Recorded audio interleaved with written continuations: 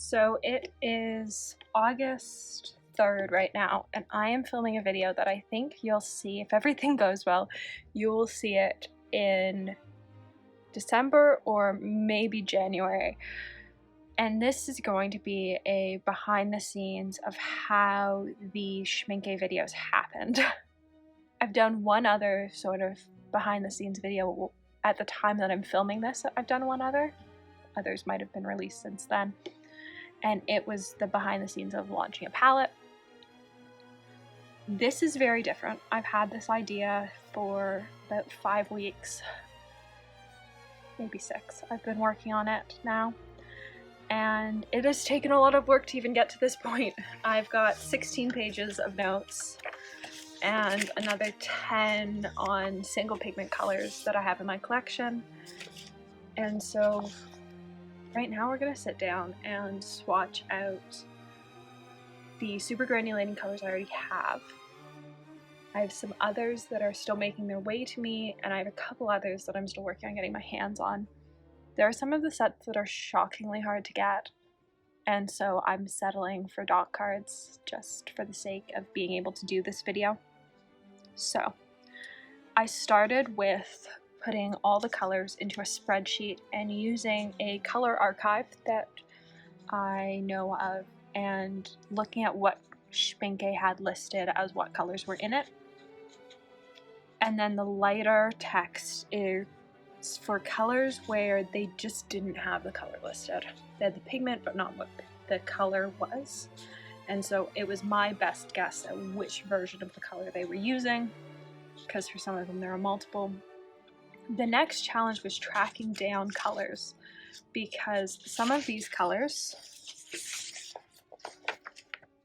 that's going to be impossible to read on camera, like PV62, even the small shops I work with that work directly with pigment distributors had never heard of, and that was a challenge in itself to find.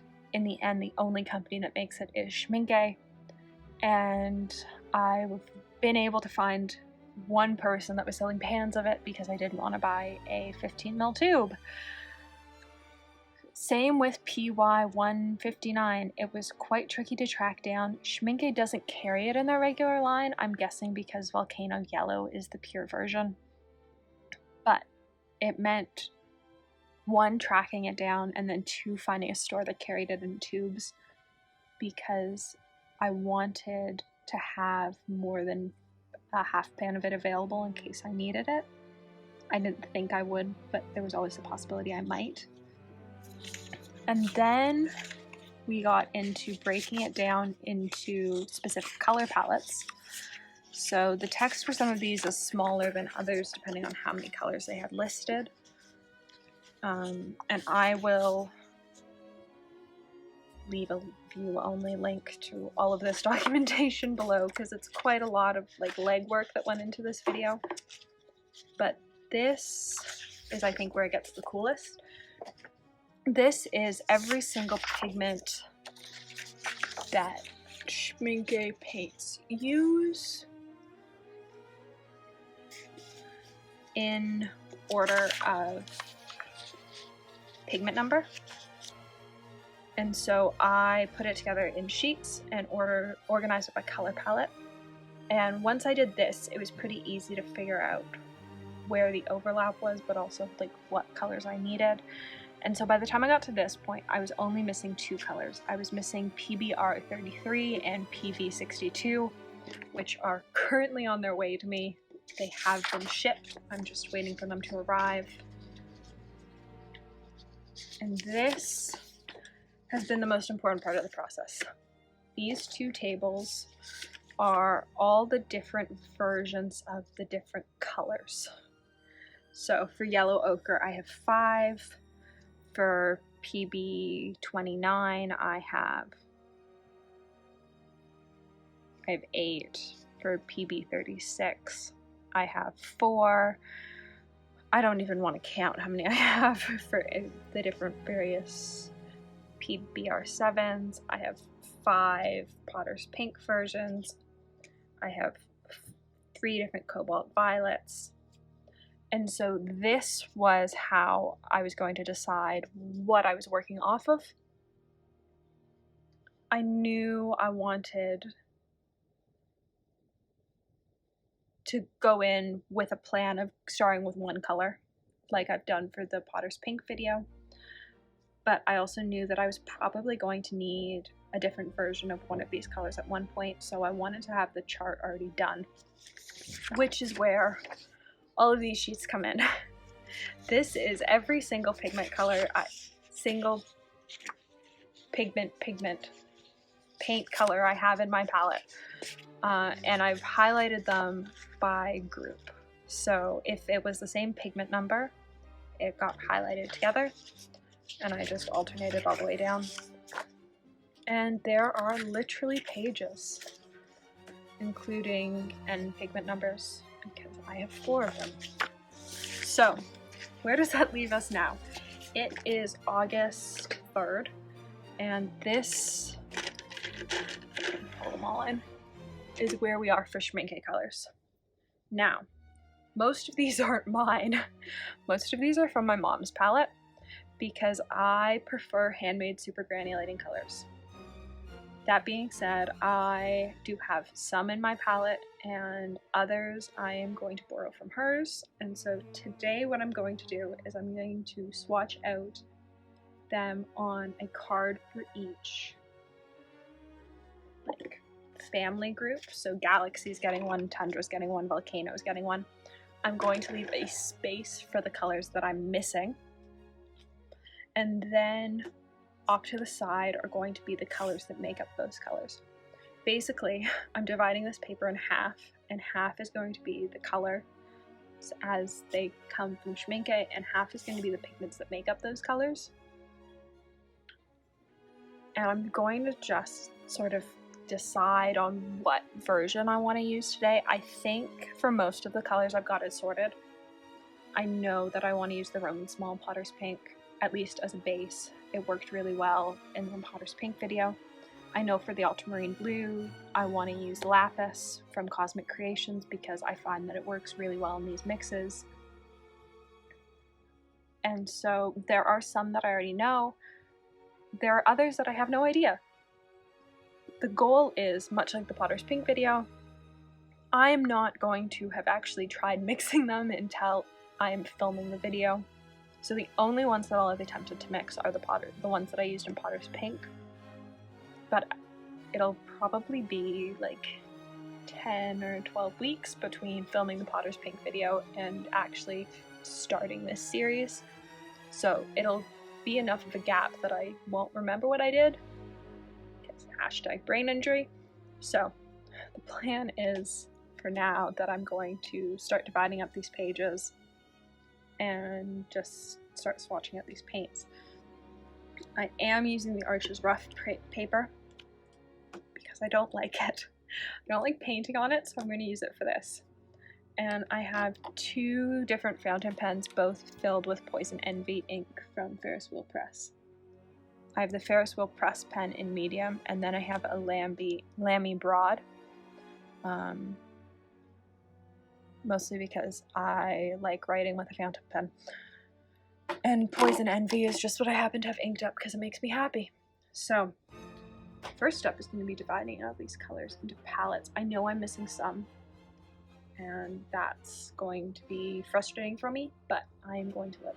So, I hope you stick around for whatever this video turns into. I have a feeling it'll be quite long, seeing as we're already almost 10 minutes in.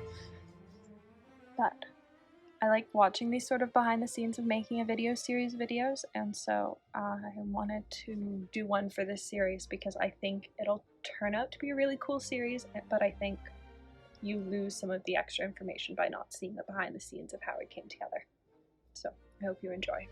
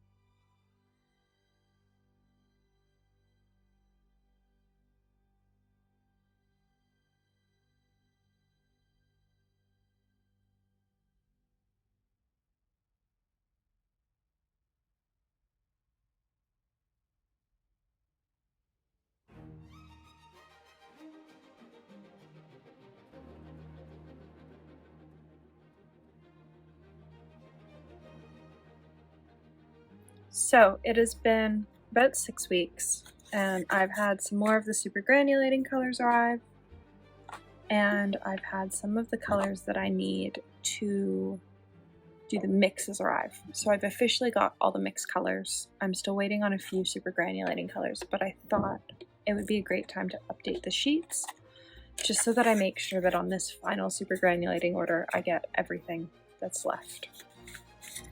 So we are going to start with Deep Sea. I got these all as dots because that's what the person who I bought them from had. And I wasn't super sold on the colors. If you've watched the video that I did unboxing them, you'll have heard this already. But I'm not super sold on the colors.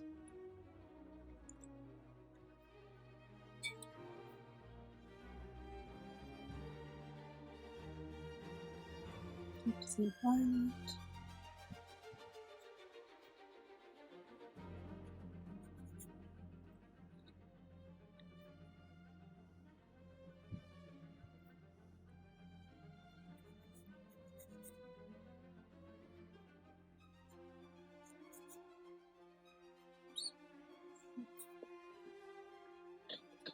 Accidentally touched.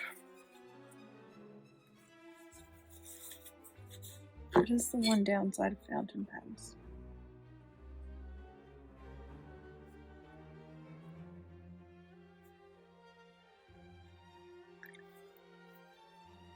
We have Deep Sea Blue.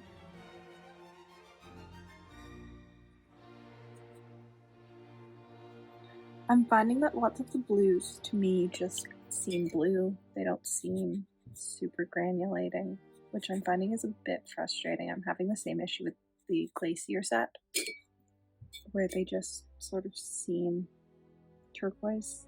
They don't seem special for the price. I expect more.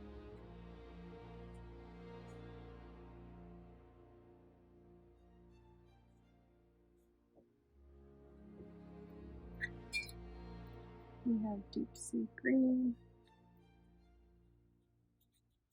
which I do really like, and I think I will end up adding to my palette. Of all the Deep Sea colors, I think it's my favorite. Though I did get a quarter pan of Deep Sea Violet. I think it's a quarter pan, it might be a half pan of Deep Sea Violet. And I do like it, but Deep Sea Green is incredible. Deep Sea Black is pretty, but like not totally what I wanted in a black. Like granulates as much as it seems like it should.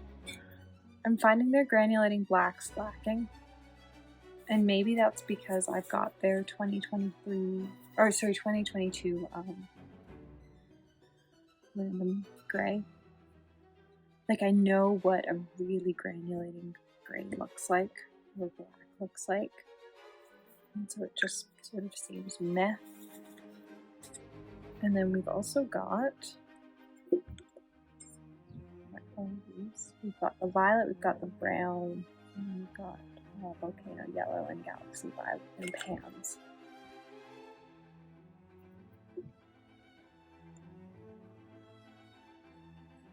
I've already done a discussion on how I feel about Schmincke Violet a couple times,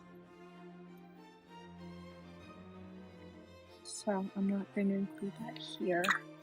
I'll link to a different video.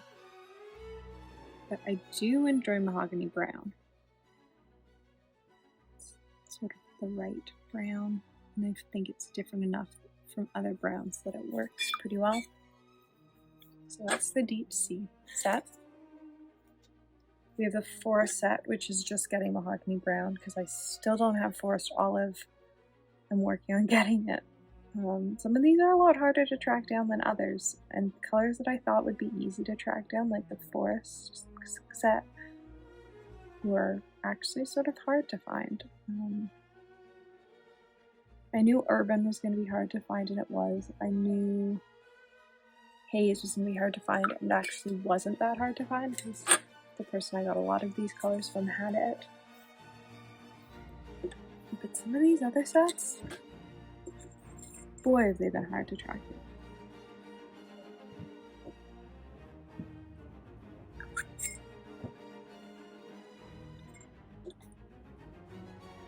We're actually going to start by putting Mahogany Brown in. It's a little harder. When I color test for the video, I'm not going to use all of these. I think I'm going to sort of narrow down what I think the best options are from the other mixing videos I've done. It's probably going to be the Winsor Newton PY43. It's probably going to be Roman Small Potter's Pink. It's probably going to be Cosmic Creations Lapis. Not Lapis. It's called Lapis, but it's actually Ultramarine Blue. I'm going to stick to one color for the first mixes, and if that doesn't give me the colors that I want, then I'll start to change up the pigments, because there are clearly many options that I have in my palette for some of these, but I do want to keep it consistent. I'm going to start with the same pigment every time.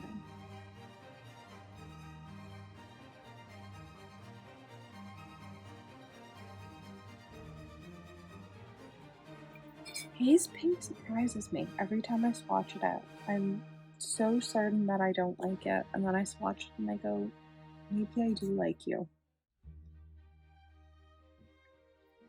Haze Brown is another one where I'm unsure if I like it or not.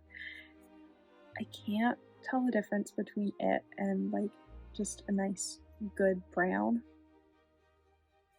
If you get what I'm saying? Like there are other browns that look quite similar that cost less money. We've got Haze Black, which I actually really like. It leans a little bit green for using in a painting, I find. But I do like how dark it is compared to some of the other blacks in these sets. I do find their blacks lacking as color group. They've labeled lots of things as blacks that I don't necessarily consider to be black. I would consider them to be grays. Glacier, we still have 3 missing, but I do have the Mars Brown finally, so it's getting into a spot.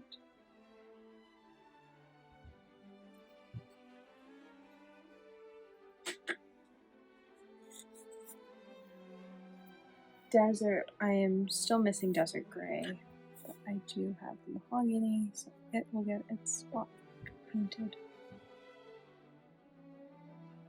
Coming up is Urban. I don't think anything's going on Urban. I think I might pull Urban from the video.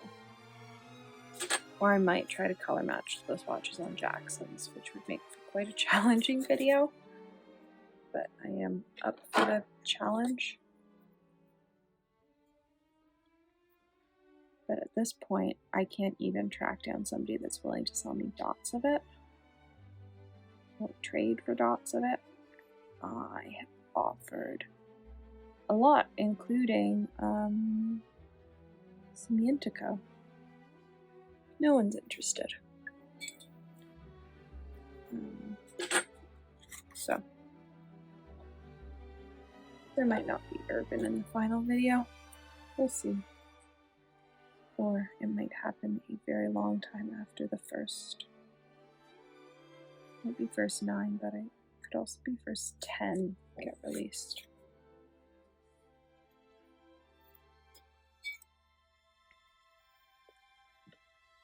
I love that the Shire set contains Schmincke Violet, because you wouldn't look at this palette and go, it contains violet.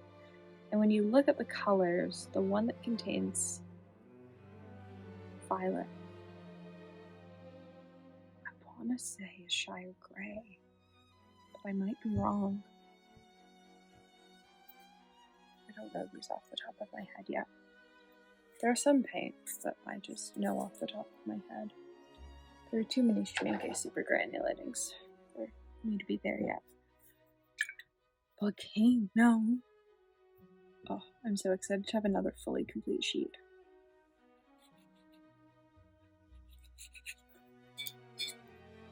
The volcano set is like what I think of when I think of a super granulating set. It's incredibly granulating. Like, it's not my favorite set of granulating colors, but when you think of a granulating color, the volcano set is what I think of.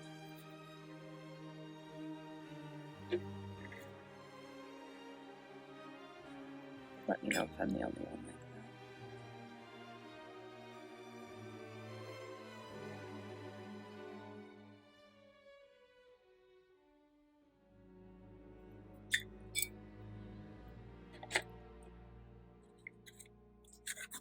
And last but is Galaxy. So I'm still trying to find Galaxy Blue. I think the person I am trading with has Galaxy Blue.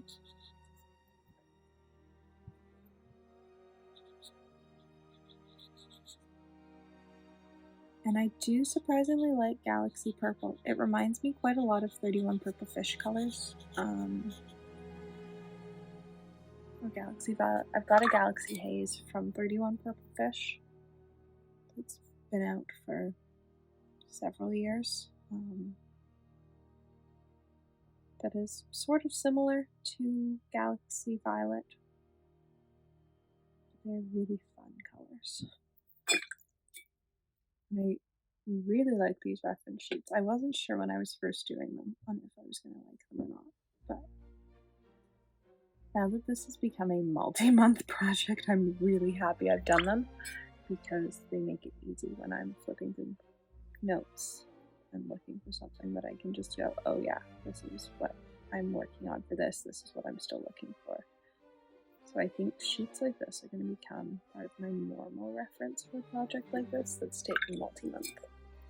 So I hope you enjoyed that project update. It is September 26th today. So hopefully, if everything goes well, I'll film the first one middle of October, and they will start to get released in November. We'll see. I think my goal of this video coming out in January, February still holds true. So I hope you enjoyed this update. Thanks for watching. It is October 14th, and the last of the Schmincke colors have just arrived. So we are going to finish filling out these sheets, and then I finally get to start filming these videos. So they're actually in order of how I'm going to film them. We're going to start Tundra, then we're going to do Volcano, then we're going to do Glacier. So 2 of the Glacier colors are in dots, and the last one is in a pan. Glacier Black. I sort of can't believe this video is actually finally almost done. If you've been watching since the very beginning, I think, well, if you're at this point in the video, I think you're like 3 hours into this video. I think when I was checking footage, it's like already 3 hours of footage.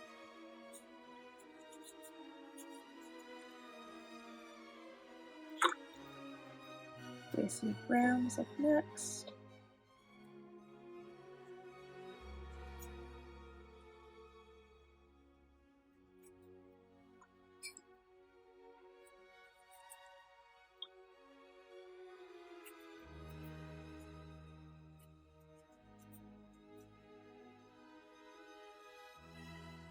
And then we have Glacier Black. So the person that I got these from had some in the 15 mils, and so we just traded. I had some Daniel Smith 15 mils she wanted, and so we just traded half pan for half pan. And then the last couple she had in 5 mils, and so we traded dots. Which is how I managed to get all of the last ones I needed. So there's glaciers done. Put the dot card back because I think deserts aren't for a little bit. Next we have shires and then urbans. I was shocked when I was actually able to get the urban set. I didn't think it was going to happen, and I was going to be okay with that. We were going to do a video just like try to color match from the online swatches. And then when I was talking to this person, I decided to just ask if she had the urban set, and she did, and she had them in the 15 ml, and she was willing to trade 1 for 1, even for the urbans. So I got the urban set, which is not a set that I ever thought I'd have. It's not a set that I love the swatches of. Surprisingly, I actually really like it, which is odd. Like normally when I dislike the swatches of something, I don't actually like the color when I actually have it in front of me. In this case, I disliked everyone's swatches for this set. It wasn't, I thought it was boring. In actuality, I just thought this looks really boring, and I really like it. Especially the urban yellow, which really surprises me. I think it might be my favorite yellow that all of the various super granulating sets have. Alright, urban red is up next. I'm not sure how I feel about it. It is quite red, which is nice, but I don't know. With all the reds in the super granulating set, I find it lacking, but potentially because I've got so many nice granulating reds from Bitter and Purple Fish, so I know what a really nice granulating red can look like. I feel similarly about urban green. I wish there was more. I want more. I want something like Bitter and Purple Fish Midnight Moss, where there's light and dark. To me, it does granulate, but it feels very one note. I can't actually remember what urban brown looks like. I've only had these paints for about a day. I've done my swatch cards, but I've actually played around with them yet. Oh, I do like urban brown. I like it way more than volcano brown. I don't know that I like it as much as galaxy brown. I really like galaxy brown, or glacier brown. I really like glacier brown. It's hard to keep all of these sets different. I wish they hadn't chosen so many cheese sets. Urban grey is nice. It reminds me of Roman Small's new grey, I think. I'm going to have to try them next to each other though, and see what they actually look like beside each other. Next up we have Galaxy. Galaxy I was only missing one color. I was missing Galaxy Blue. Mostly because my mom had most of the Galaxy set. So in reality, most of these paints aren't on. I have very few of the Schmincke super granulating colors. My mother, on the other hand, has quite a lot of them. She really likes the Schmincke paints, and she really likes the super granulating colors, where I tend to lean more towards handmade granulating paints. So she has very kindly let me borrow her paint palette for this project. And so I just needed to track down the ones that she didn't really own. Much like the blues in some of the other sets, I find it sort of just feels meh. Did I feel that same way about my swatch card? Yes, I did. It reminds me of sort of greasier turquoise where I went, I wish they had chosen something that was actually granulating. That's so how I feel. Hazes are done. Deep seas are done. Deserts. We need desert grey, which is on a dot card. I haven't actually swatched out desert grey yet, so that's perfectly a dot. I'm going to wet it a little bit. So I pulled all the colors for the Thunder video and then I hadn't actually swatched out all the colors for these cards, and I should do that first. Oh, I do actually. I don't know that I find this different enough from the other colors in the desert set, but I do like how the desert set looks together. Maybe that has to capture something. It's a very well planned out set. I feel the same way that I do about the Thunder set, where I go, oh yeah, I could have the whole set of this in my palette and be really happy with it. What's next? Forest Olive.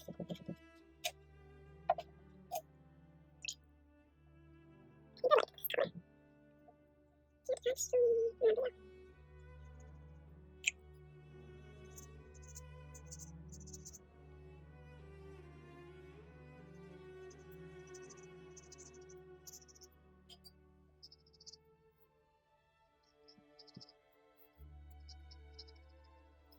This forest. And with that we're done. So that is all of the palettes. So I have decided that I'm going to go with what I've learned from the Grays video for the color mixes. So for all of them, I'm going to start with the Windsor Newton PY43. They're all going to start with the Roman Small Cypress Brown Underdeep. And they're all going to start with the Lapis from Cosmic Creations, which is an ultramarine blue, PB29, because I know from experience that those have worked with the Grays and those have worked with the previous Schmincke colors that I've mixed in the Hottest Peak video. So those are going to be my starting point. So I have everything swatched out and labeled if I do need to go and grab other colors. I know exactly how many other options I have. And I'm quite excited to start this. in such a long time in the making that I sort of can't believe we're finally at this point. I'm getting to get started. I have a brand new pad of paper from Bauhome. I have got the cotton cold press. Yeah, it's cotton cold press because I don't love rough paper.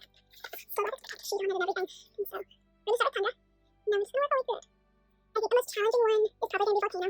Mostly because the colors in the Volcano set are just sort of interesting. Most of them are single pigment, like Volcano Red and Volcano Yellow. And I don't have a red that's the right red. These are my options for the red, and none of them have the right texture. But I also can't find any cadmium red that's in searching online from any brand that has the right sort of texture, so I sort of can't figure out what's up there. But with the yellow, like the ones that are yellow, so gross. But we're going to start with the one I feel most confident about. I've already mixed two colors from this palette in the Powder's Pink video. We had the orange and the pink in that video. And so I'm going to jump into this one, mostly because I think it's just a good place to start. And I really like the colors in it. It's probably my favorite palette. It's the palette I wish I had in my own palette since I'm slowly collecting them. Because they're just such great colors. So I don't really need Tundra Violet. I've got so many colors similar to it. But like the Tundra Blue and the Green, the Orange and the Pink just make me so happy. So we're going to get into this. It's been 3.5 months in the making. We filmed part 1 of this in like July. I've been looking through paints since June or July. And now it is October. What is life? Alright. See if I can break into this without like destroying the top sheet. I do love these things. I absolutely mangle all black from Saturday. It's always the bottom sheet. The bottom sheet like is no longer the back of the block. Which is really annoying. So let's get into a video that has been months in the making.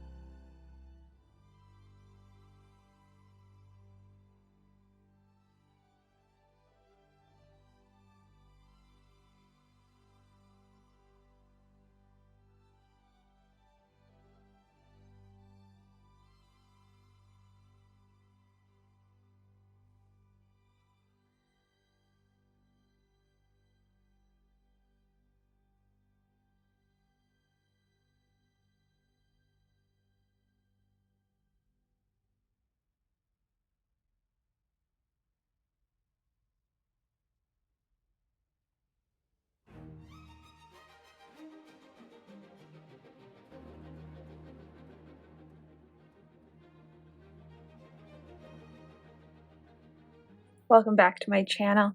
Today we are looking at the Tundra set from Schmincke.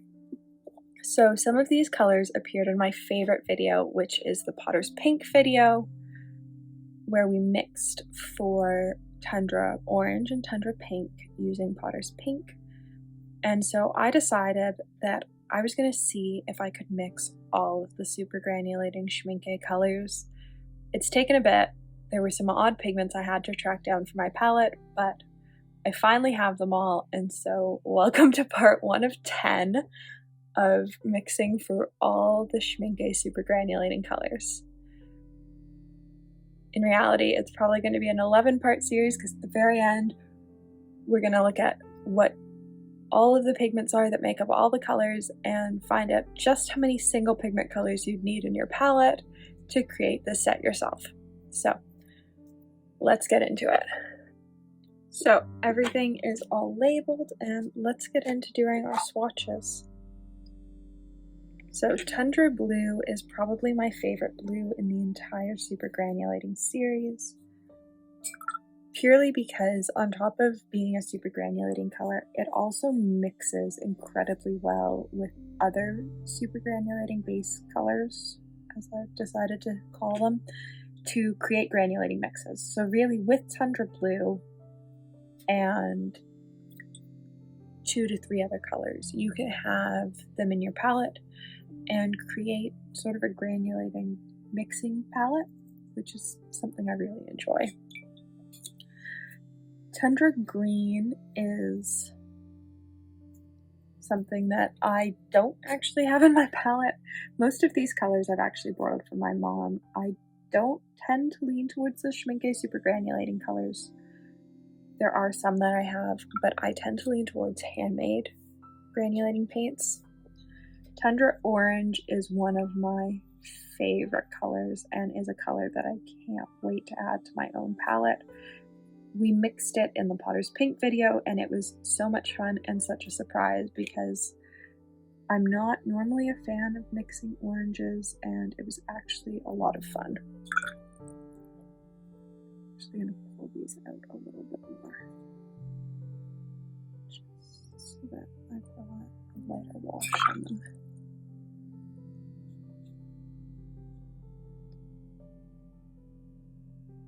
This is the Bao paper cold press because I don't really like rough paper, but for granulating paints like this, you want something with some texture to it. Tundra Pink is so much fun. It's very purpley pink.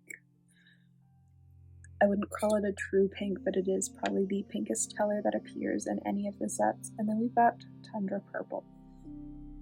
I have so many colors similar to Tundra Purple from so many different handmade brands. Everyone seems to have their own version of it, which is great because it means that I was already familiar with it before Schmincke launched their version of it. So we're going to start with the blue, and that has us going in with Lapis, which is PB29. Let's just move these so that I don't accidentally get stuff in them. So, let's move this. We've got Lapis, which is PB29, and Cypress Raw Umber Deep, which is PBR7. That's too dark. Oh yeah. That's too dark.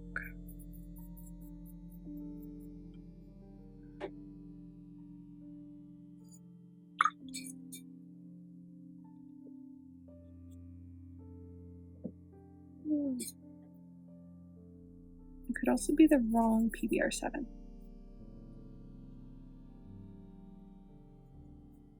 Or the wrong blue. Alright, let's do preliminary mixes of them all, and then I'll start switching up colors if I need to. So PG19 was quite hard to track down. Only Daniel Smith seemed to have it available in their individual pigment line. And it is cobalt green pale, and it was actually being discontinued. My store only had one tube, and it was in the clearance section. It was quite hard to find. It was too brown. And the binder has actually started to separate from my tube just because of how long it's been sitting there.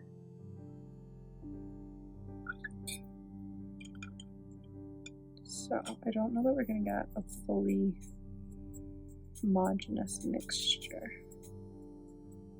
just because the binder is doing its own thing.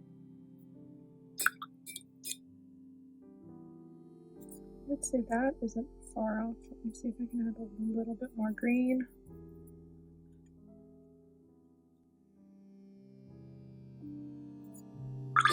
So I think they're using a different cobalt green. I think they're using a slightly more burnt cobalt green, potentially,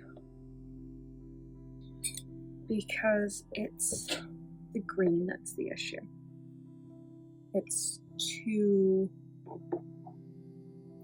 almost too green. Tundra orange, I know I can mix for. I've done it once. That being said, it's been a couple months. So let's see if I can get the ratios right just by like not really thinking about it.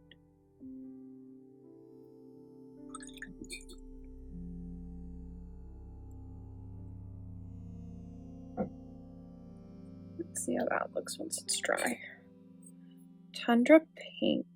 It always surprises me that the blue comes ahead of the pink in the ratio for the pigment mixture, because in a color like this, I would expect the pink to come first, but it doesn't. And we have already gone to purple. Yeah, we are too purple.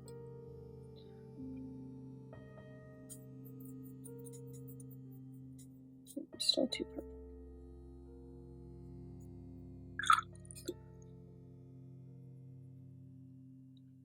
It's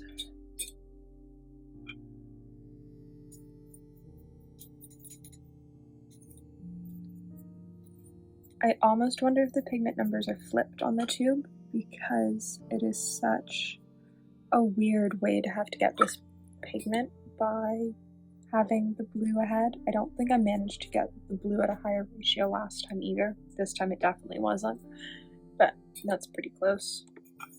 And now Tundra purple, which is that same blue, and PBR6, which in this case is Schmincke Mars Brown.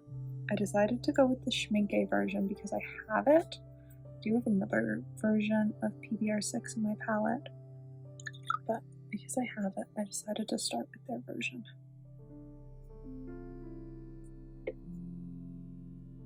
Let's do another dab of brown.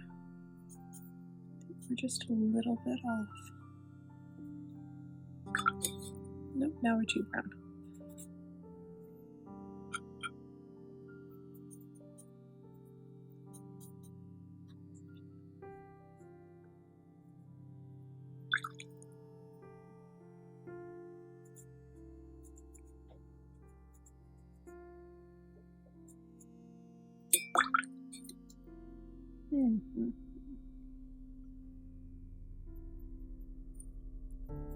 Tweaking colors. No. What's that? Wash it out. That might be it.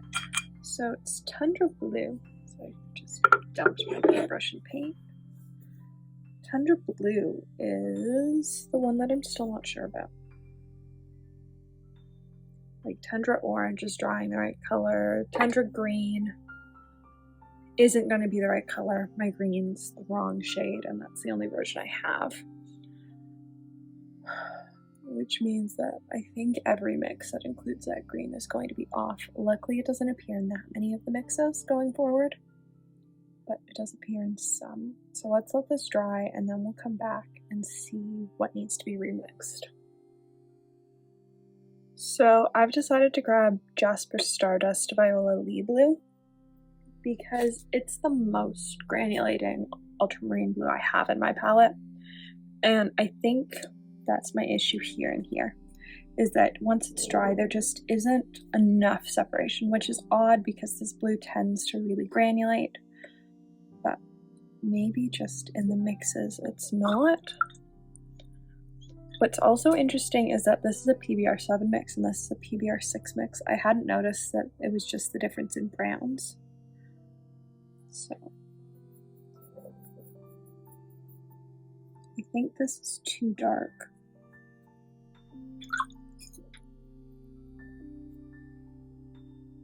But that's already sort of better color separation, so we're just going to add in some more blue.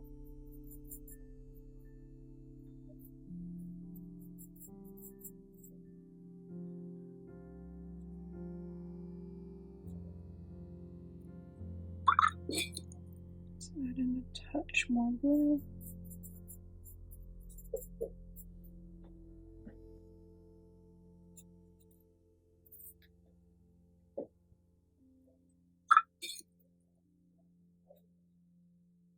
There we go. That's what we were looking for. Which hopefully means that this with PBR6 will give some similar results. I'm not unhappy with, oh yeah, looks really purple. I'm not unhappy with what I've mixed so far, but I'd like, oh yeah, there we go. Sometimes you just need to change your blue. So let's swatch out each of these and I will label them. Apparently I can't do a circle today. Weird little shape. This is the Cobalt Green Pale. Super separated in its pan. Looks almost less separated here, but as it dries, you'll see sort of what it looks like. This is the blue that I used for the Tundra and for the Tundra Pink and for the first attempt at mixing the blue and the purple.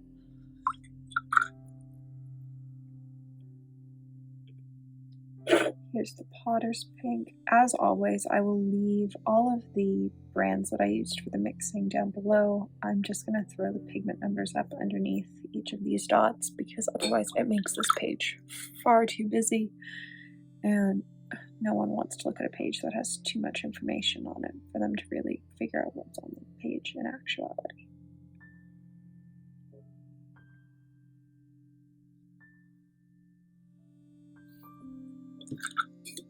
This is Roman Small Cypress Umber Deep. Cypress Raw Umber Deep. Its name is too long. I need it to have a shorter name. And then here's the ultramarine blue we ended up using for the last two. And as you can see, it's significantly lighter and it's got a lot more granulation to it. So, where's the pen? This is PB29. This is PB29. This is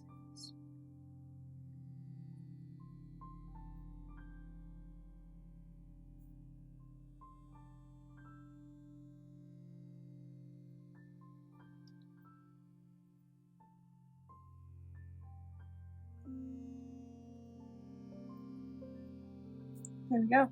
So those are all the colors that we used to mix. So we used more colors to mix than we ended up making. I'm wondering how many colors in the end will be used in mixes versus how many we end up making. I wonder if the math works out to buy each individual pigment or to just have a set of the colors you really want. So I think this will be quite interesting to do. I'm disappointed about the green, but I think I probably knew that my Tundra green was going to be off. It was such a hard pigment to track down, the PG19, that finding one that was the exact right sort of tone of green was not going to be easy. And that's what our problem was. I'm happy that the change in ultramarine fixed our issues with the Tundra purple and the Tundra blue. I can never figure out Tundra pink at the ratio it's supposed to be. There's no way for the ultramarine to be at a higher percentage for it not to be a purple. Like, you don't get the pink color without it having pink at a higher percentage. So I'm wondering if the tubes are mislabeled, because I have now tried to mix it. I did it in the Potter's Pink video. After that video, I spent some time trying to do it by myself, and now I've done it here, and so that's 3 separate times I've tried to mix it, and I can't get it at the stated ratio. So I'm wondering if there's been a labeling mix-up and it's actually flipped, but who knows. For now, though, I think we have our starting point. So I think both of these ultramarines are going to be in rotation. All of these colors are going to stick around because they come up in future palettes, and we're just going to slowly add to it. So I'm going to use a piece of paper that I tore earlier and just start to keep track. So I hope you enjoyed part 1. There are many more parts to come, and keep watching to find out how to mix for your favorite Schmincke supergranulating colors. Welcome back to my channel, where we are currently mixing all the Schmincke supergranulating colors to decide which colors you should buy and which colors you can probably just mix yourself. This is part 2, where we are looking at the Volcano set. This set is either going to be the biggest letdown of the entire series, or it's going to be okay. I'm not sure yet. I already know that I don't have the right red. If you were here for part 1, you'll know that I only had one version of each color pulled. I have every single cadmium red in my palette pulled out. I only have 3 swatched here. I've acquired one more since I did this card. Do I think it's going to make a difference? Probably not.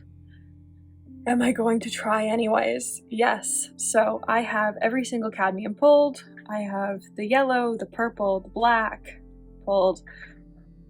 The only difference is the cadmiums. I only have one PY159. I only have one cobalt violet hue because up until recently only Schmincke was carrying PV62 in a line, and I only have one PBK11 because I could not find the Schmincke version, and so we're using the Roman small version.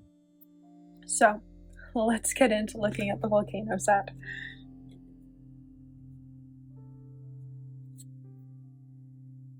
So as you can see, there are 2 colors in this set that don't involve any color mixing at all. So for them, it's just going to be how close can I get. For the PY159, only Winsor Newton carries it in their permanent line. Schmincke doesn't carry it in their line at all, other than in Volcano Yellow. And so there's only one option. I couldn't even find a handmade brand that carried this paint color. So, oh, this is the wrong order to be doing things in. Volcano Orange is up next. I am undecided about how I feel about Volcano Orange. I go back and forth between liking it and not liking it. I find that lots of the Volcano colors seem to have more binder than other colors in the set, and that means that they tend to have either binder that floats on top of the pan when you pre-wet them, or you tend to get like a halo effect if you use them wet on wet. which I don't like. So, Volcano Red is up next.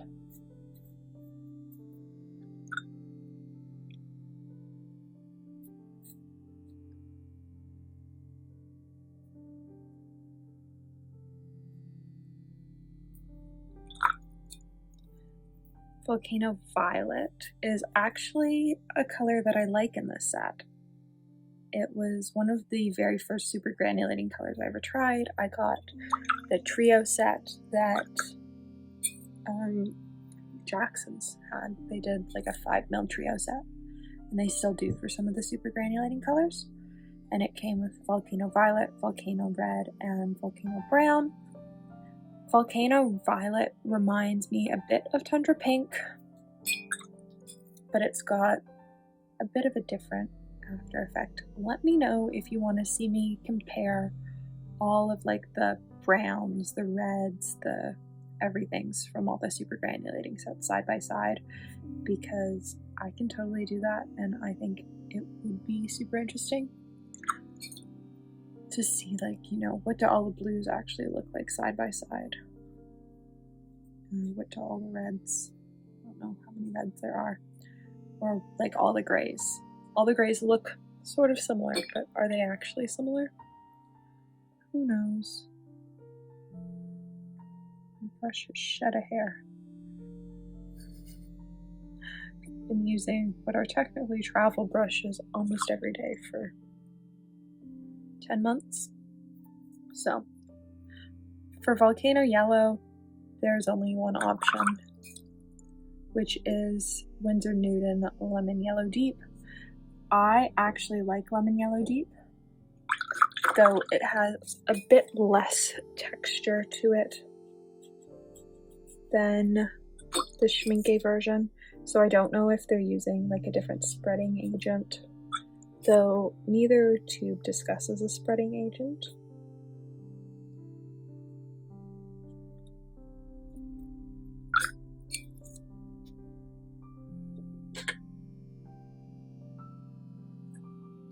Then we have Volcano Orange, which is the yellow. Which is Volcano Pants, so that's one mixing space. Have the yellow and the red. So I'm going to go with Lemon Smells Canyon Red.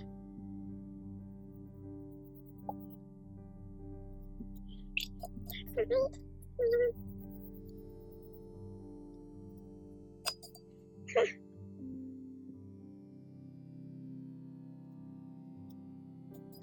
Let's try Canyon Red Deep with the yellow.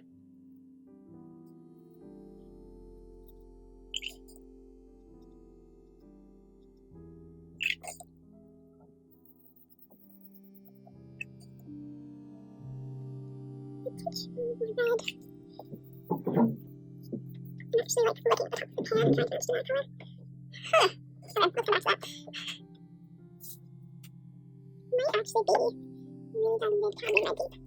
I'm wondering though if they're using some sort of dispersion medium to get that granulation pattern, because it's very obvious in these three colors that there's an interesting granulation pattern.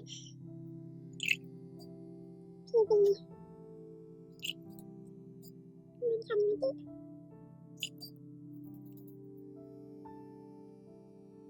Huh, so that actually, I think I'm right, but it is a Canyon Red Deep, because that's pretty similar. Let's try a little bit more red. We might have taken this too red now. Oh no, that's what we wanted. So, it's Canyon Red Deep. The question is, what are they doing to it? To have that texture to it? I'm not sure. Now I know that this needs to be the Canyon Red Deep. Let's do a tiny bit of black. It's not dark enough yet. I think it's interesting that they're using a black to get the brown.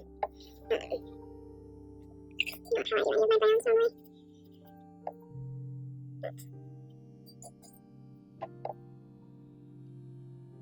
Not that dry. So, let's come back here.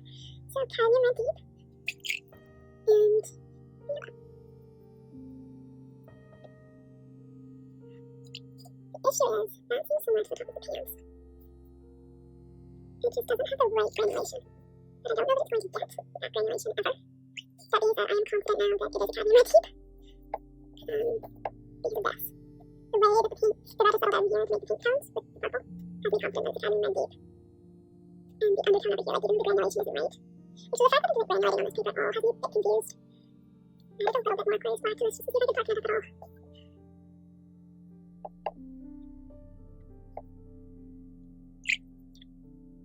Let's see if...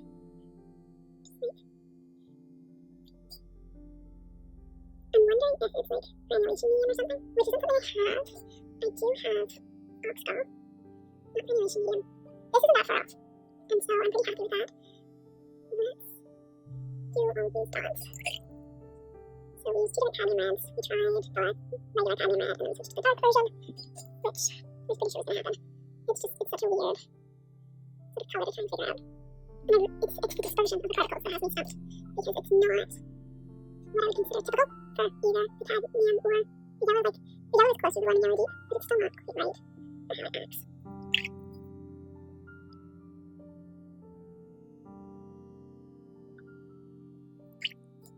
So, we have...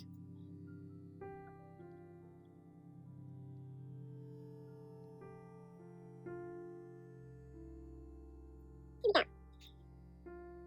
The red. The red is my issue. It's the granulation of the red, and it's because in the violet, like you still have the purple of like pull through sort of the granulation you need. You don't have that here in the orange because the yellow, like the granulation's already not right with the yellow, and so, well, it's not right. It's got a slightly different granulating effect than the Schmincke version one has. And so, as soon as you go to the volcano orange, you've got that same problem. And the volcano red, I can't figure out. It's got such a weird granulation effect. Yeah, even on, this is Archie's rough paper, which I really don't like, so I use it for my sample cards. It has such a crazy granulation effect compared to the other cadmium reds that I just don't quite know where to put it. But the volcano violet and the volcano brown are fantastic. They make me quite happy. So, with that, part 2 is done, and I hope you enjoyed mixing for the volcanoes. If you try this at home, tag me on Instagram in your attempts, because I'd love to see them. I've had a few people message me about trying to fix the grays that we talked about in previous grays videos, and so I'd love to hear about your attempts with the Schmincke supergranulating colors.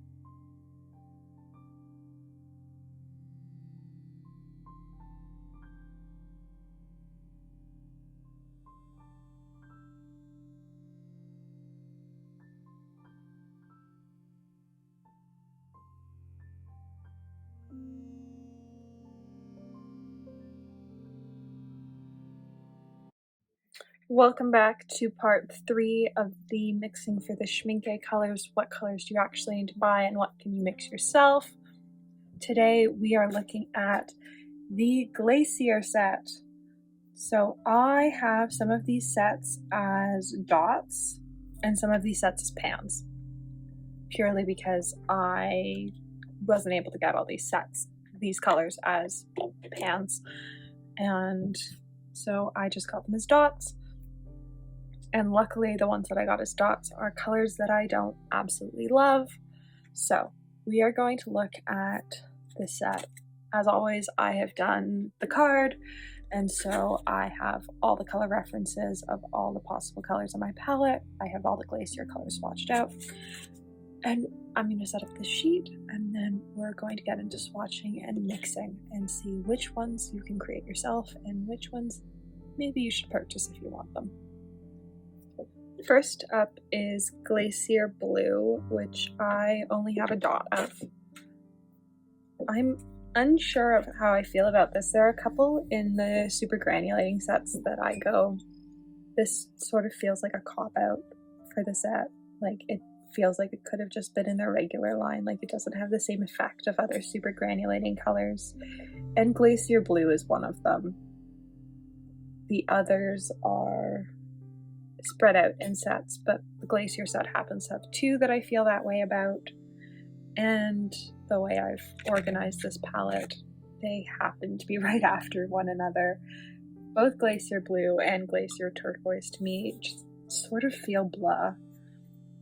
I have similar turquoises from other brands that cost significantly less, and I don't feel like it has any of the crazy granulation that you see in some of the other super granulating colors, which is disappointing.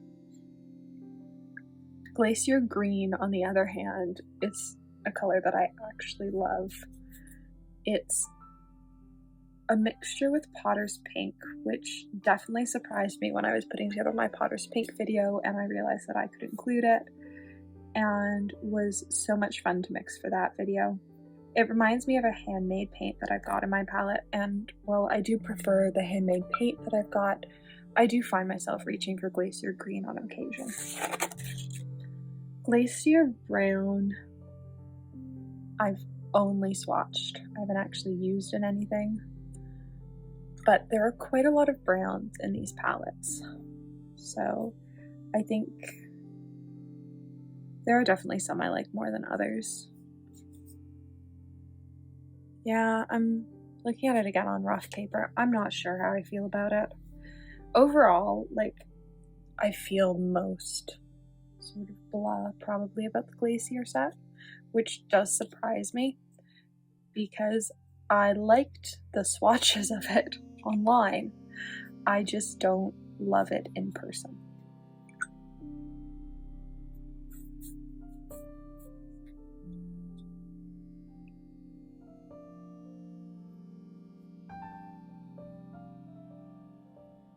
So now let's get into mixing. So I'm going to start with lapis like I did in the first one, even though I have a feeling that I'm probably going to switch to a different PB29. We're just going to start here. My PG50 is Cobalt Teal Blue by Daniel Smith, because I know from the Potter's Pink video that it works pretty well. Did I get this in one? Ha! I did. Oh, that's always fun. I thought I was gonna have to switch you up and everything, and I didn't. So, yeah, I would say there's probably not enough of the PG50 for it to like have any real effect on the color based on how much I added to that mixture. I just put my hand in paint. Let's fix that black swatch.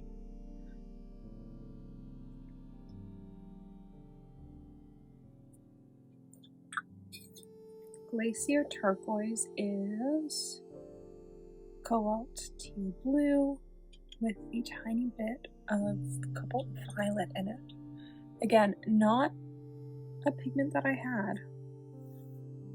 It is cobalt violet, isn't it? I haven't grabbed the wrong thing. No, it's permanent mauve. I have grabbed the wrong color. I'll be back. I was saying cobalt violet, all I could think was cobalt violet, just a family member. And it's not PG16, so we've got some permanent mauve. That's too purple. To be fair, I like this color better. I wish this was the color that they chosen for their set. I would use this that more. It's like sort of misty morning from Roman Small. This is more what I'm aiming for. Still not quite bright enough. I'll just a little bit more.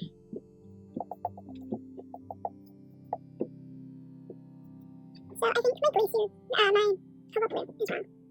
My cobalt teal. The issue is the only other cobalt teal I have is very green, which isn't what we want. We wanted a very blue one.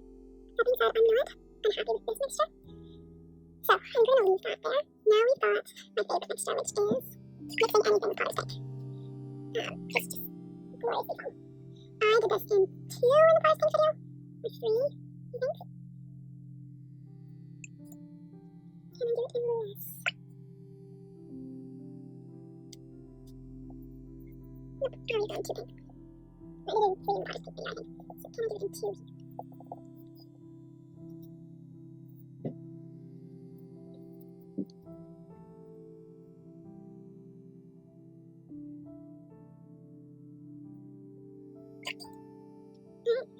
PBS 6 and PG 26, which is the first time I think PG 26 has kind of been in these mixes so far.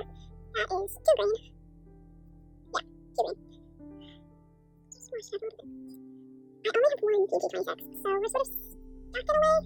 Don't have a whole bunch of options. This is also the Schmincke PBR 6, and I'm a bit concerned because it looks too bright. But it is their version of the color, so I'd assume they'd be using the version of the paint that they make.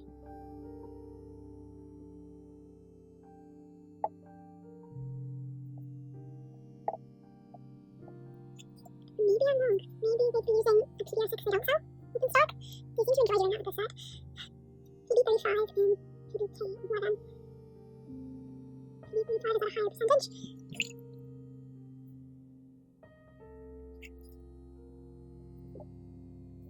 This is so too blue. Oh yeah. Way too blue. I have to go for a less blue cerulean. I do have one. I have 2 other ceruleans I can reach for. Actually, it's not that far off. Because it's got that blue undertone.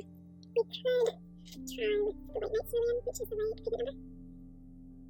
The trick with cerulean is that there are 2 different pigment numbers, and so it's just making sure that we've got.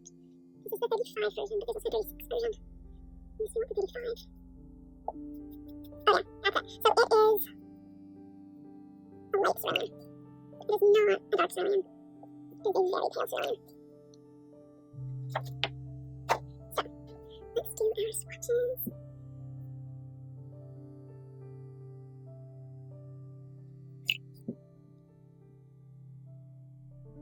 I'm just swatching to the order we use them. I'm happy I realized the purple was on before I painted. That's not that green injury. At least I realized.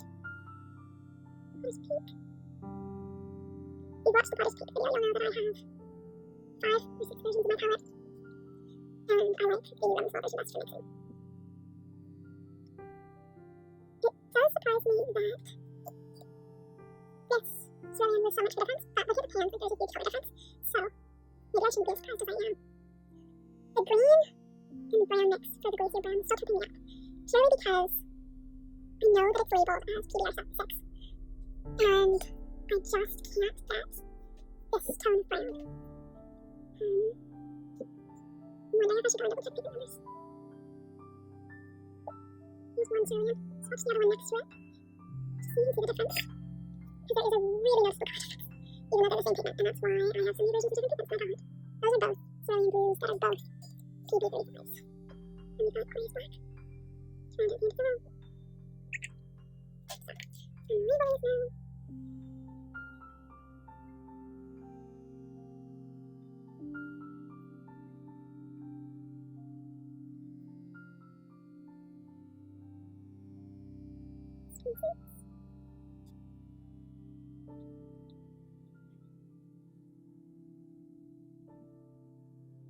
Yeah, so I'm going to take the paint and just replace your brown and just make sure that I've got the right brown. And yeah.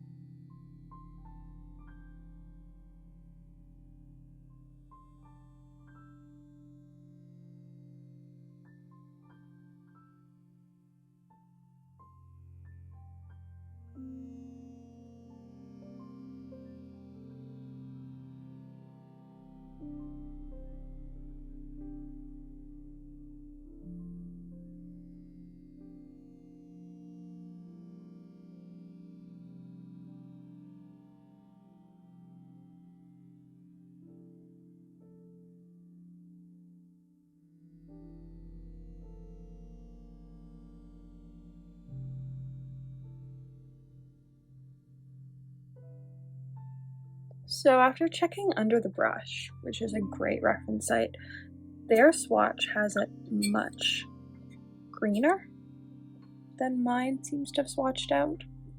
So this one is actually pretty similar to how their swatch looks. So I think I'm gonna leave it. I'm really happy with this. I'm really happy with that. Now that this is dry, this one's actually pretty close. This is pretty similar. There's a bit less of the Potter's Pink coming through, mostly because as soon as I add more Potter's Pink, I find that it's going to purple. And so that's just a balancing act that you sort of have to figure out for yourself, is how purple do you want to deal with? Or how much purple do you want in your painting? But after looking at swatches online, like, this one seems pretty close to what it looks like in other swatches. So I think I'm gonna leave it there. So I was partway through filming the Shires video when I realized that what I thought was PG-26 was actually PG-8. The paints are labeled Pine and Deep Pine, and I grabbed the wrong one. So Glacier Brown, these mixes are not the right mix. And so we're gonna cross out this color, and I'm gonna try it again on this little patch of palette that I've got clean, and see if by using the right pigments I can actually get this color. Oh, I need way more brown.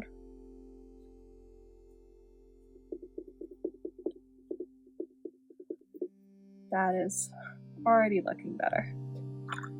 Oh yeah, there's the opacity that it was missing.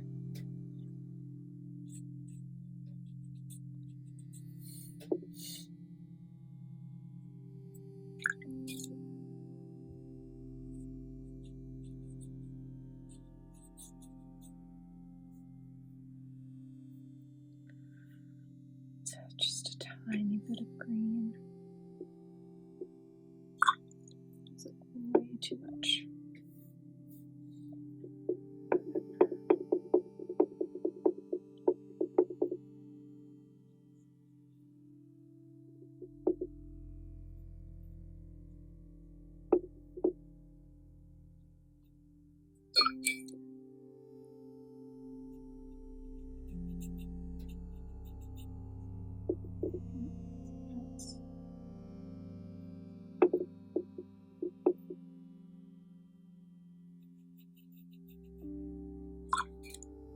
So that's definitely a lot closer with the right pigments.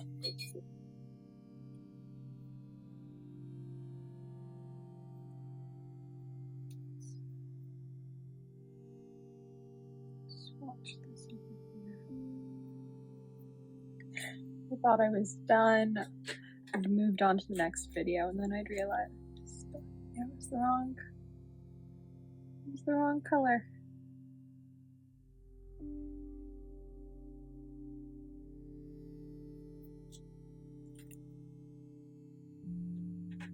I think this one's not far off. So my first attempt wasn't actually that far off using the correct pigments.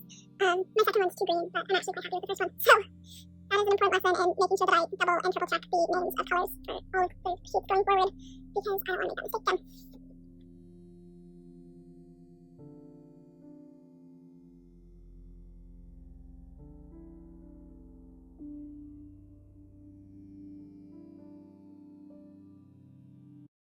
Welcome back to part 4 of my Schmincke supergranulating series, What Colors Do You Need and What Colors Can You Mix For? Today we are looking at the Shire set, which is one of my favorite sets. It's been one of my favorite sets since it first came out. When I first saw the preview pictures of it, I absolutely loved it. And so we're going to look at the 5 colors that make up the set, and then we're going to look at the various colors that I used in the mixes for the set. There are quite a lot of blues that I used for mixes, but this is number 4. And so we've learned from the previous videos what sort of versions of the blues may or may not work, so I switched up this early, and then I'm using after the Glacier video. We have 2 different ultramarine blues currently in use. And we're going to get into it. I do have 2 options for the Viridian green. I'm starting with Windsor Newton, though I do have Daniel Smith. I've got a couple different options for the Cerulean and many different options for the ultramarine blue, but I'm going to start with what I've got set out. they aren't quite right, we'll make some changes, but seeing as we're trying to figure out what colors make the best dupe palette for the Schmincke supergranulating set, and how many colors you actually need in a palette to dupe the set, I'm trying to keep as few colors in rotation as possible. So if I can get it done with only these two ultramarines as our blues going forward, as the ultramarine blues, that's what I want to do.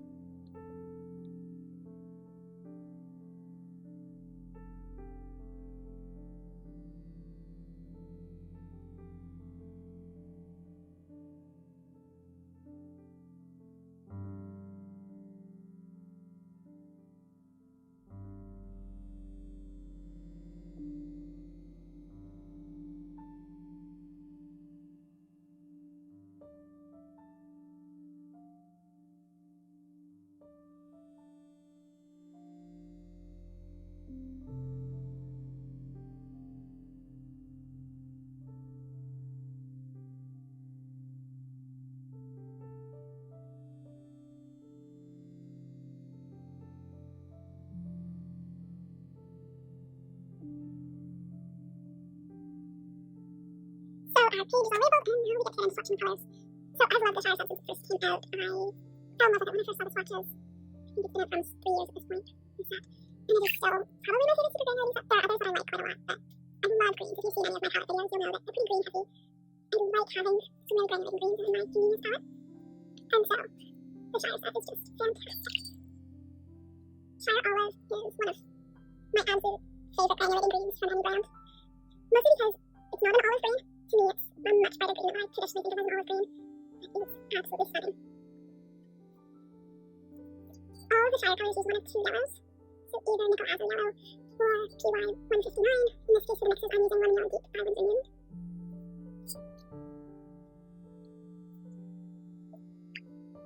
And it's Shire Grey.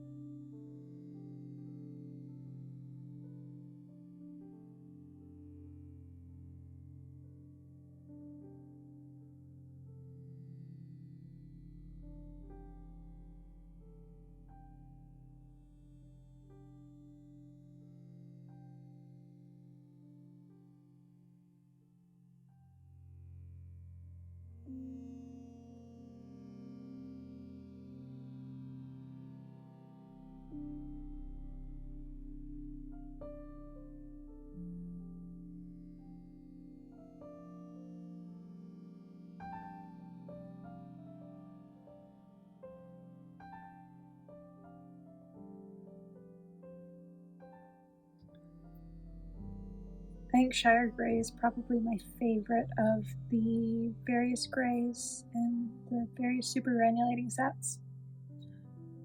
It also reminds me of Urban Grey that Roman Small has just released. So we'll see how similar they actually are. I don't have my pan of Urban Grey yet. But now we get to get into the fun part, which is mixing for them. So PY 159, so Lemon Yellow Deep.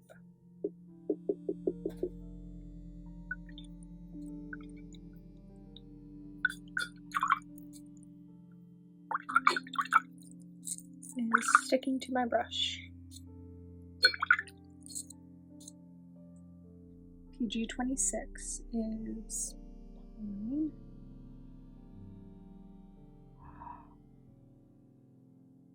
Oh, I made a mistake. That explains the issues we were having in the last video. Alright, so let's go fix this mistake. So I'm gonna have to go back and amend the Glacier video because this is Pine. This is PG 26. So it's labeled as PG 29 here, which is not what it is.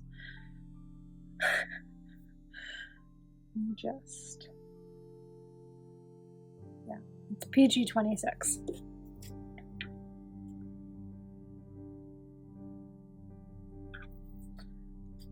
What is here is deep pine, which is PG8, which is not what we needed or wanted. So that was my mistake. Let's do a little bit of blue. Let's grab some of the PG 26. I can't even say it right.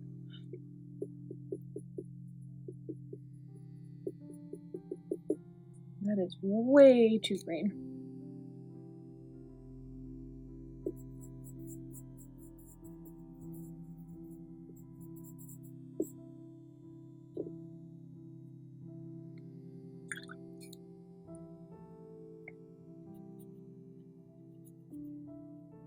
All right. So that seems to have fixed the problem that I was having in the last video. Oh yeah, there we go. Just needed a touch from the yellow. And there's our color. Now, yellow.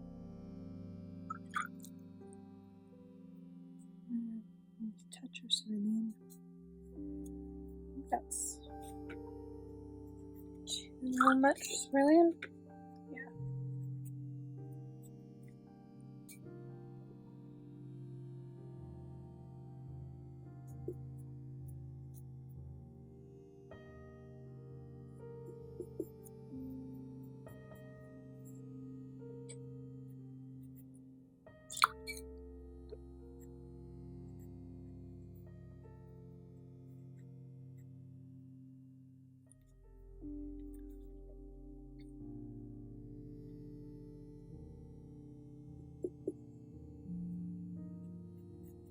Oh, there we go.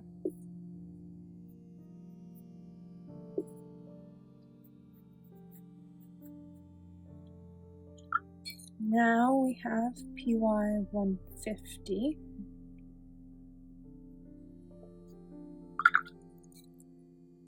And PG 18.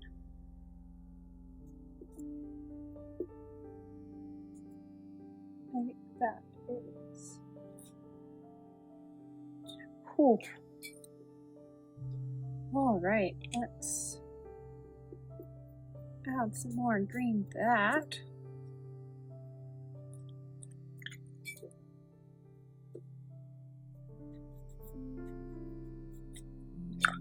Is this actually that? I just water this down too much. Yes, it is actually brighter than it looks.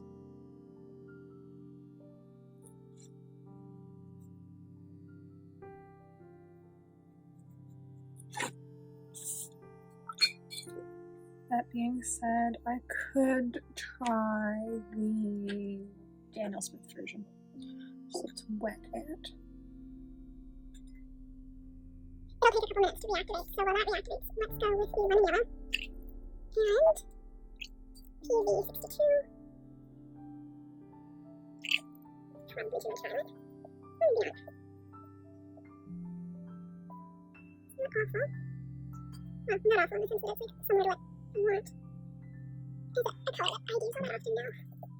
A little bit more violet. It's closer. The final one, before we go back to the shine green, is shine gray. So, lemon yellow. Then we have cobalt blue deep. And then we have PBK 11. Two yellow. Cobalt. Start there.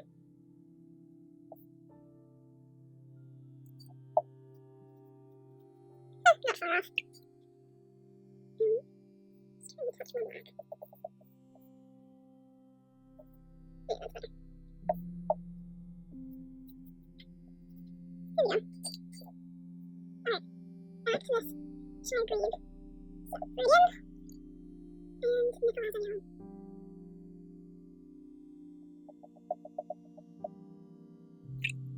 Even with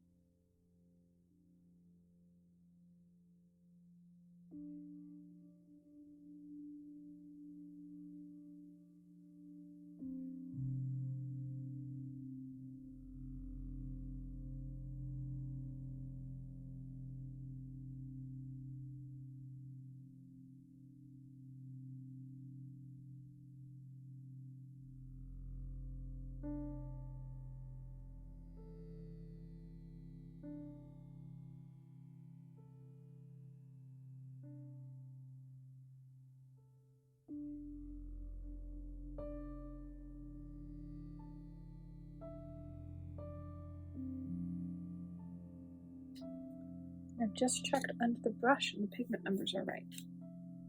I'm not getting the blue though that this has in it. And it has it in this swatch as well. There's that pretty obvious blue to it. So I don't know where it's getting its blue from. Unless they're using a really blue undertone PG18, but I can't think of a brand that has one. So I think the best bet was actually the Winsor Newton version. So let's do our circle swatches.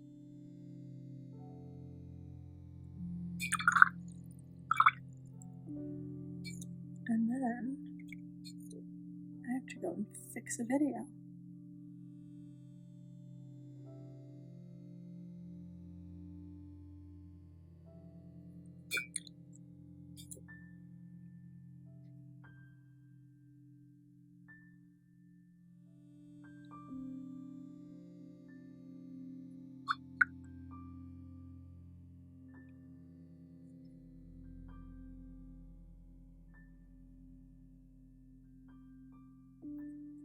That's the Winsor Newton version. This is the Daniel Smith version. And neither have that blue. This one maybe has a tiny bit of it. And I'm saying maybe because I'm like not sure if I'm just wanting to see it or if it's actually there.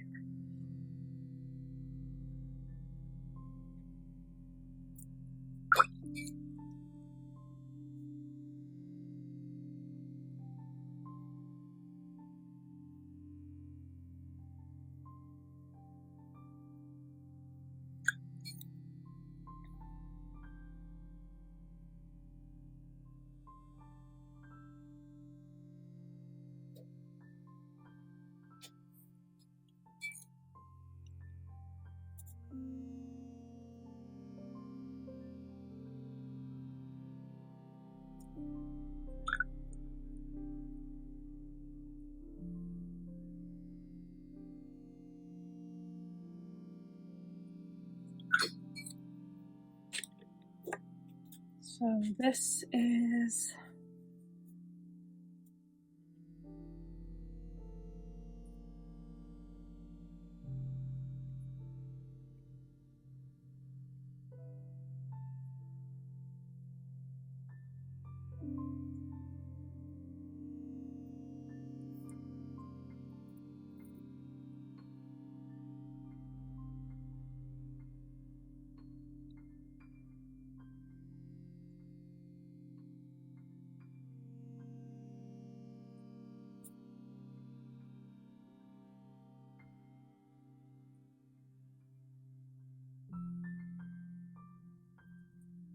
Here we go. So there's all the colors we used. So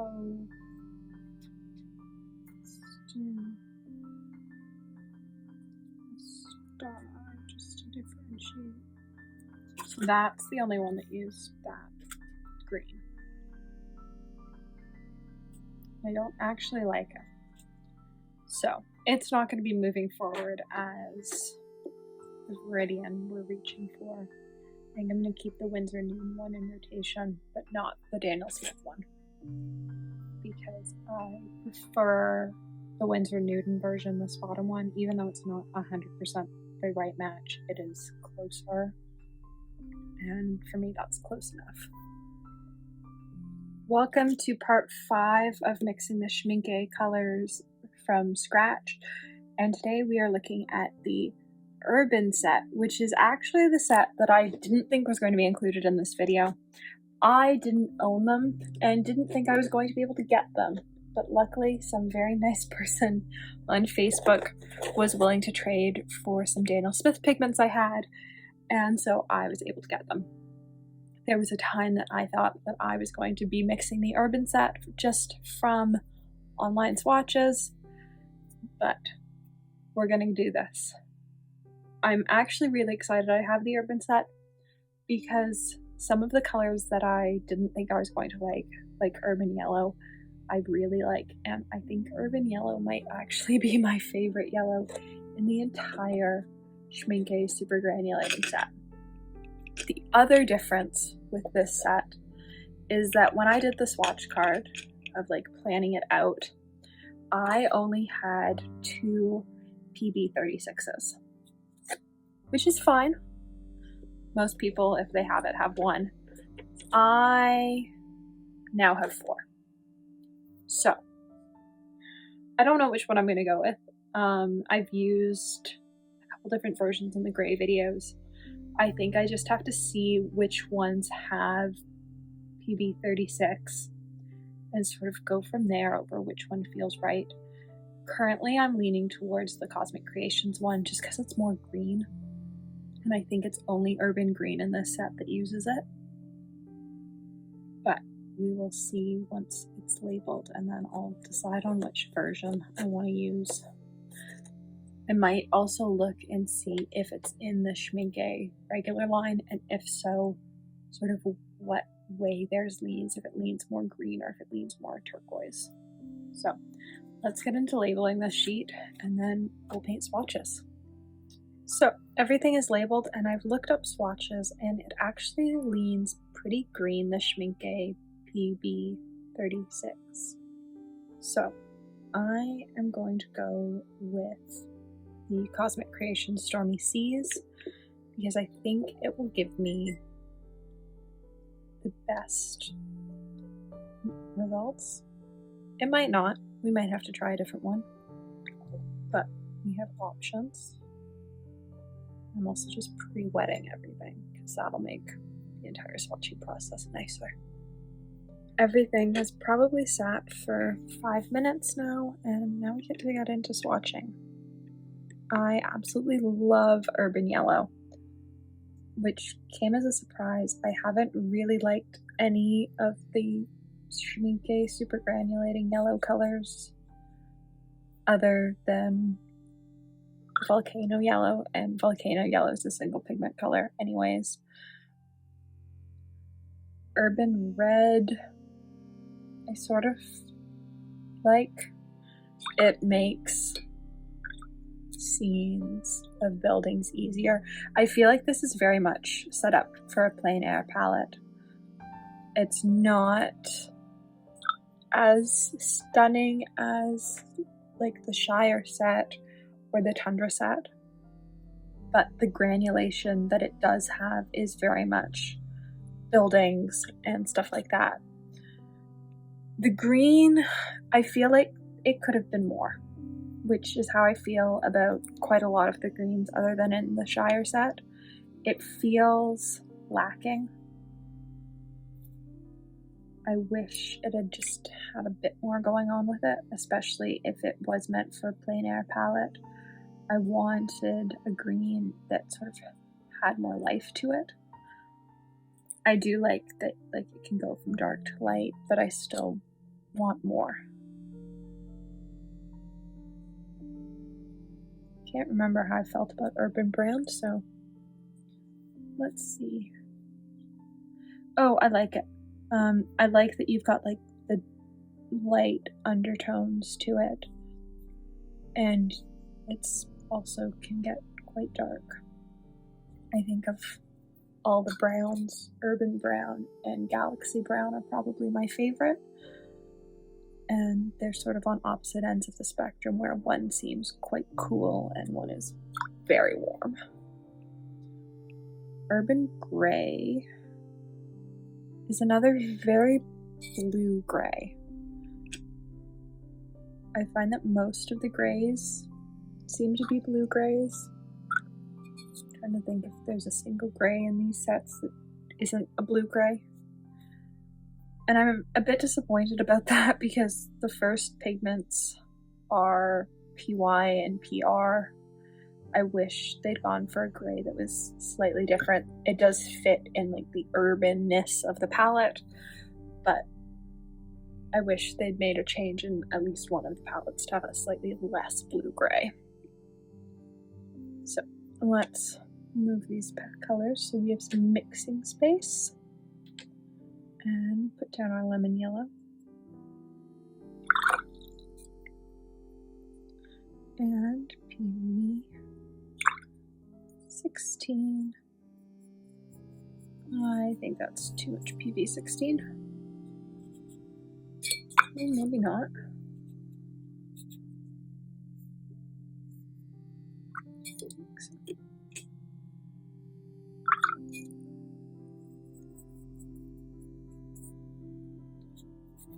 There we go.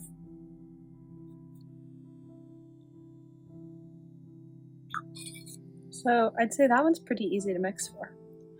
Urban Red is PY. Actually starting with quite a lot of PY because we're adding a whole bunch of other stuff to it and I feel like it's going to disappear. Cadmium Red Deep is, I believe, the red we decided on. Yeah. It's what worked for Volcano Orange, sort of. It didn't work for... Did it work for Volcano? So it worked for Volcano Violet. Volcano Orange is the one that had me stumped. Let's go blue, brown. Starting with very small quantities of each of these. And we have still utterly obliterated the yellow. Though that color doesn't seem too far off the pan.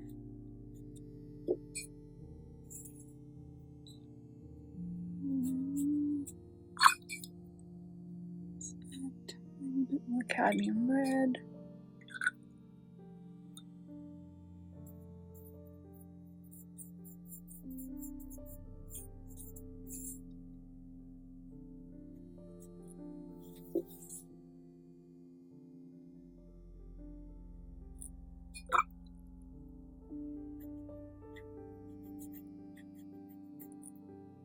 Huh. A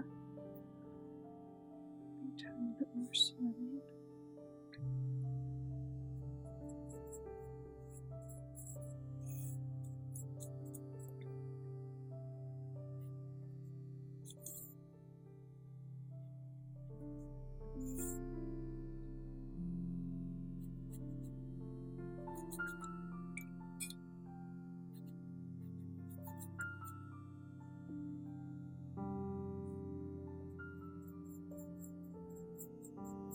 Now too blue.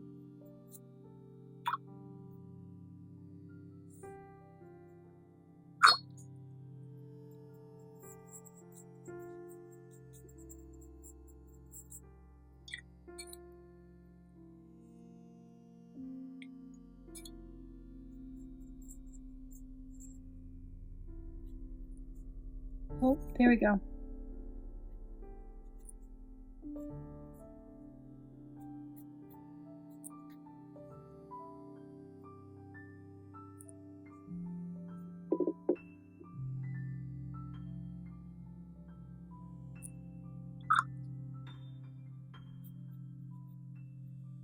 So it's still a bit too like cherry red, especially washed out, but it's not gonna get less cherry red. I do enjoy that all of these start with a base of the same pigment. I wish that was universal across the sets. I wish they went with, you know, one pigment sort of as the base for each set. I think that would have been really cool. It sort of seems like they tried. Nope. Tried to with some of the sets, but it would have been really neat if they did a set where, you know, the base of all the colors was like Potter's Pink or Ultramarine Blue. whereas it sort of feels like Urban is the only one they did that with.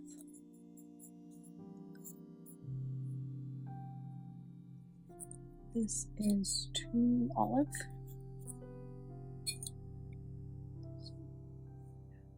More blue and some more black.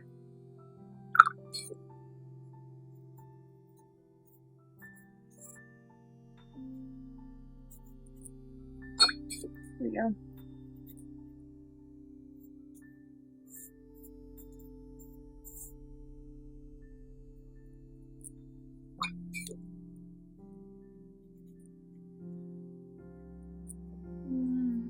Maybe not. Our black settling out differently. I think our black is always going to do that because it wasn't mulled in with the rest of the pigments.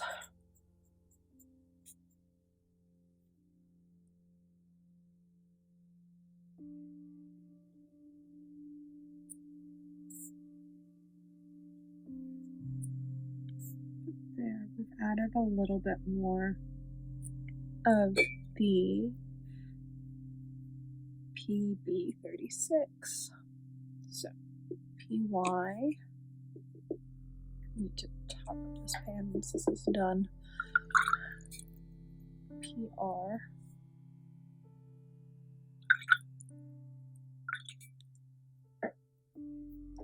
PBK. I think they must be using quite a light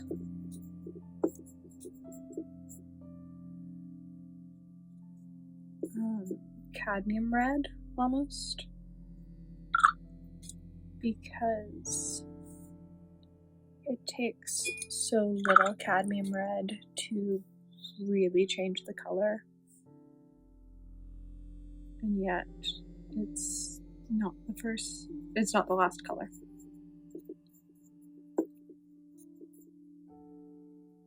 It's in the middle.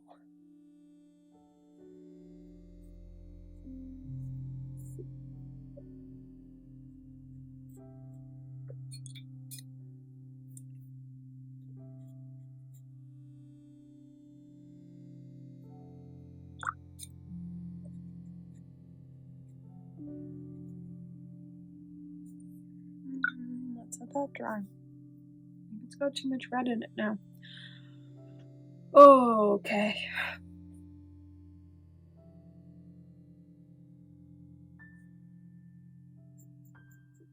Added a little bit more yellow.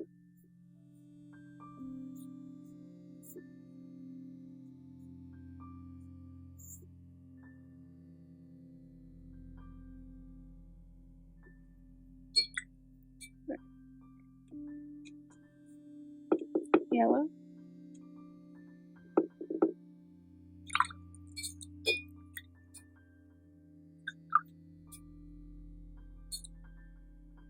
Red.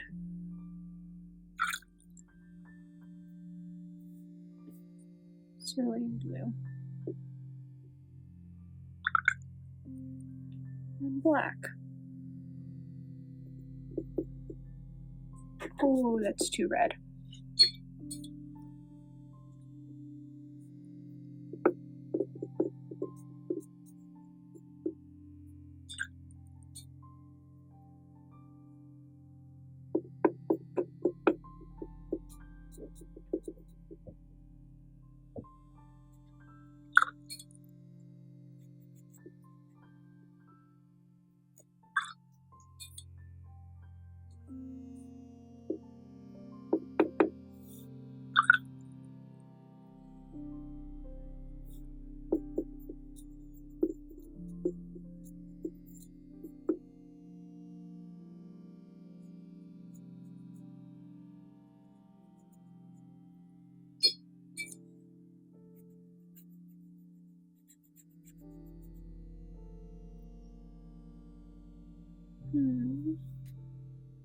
We tried this ultramarine cerulean last time, and it was the wrong cerulean. I'm wondering though if it's the right cerulean here, because this is so much more blue. Let's grab our lemon to the last clean section of this palette.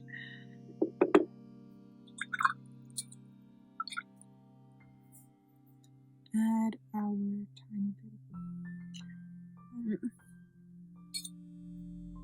bit of cadmium red. Add in this cerulean, which is much bluer.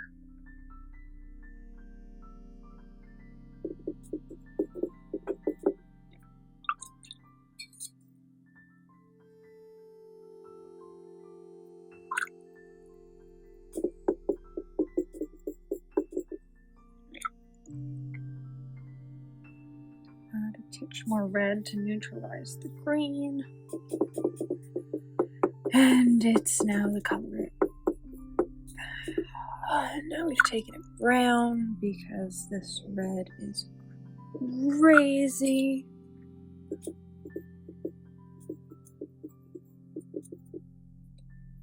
Let's see what that is. Nope.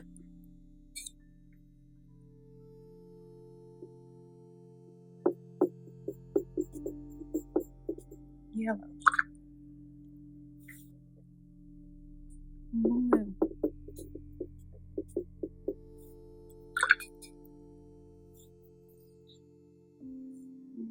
Red.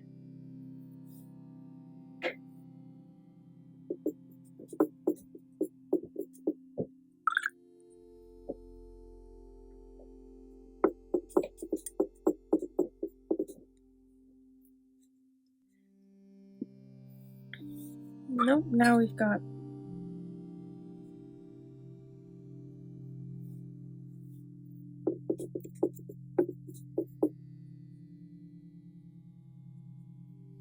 doesn't seem that different from Glacier Black. What's going on here?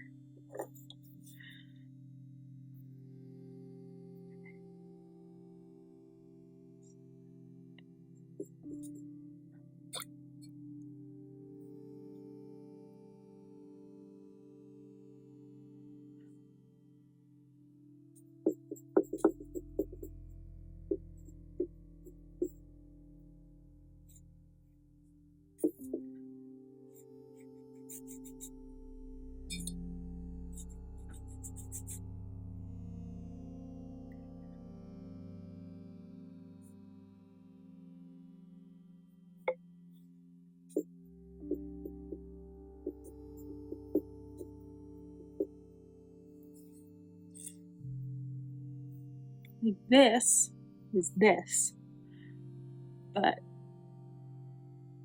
it has red in it somehow. Okay, there we go. There we go.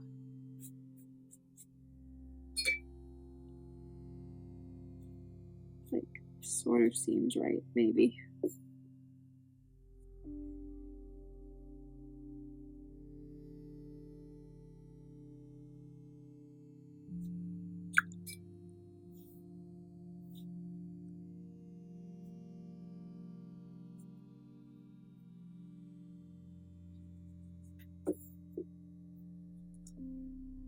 Hate mixing on the page, but it's like so close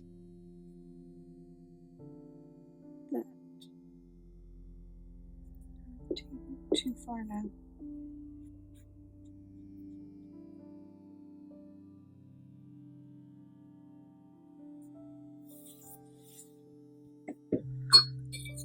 Huh. So I flick red water all over my page. Okay.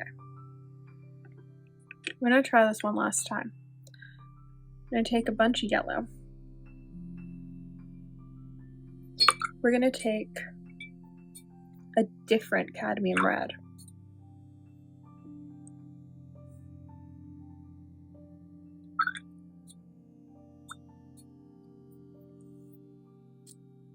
We're gonna stay with this cerulean.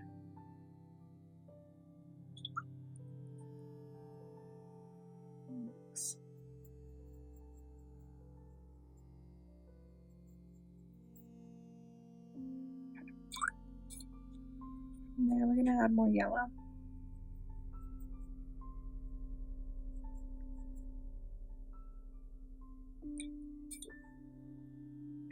Touch more blue.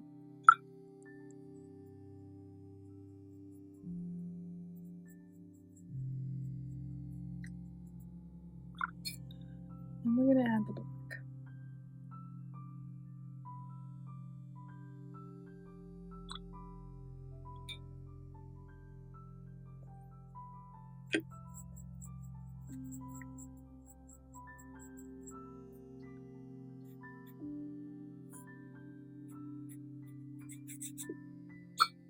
No, we're still too yellow.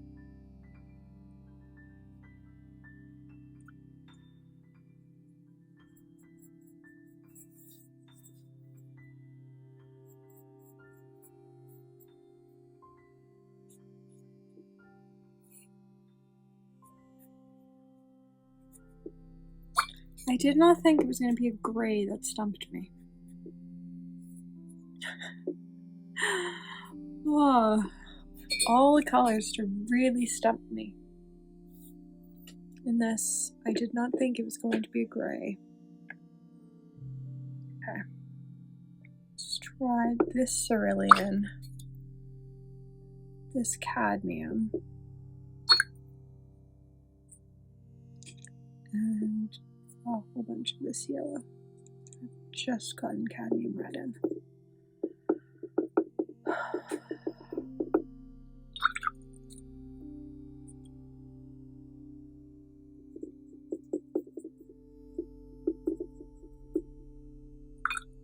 Just got the wrong undertone.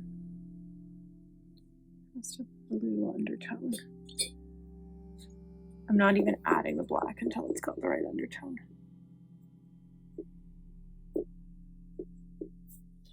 Nope.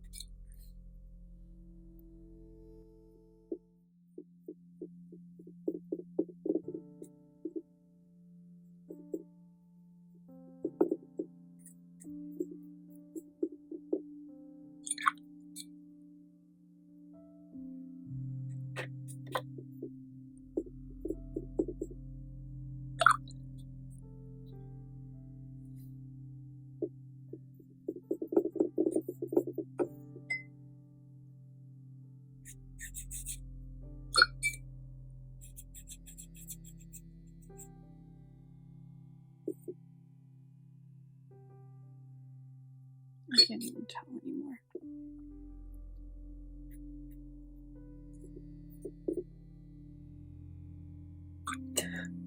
It's so far off.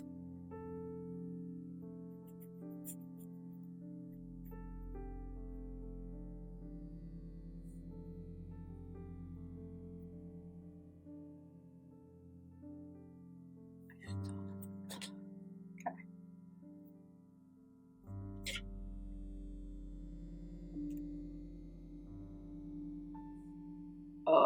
The set isn't on under the brush. Huh. Okay. I was only able to find these pigment numbers referenced one spot, which was somebody else's video. And so I'm assuming that she had the right pigment numbers written down in her caption. So.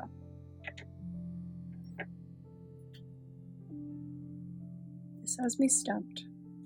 Urban Gray. Which is shocking because we have now done 3 different mixing for grays videos. And so I've mixed quite a lot of grays at this point.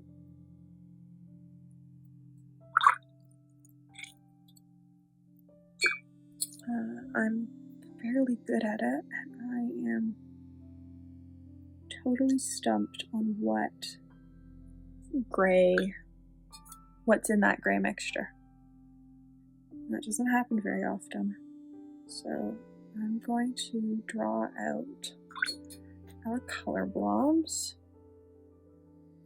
what was used, including all the various reds and stuff that were used here.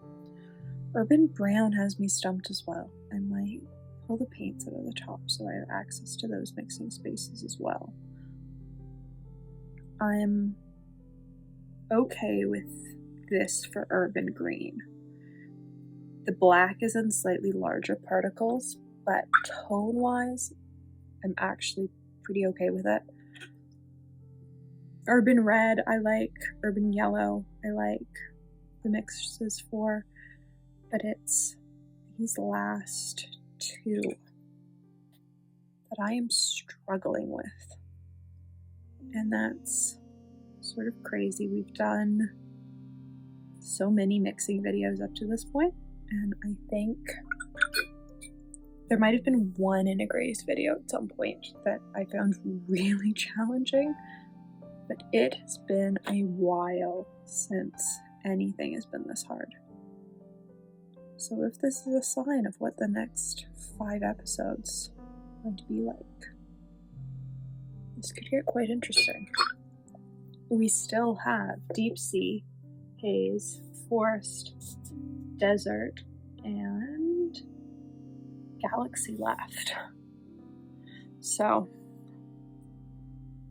if they're all going to be as hard as this one is, things could get quite interesting. I sort of organized them in what I sort of liked.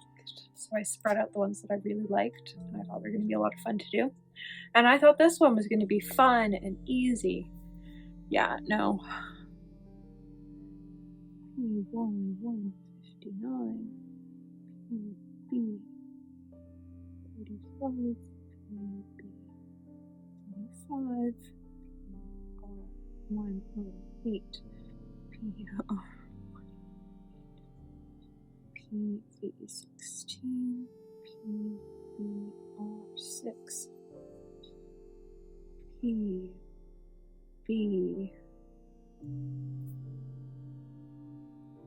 PB36.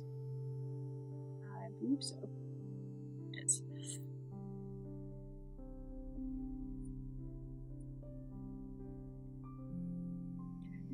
11. Alright. Let's look at these. Once again, we're gonna take everything out of this top section. I'm gonna put my arm in pigments a bunch, I feel. So, yellow is our base. We have a base of yellow. We have a happy little base of yellow.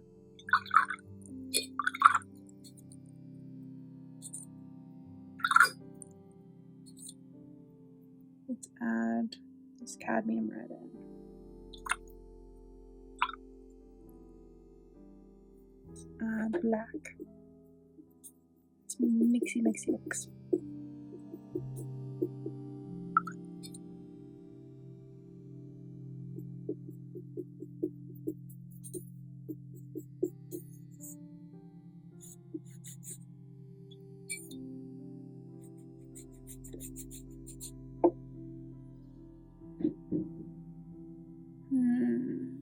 It's still too light. It's way too light. And I don't know how to get it this dark.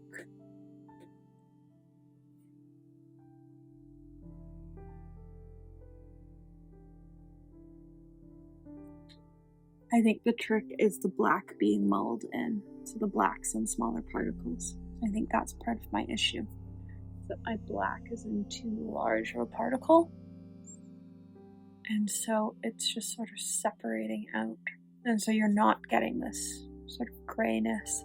Because actually, now that I'm looking at the undertones of this one, it's not awful. It's not great, but it's not awful.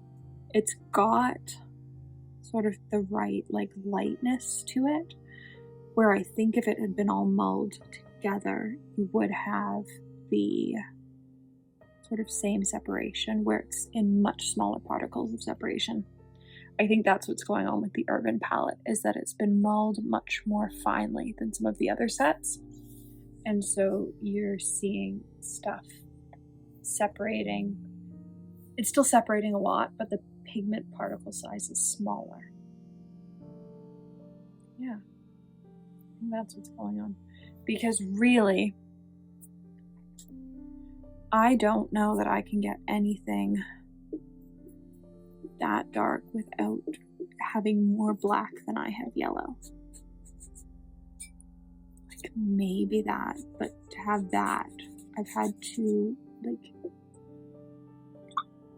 triple the amount of black that I think there should be, because there's supposed to be yellow, then red, then black. Interesting. There's a lot of sort of odd things in these sets. I'm learning a lot as I do these mixing palettes. I'm also realizing that there are definitely some of these colors that I would continue to buy. There are some that I wouldn't, but there are definitely some that I would just keep buying instead of trying to mix them myself because it is too much work. Like urban gray. I don't want to go through that much work every time I try and mix for a gray. I don't have that type of energy. And so, you know, live and learn. Welcome back to episode 6 of DIY, the Schmincke super granulating colors. What colors should you just buy and what colors can you probably mix yourself? Today we are looking at the Deep Sea set. So I have some of these as dots and I have some of these as pans. For the sake of simplicity though, I am just going to use my dots. Then I don't have to switch back and forth between dots and pans. I only have, I want to say I only have 2 of the colors in pans. I've got Deep Sea Violet, and I believe my mom has Deep Sea Indigo in her set. But all the other colors are dots, so I just decided to stay with using dots. After all the excitement of the last video, I'm hoping this one is a bit simpler to do, but we'll see. It takes quite a lot of colors for this palette. So I've pulled everything we should need. It's also the first time we have PV14 coming into play and PBR33. So PBR33 is mahogany brown, but PV14 is cobalt violet. And so I've got Windsor Noon cobalt violet and I've got Roman Smalls cobalt violet deep, just because I'm not quite sure which version I'm going to need. Hopefully one of the 2 works, because even though I do have a third option, I'd prefer if it was one of these, just because these 2 mix better than the other option, though cobalt violet I find doesn't really mix well with anything. So I do find it interesting that they use it in their sets. So let's get into labeling this sheet. So everything is labeled. I made a little mistake when I was labeling Deep Sea Indigo, and so Deep Sea Violet does not have much space, but we're gonna make it work. So I don't love swatching from dot cards, but it was the easiest way to get some of the Schmincke colors, and so I'm just gonna go with it. I really like Deep Sea Indigo. I didn't think I was going to, and so when I did have the ability to get it in a pan, I only got a quarter pan of it, and I do sort of regret that. I did the same thing for one of the Galaxy colors. I wish I'd gotten a bigger pan of it. This is Deep Sea Indigo, which I don't find all that different from one of the other colors in a previous set, but I actually can't remember which color it is. I'm going to do a video at the end where all of the colors are swatched out, and so you can see what all the colors in the set look like, because I think it's important. Because it's rare that somebody has it's all 50 colors that they've come out with. I do also have their random gray, but seeing as that doesn't have a pigment number, I'm not going to include it. I'm missing 2 of their other limited edition colors that they've come out with recently. I'm missing Ocean Blue. That's what it's called. I'm missing one other. I don't find Deep Sea Blue all that different from think it's from Glacier Blue. And if you watched the Glacier episode, you'll know how I feel about Glacier Blue. There's so many pigment numbers in it, and it doesn't feel like there's all that much going on with it, and I find that disappointing. It feels like it just could have had more, and it sort of feels like it lets down the rest of the set. Glacier Green surprised me. I didn't think I was going to like it. I tend to not enjoy like dark teal granulating colors. I have several in my palette, but they need to be really dark for me to like them. In this case though, I do actually like the color. It's got sort of a green halo effect to it from the PG-18. And then Deep Sea Black. I haven't actually been able to get the crazy granulation out of this. I've seen some people's swatches where it granulates a bunch. It seems to be granulating pretty well on this paper. It's the first time I've tried it on the Baohong paper. But up until now, it's been sort of spotty in swatches with getting it to granulate.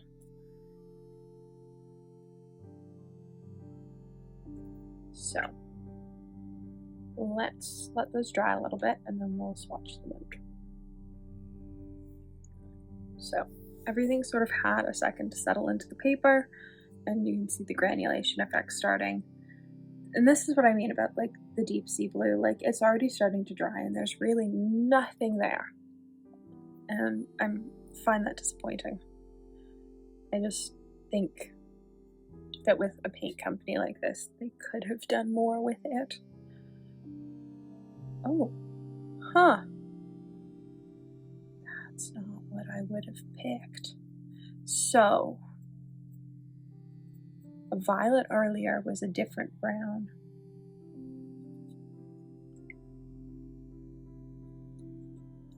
This time though, we have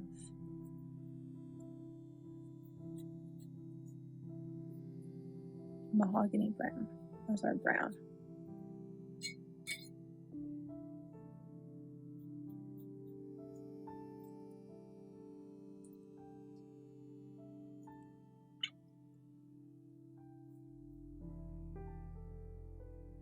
Deep Sea Indigo is PG-18.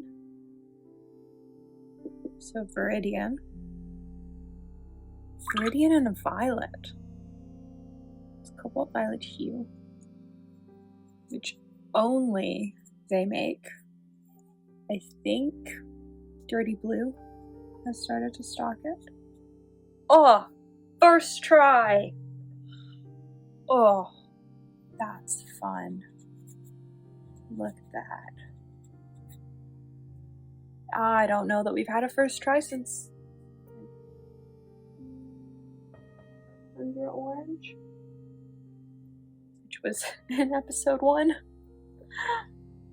It's been a bit. So, Deep Sea Blue.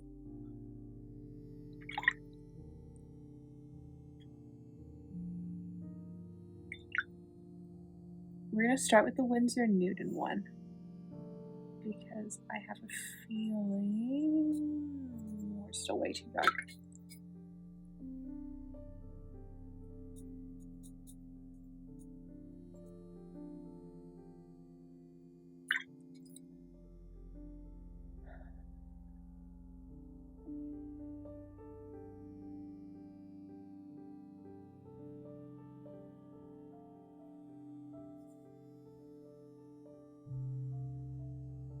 Huh.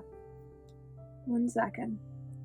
This site has it referenced as a different pigment number than what somebody else had it referenced as, so now I need to figure this out. So, in my quick Google, I have now seen Deep Sea Blue with 4 different pigment numbers. So, I am going to go with what Jackson's has, which is not what I've got written down. They have it as PV16. There's a couple other art stores that have it referenced as PG50, PV16, PV29. So this, then this. There was a different art store that had it as PV50, PV14, PB29. There are a variety of different options floating around. Which one do I think is right? I don't know. But Jackson's has it as 29, 50, 16. And so that's what I'm going to use. I'm going to assume Jackson's is correct. And that somewhere one of these other stores made a typo that has just been copied.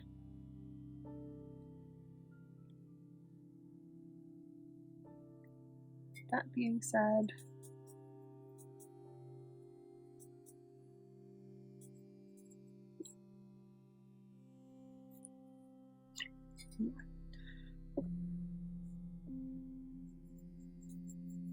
let's throw some more teal in there.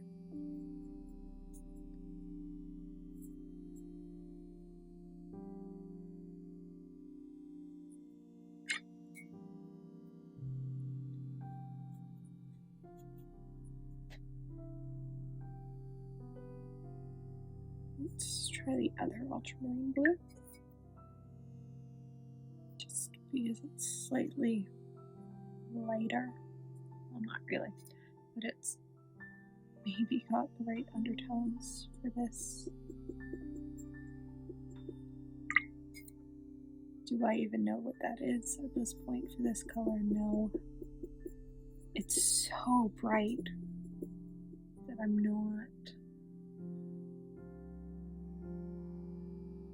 not convinced.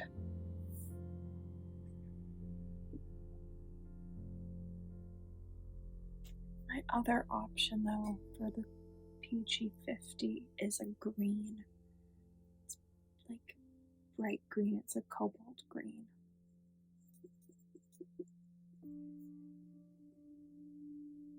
Oh, there we go.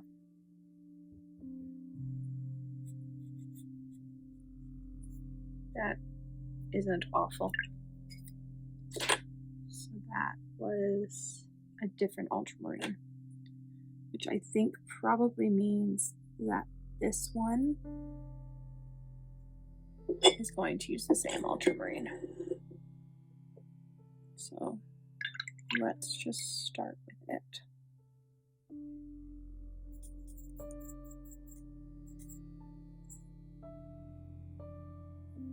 Two blue. And some more Viridian.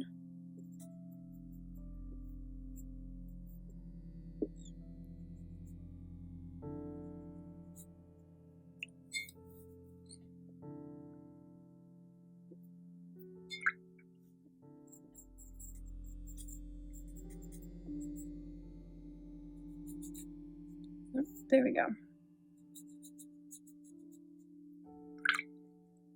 So, deep sea black is 74.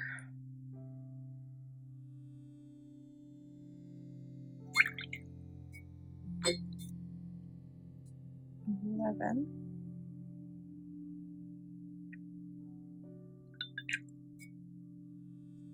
And 35, which I just contaminated with black.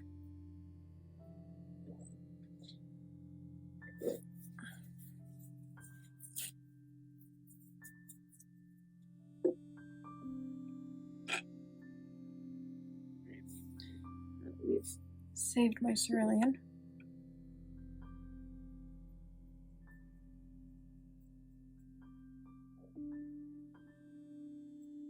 I think we're way too blue still.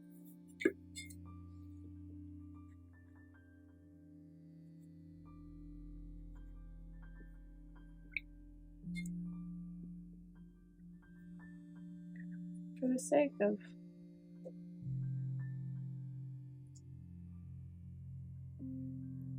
yeah, other places have different payment numbers for this one as well.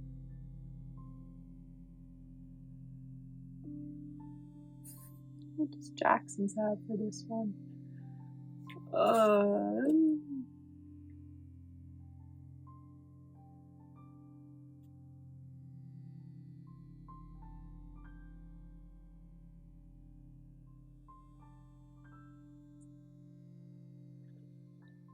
Add some more black.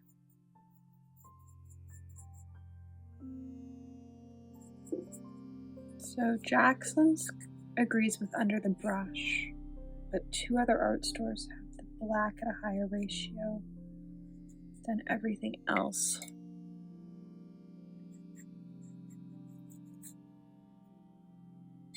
Which is almost what I think it is. So we're actually gonna try that. A bunch of black. A little bit of that. A little bit of that.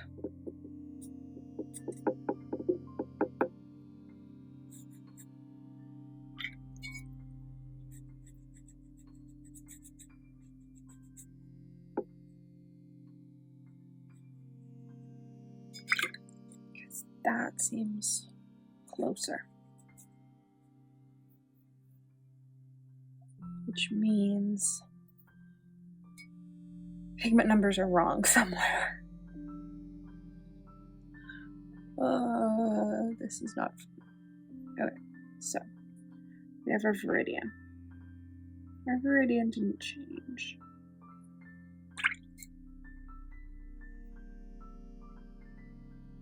This was the same. We used 2 different ultramarines because that first color I used 1 color, and for the rest of them this lighter one worked better. We only used this cerulean.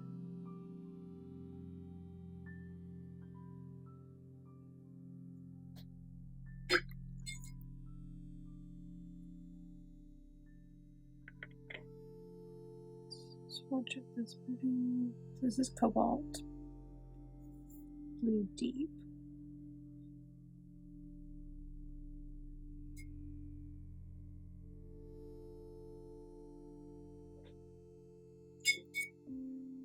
Then we've got permanent mauve.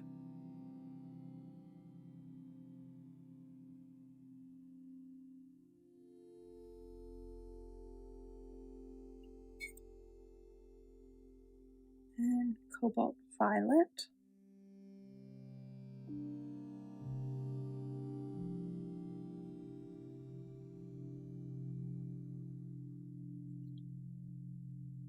We have mahogany brown.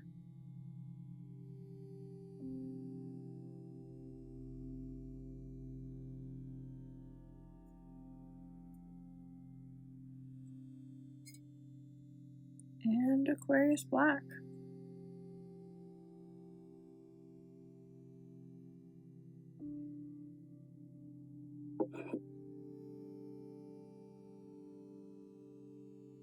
Alright, let's label all of these.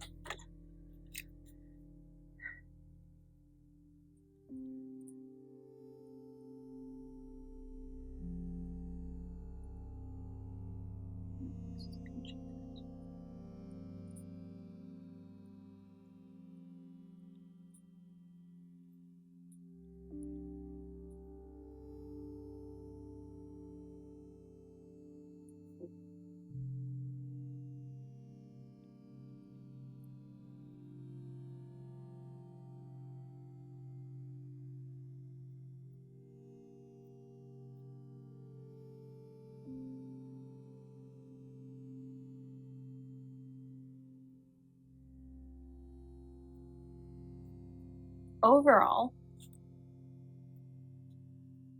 the fact that the pigment numbers for this and this are referenced differently on various art sites has me a bit confused. And also makes me wonder about the other ones, though all the other ones were easier to mix for.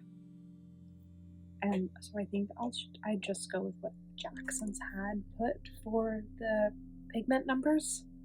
Though, like, this wasn't possible until I followed what a different site had.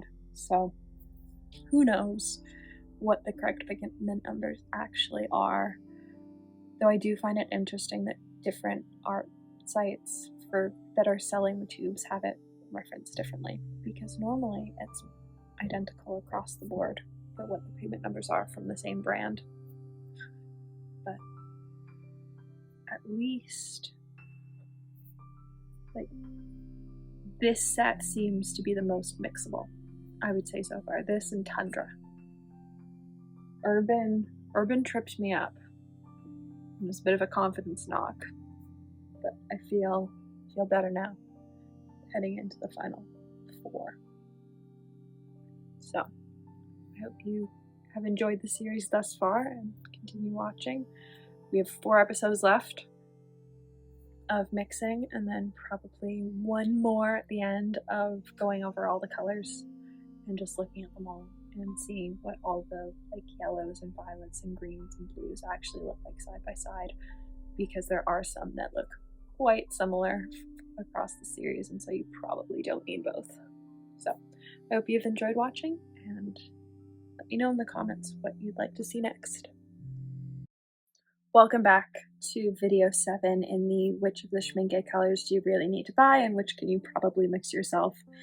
The last part got quite interesting, as there were some pigment numbers where, depending on which site I was looking at, the pigment numbers were totally different.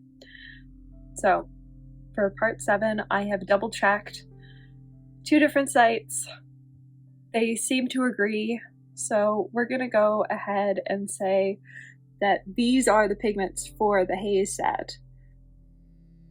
Do I know that for certain? No, but at this point, I've done what I can do. I've double checked Jackson's, and I've double checked Under the Brush, and both of them have these numbers listed. So I've also managed to misplace a pan of paint, which happens on occasion. So the green for one of the colors is going to be fresh from the tube. I don't think that will affect the mix too badly, but I did just want to say that because everything else is normally from tubes in pans that's dry in my palette, and I do have a pan of it somewhere. I just can't find it.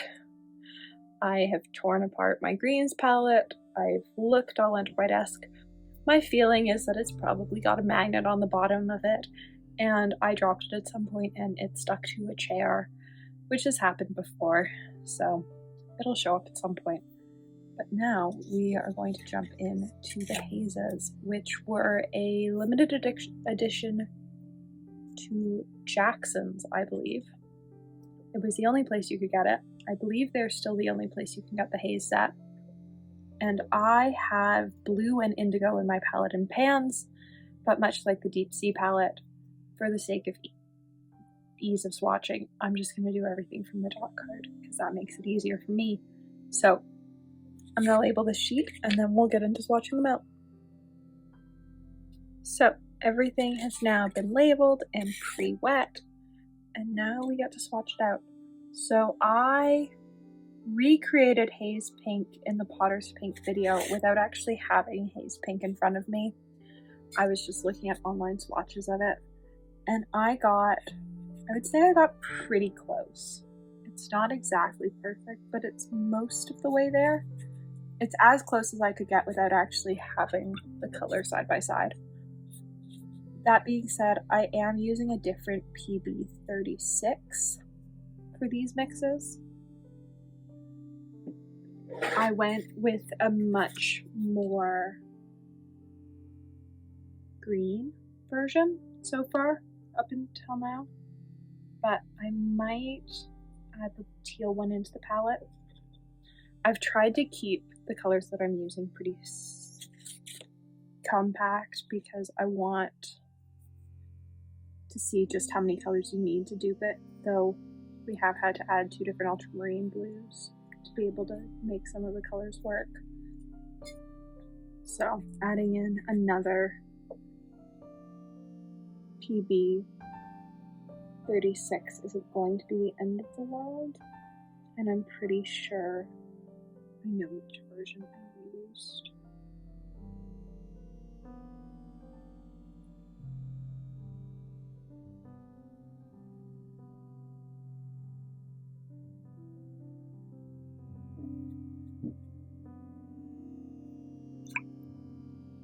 For the first set of mixes. I love Haze Blue. Haze Blue is actually in my palette already, and so is Haze Indigo.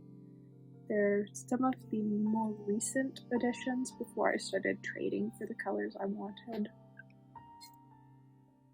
And I do really like them.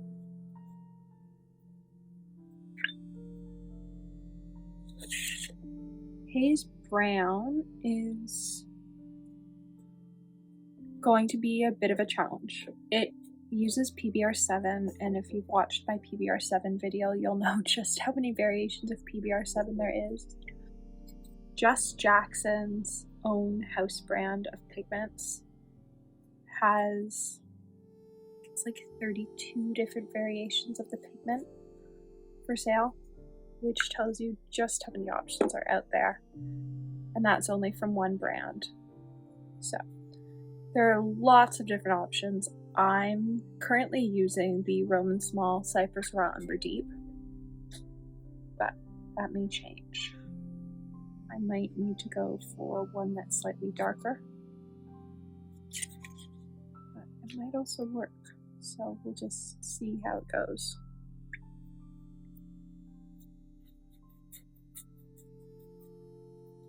And after all the excitement of the last video, I have double and triple checked pigment numbers, and so everything should be correct.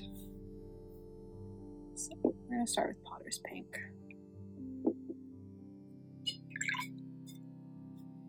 And then 36.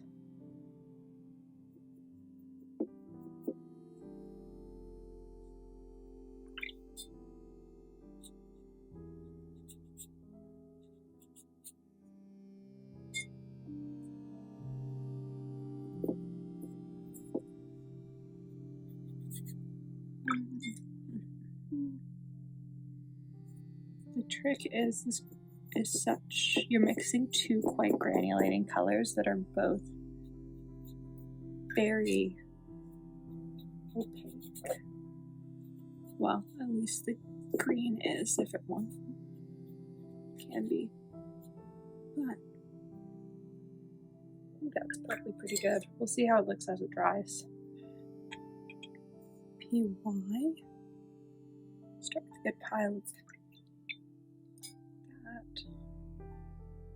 I'm actually going to start with the other ultramarine blue. I'm going to start with Viola Lee, just because of looking at the granulation pattern, it seems like that's probably closer.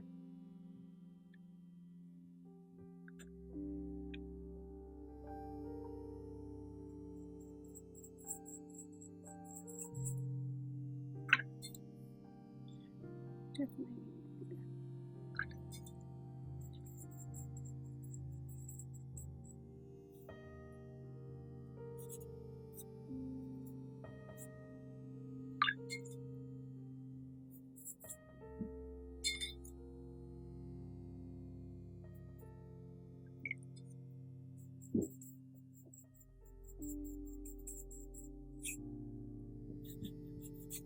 There we go. And it's even got like the right granulation pattern. So I'm going to do the same blue down here. It's really, this ultramarine blue is just processed slightly differently. There are so many different versions of ultramarine blue that there are going to be differences across brands.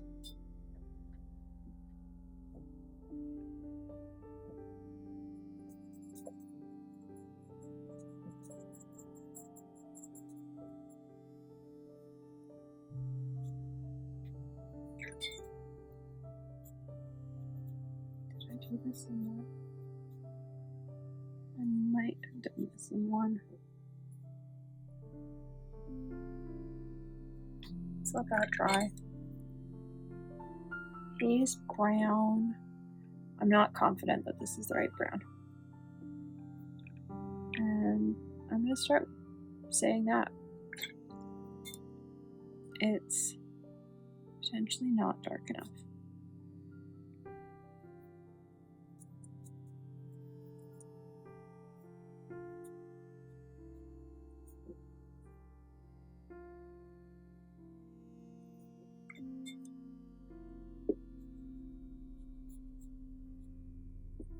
It isn't dark enough.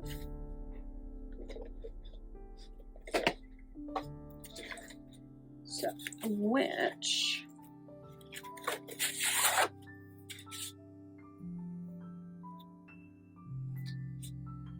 alright. Looks like the only brown that I have that's darker, that's the right pigment number, is Daniel Smith Raw Umber. So let's go and track that down. Alright, here's Daniel Smith Raw Umber. So add a touch of Aquarius Black into it.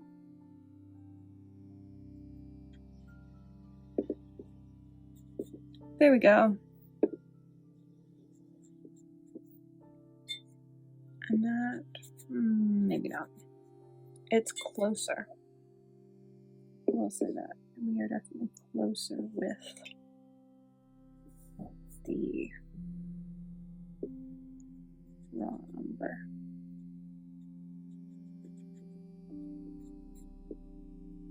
It's not quite dark enough, but it might still just be particle size issue. That it's just the haze brown is mulled so finely.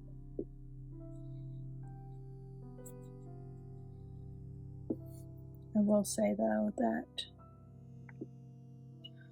the raw umber from Daniel Smith is definitely closer. So, PG 36, which I didn't own. So I had to go out and buy this green.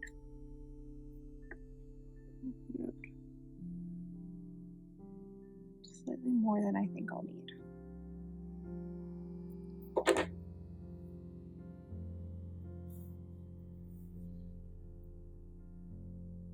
I'm actually going to mix it here.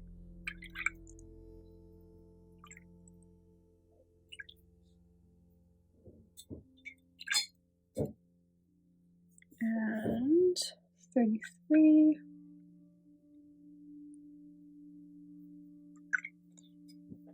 And then 11.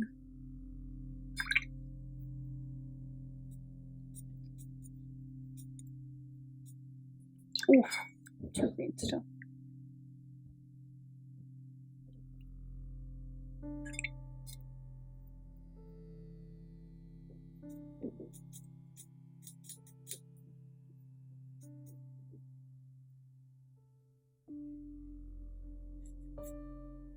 It's such a bright green that I really struggle with the fact that it's at the highest percentage. Because that's not it at all.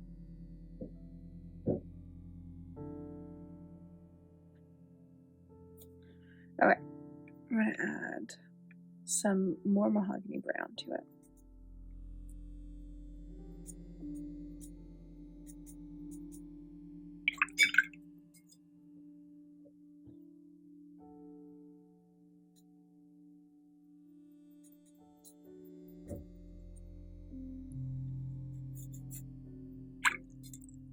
And now it's brown undertoned.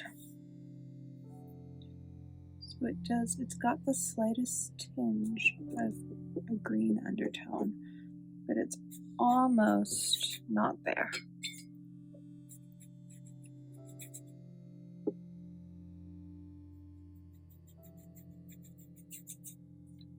Let's see if I can neutralize it on the page. don't know that I can.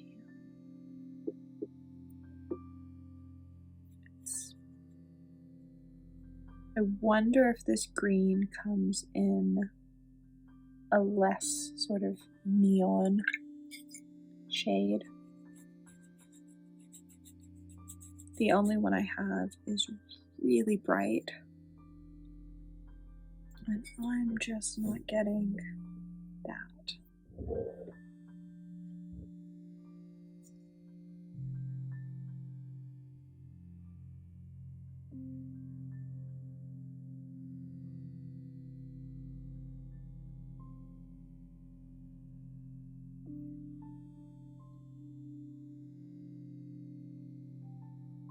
Yeah, I'm just not.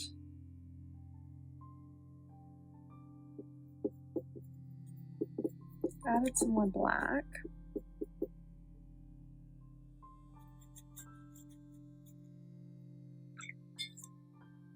It's such a pretty neutral black.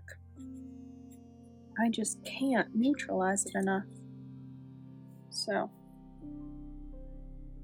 we used yellow ochre. I'm gonna let that dry. We might come back to it.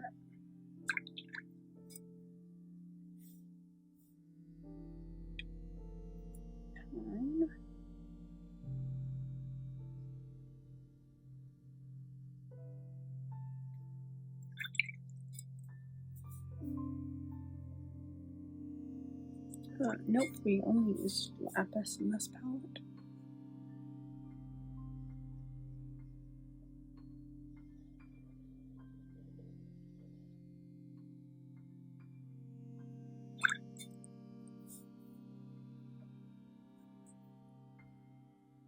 Stormy Seas.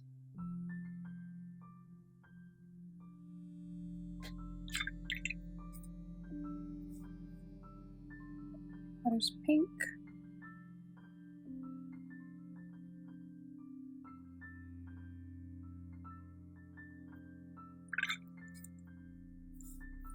We use two different browns. We try out two different browns. This is the Cypress Raw Umber Deep. And then this is the Daniel Smith Raw Umber.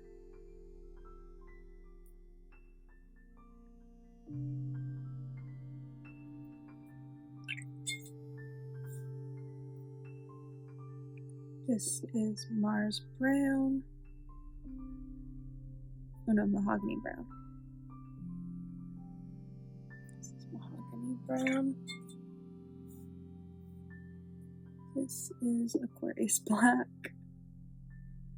which is now developing a divot.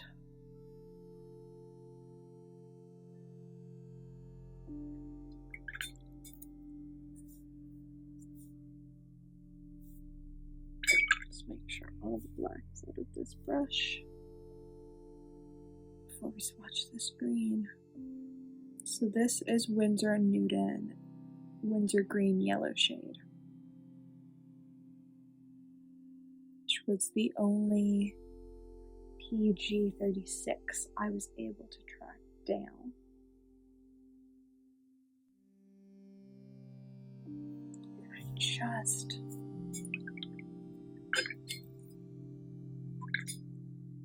I can't get it right.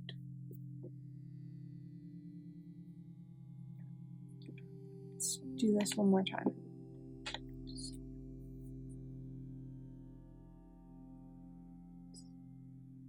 Some green. Some brown. And some black. The ratios are off, and I know that, but I'm wondering if it's because my green is so fluorescent.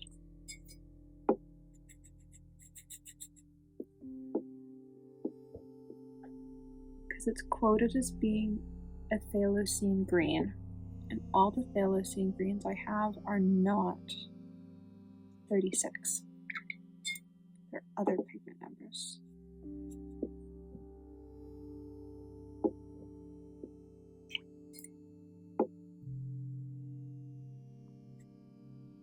It's really just figuring out the right amount of the mahogany to neutralize it with. Is that it?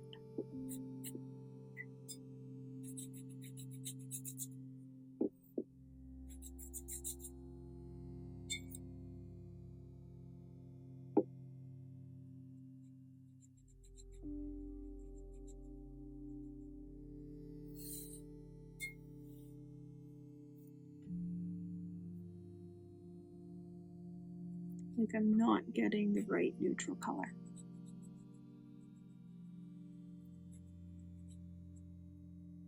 Alright, let's let that dry. So I would say that the pink, the blue, and the indigo you can definitely mix yourself. The other colors, the brown and the black, slightly harder. They're, especially this black. And I'm thinking this green is part of my problem.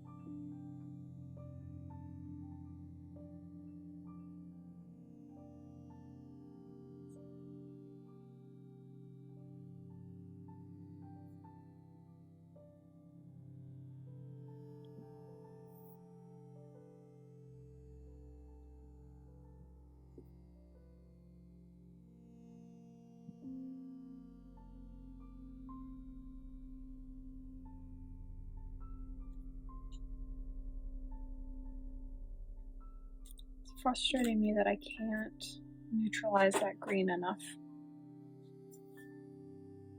Because it feels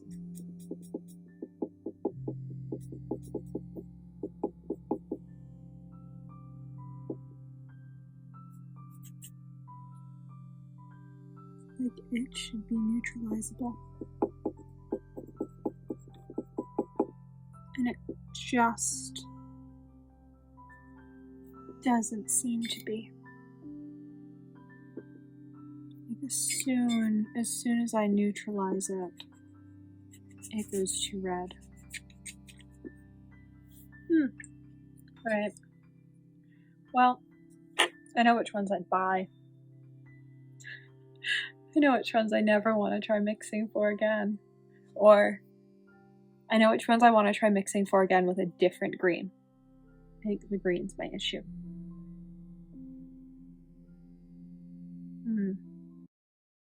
Learning every day.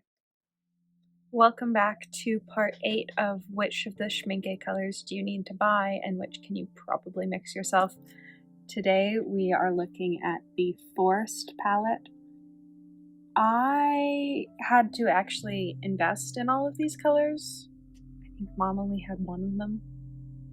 They weren't a set that either of us were super interested in. I've swatched them all out on the sheet that I've been using to like plan out this video series, and I have to say I'm still not sure. I don't know that I'd consider Forest Brown to be a brown. Looks pretty green, but we're gonna label the sheet and then we're gonna get into swatching them out and just see how we feel about them. I always pre-wet all of my pans, so everything's been pre-wet. Now we get to actually swatch everything out. So olive is pretty, but I don't know. There are other greens in the sets that I feel have sort of more super granulation to them. I feel like some of the I don't know if Forest was part of the very early sets or not, but I feel like some of the very early sets like Galaxy, Volcano, and Tundra really had that super granulation effect, and then the rest they've sort of tried, but it hasn't always been there. This is green. I did not like green. I was glad that I got green from somebody who was destashing it from their collection, and I did not pay full price for it, which is uncommon with me in paints. I'm usually, even if I don't like the color, I'm fine with having paid full price for it. This is one of those colors that I was not.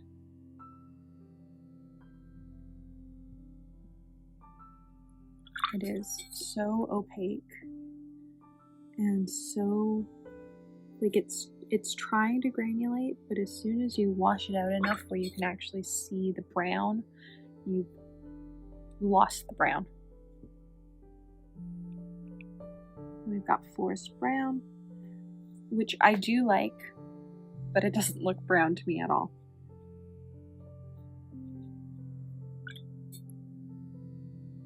Oops. Way too much water there. Add some more pigment in.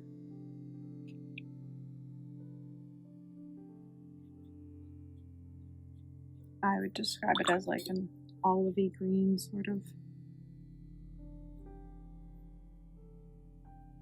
But it doesn't scream brown to me. Whereas forest gray does scream brown. Especially once it sort of gets worked out, it feels much more brown. It's quite orange on top.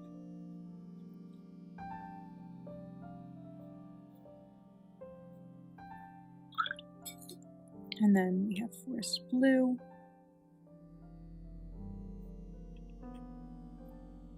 I feel like this set was quite green heavy. I wished that they had like a true brown granulation color in it.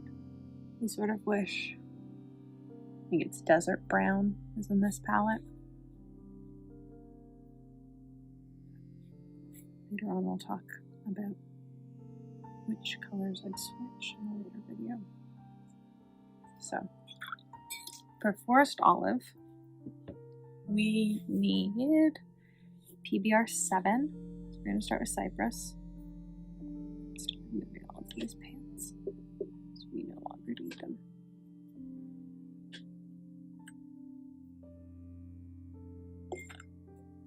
We're going to start with cypress. Mostly because that's what I've been starting for all of them. And even though now we've got the raw umber from Daniel Smith as an option, I'd rather start with cypress. Just keep it the same. And then we've got Viridian.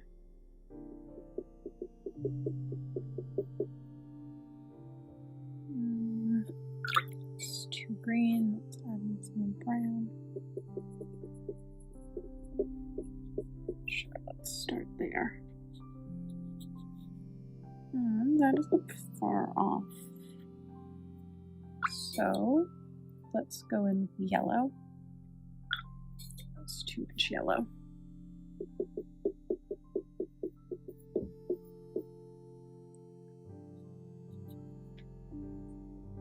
Yep, there we go. So let's take that there.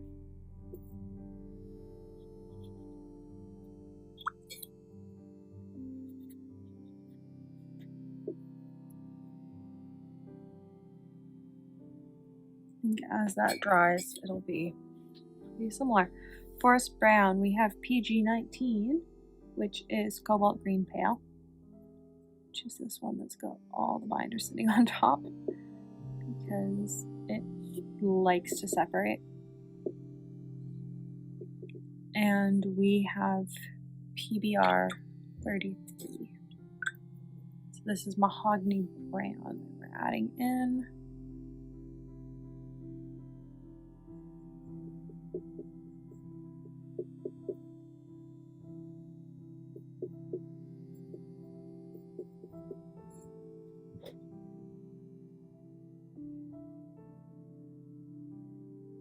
So my cobalt pigments, my cobalt particles are too large, and so they don't want to mix. And at all. So a bit more cobalt.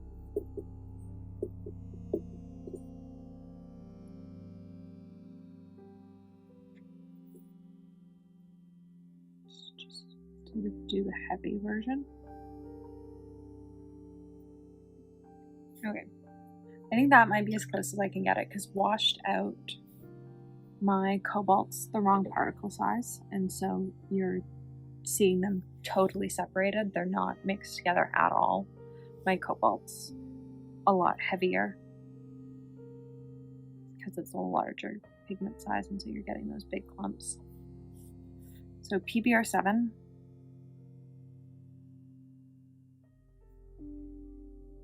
Seven. 43. 26.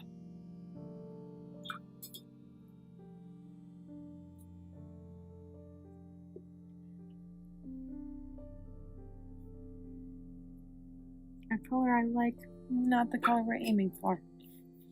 Let's add in some more 26. And some more yellow.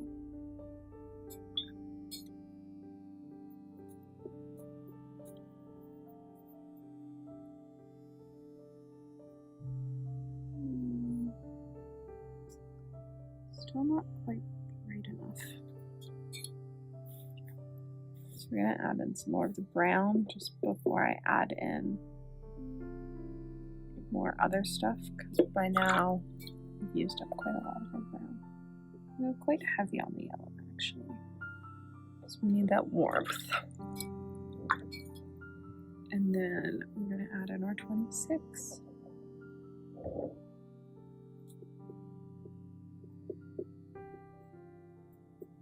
Oh, this is going to be way too brown. Oh yeah. So let's add some more of our green.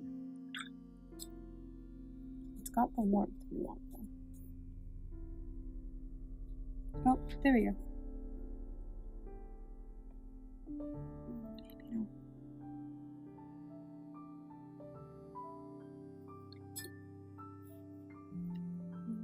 Green.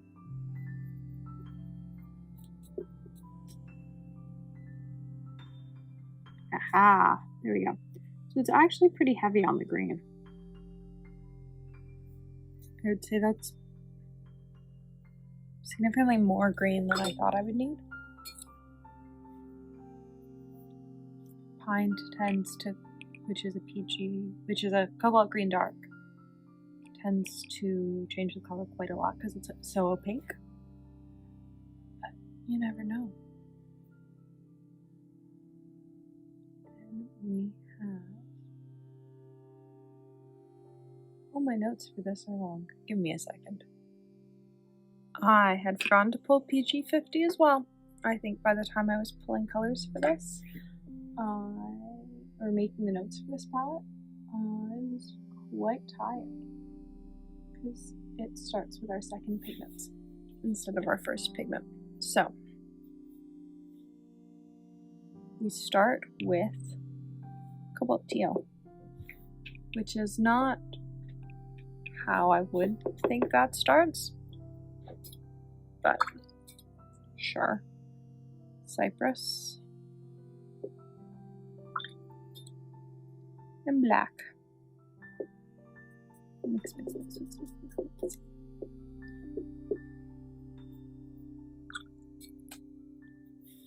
That's very green.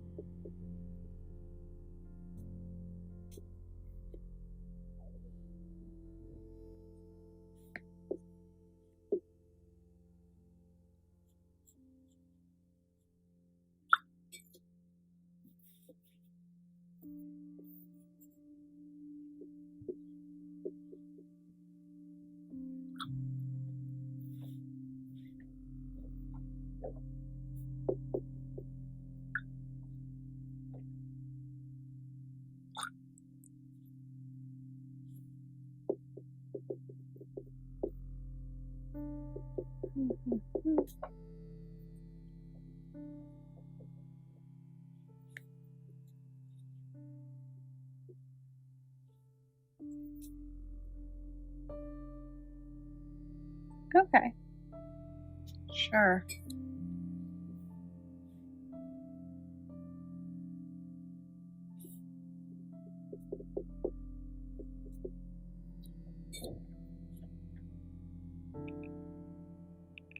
I'm gonna do that. I'm gonna go with the raw umber. I think my other umber is too yellow.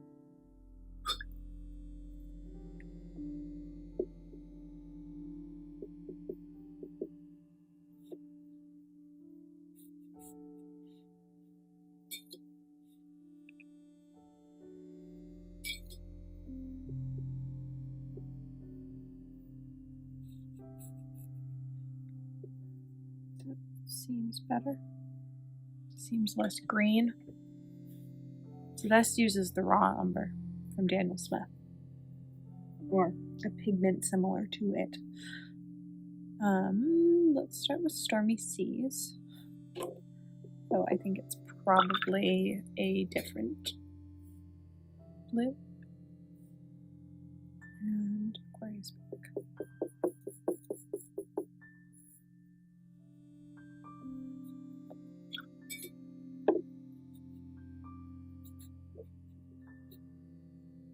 Oh, actually, yeah, no, that's it. That was easy. So let's do dots. We have yellow ochre, Viridian,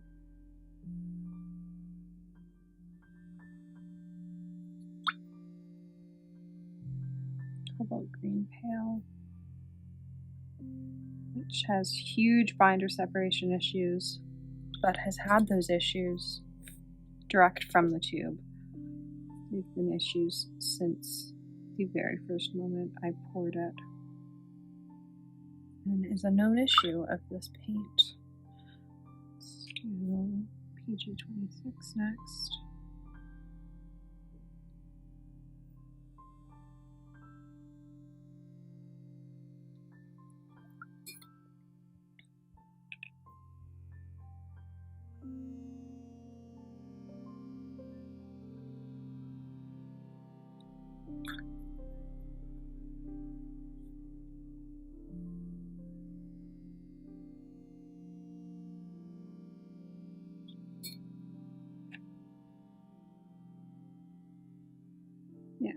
So you can see the color difference. Like this one is a lot more yellow. This one's sort of more neutral. But I like the granulation of this one more. So that's where I've been starting with the super granulating colors. It's what I tend to use in my DIY mixes as well.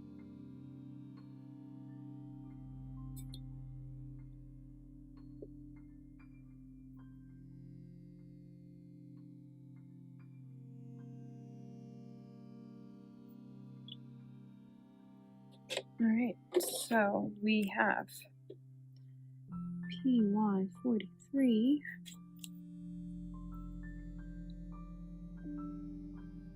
PG18, PG19.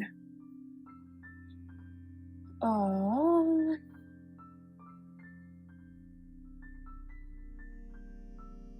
PB36, PG29, PG50, PBK, no, PBR7, PBR7, PBR33, PBK11.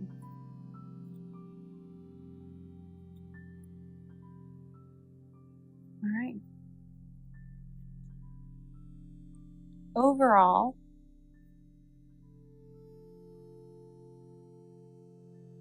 I think forest gray was the hardest to mix for. But once I figured out that it was the wrong PBR7.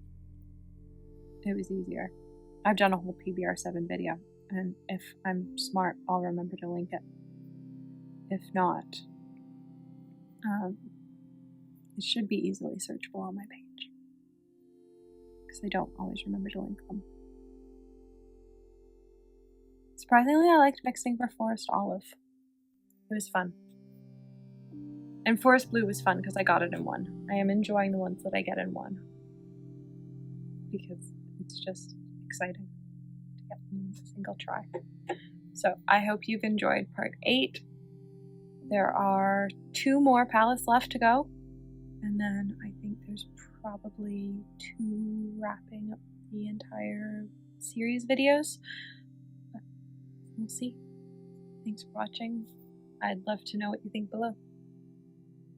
Welcome back to part 9 of which of the Schmincke super granulating colors do you need to buy and which can you probably make yourself. Today we are looking at the Desert palette, which is the second to last palette in this series. I can't believe we have made it to this point. We have covered Tundra, Volcano, Urban, Shire, Glacier, Deep Sea, Haze, and Forest. And after this, we just have Galaxy left. And so we are going to get into filling out all the information on all the colors, and then we're going to get into swatching. I have triple checked all this information. We've had 3 videos where the pigment information for some of them has been different, depending on the site you're looking at, where I have accidentally pulled the wrong colors. I have triple checked. I have everything we need, and we're going to get into this. Everything is all labeled. I do like when palettes have sort of a theme, and so this one is another one where it's a PY 159 theme, where it's all but one color include that, and I do enjoy that. I think the cohesion is really nice. I wish more of the super granulating palettes had that. I think only this one and Urban, maybe one other, have that sort of overarching theme of a single pigment being in almost all of the colors. I wish that they'd picked a pigment for each of the palettes. I think that would have been really cool.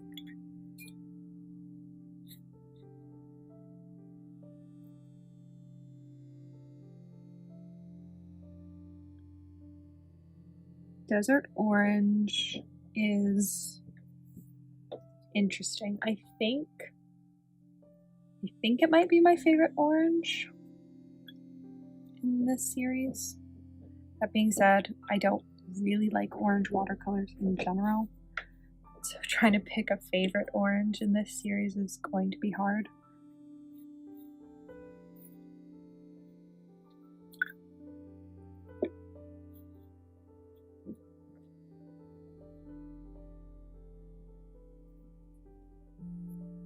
Desert Brown is quite orange undertoned, which is nice in the sense that it works with the rest of this palette.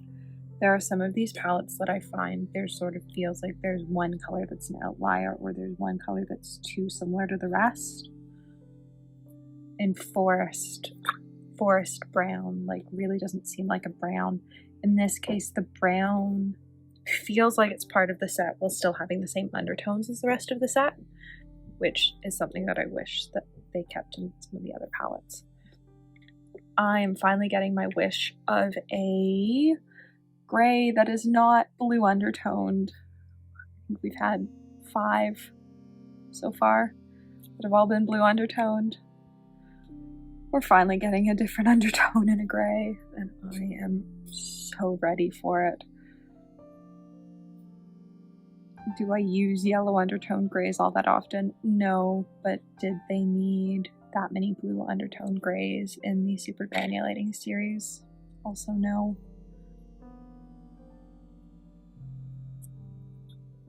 And then we've got Desert Green, which is, in my opinion, the oddest color in the entire super granulating series. I have it in my palette. I don't know that I've ever used it in a piece.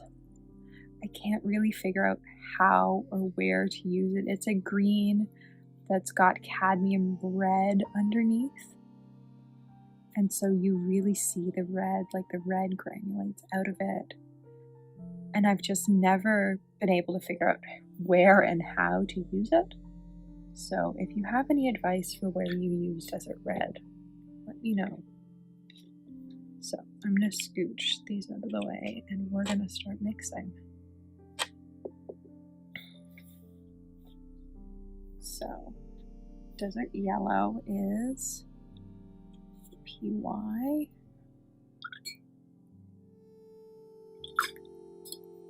And PBR.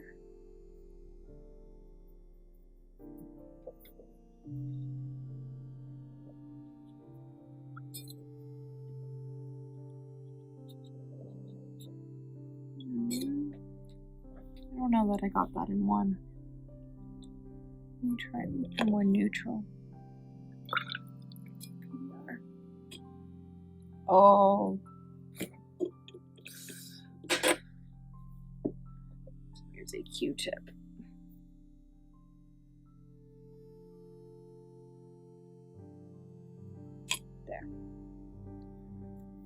There. There.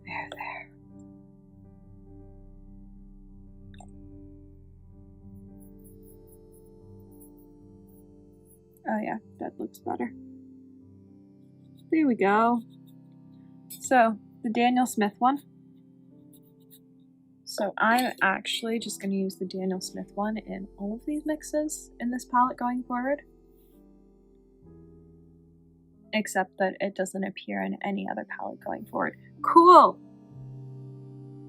Cool. 33. I do like this way of making the orange with the brown.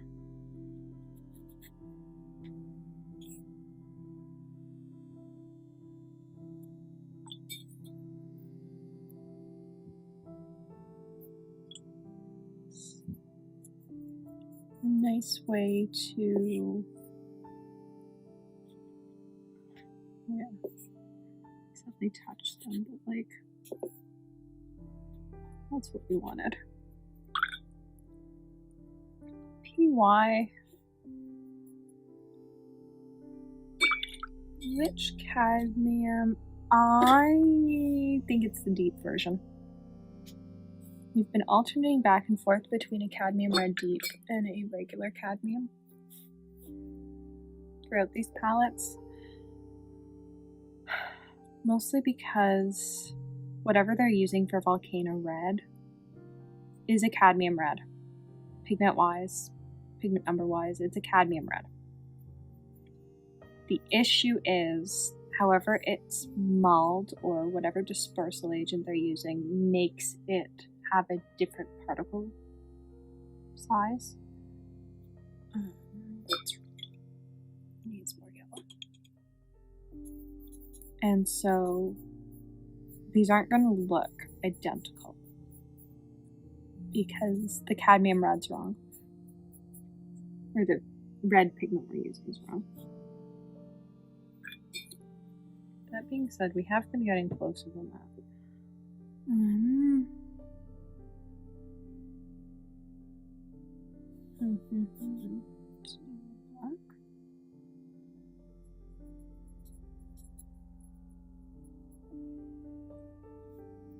What does it look like in a pan?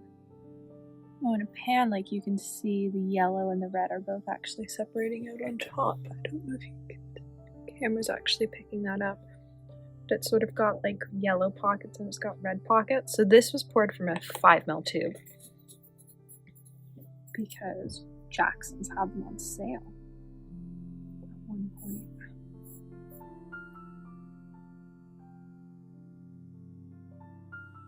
Now it's green. Okay, we're gonna come back to it. We're gonna come back to it because I need to think about it for a second. Desert Gray is PY and black, which is actually a mix that I've done before. I think it was in my fall palette this year. And it's a great mix. The trick is having enough black that you just sort of get the peak of yellow. I think that's correct, even though it's still darker. I think that's just pigment size. Now we get to do my least favorite mix, the one that I've had in my palette for probably 6 months. I bought it because I couldn't figure out where you'd use it, and I wanted to see if it was actually this interesting in person, and it is. It really does separate that red.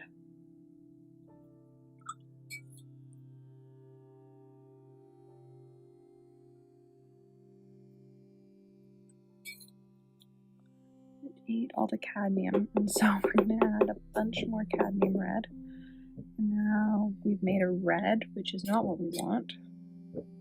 And we're going to add some more green. The trick here is that both pigments sort of eat each other up. And so you need to create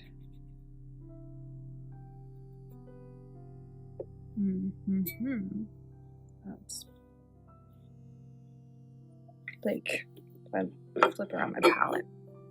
So the red's totally floating on top, but is actually starting to float out here. So I'm actually going to leave that. I'm going to come back here. I'm really happy with that orange, especially because they've touched by accident and it's almost seamless where they blend, other than the fact that there's like a cutout here because I didn't mean for them to touch. We're going to try this with the cadmium red light, which isn't what I think it is. But at this point, I am used to this project, the answer being what I think it isn't.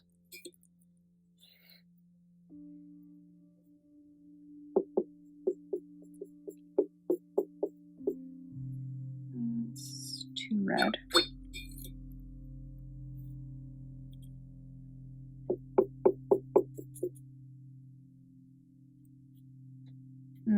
Yeah, let's add some black to that.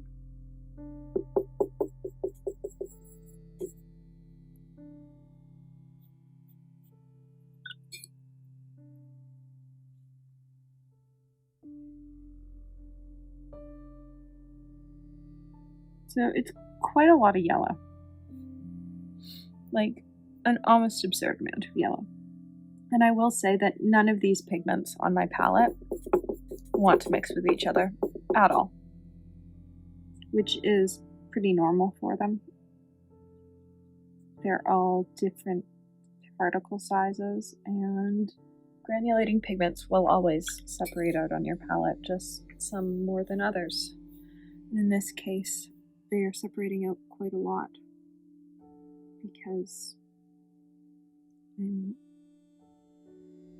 working with a whole bunch of different mixes and not really mixing them thoroughly.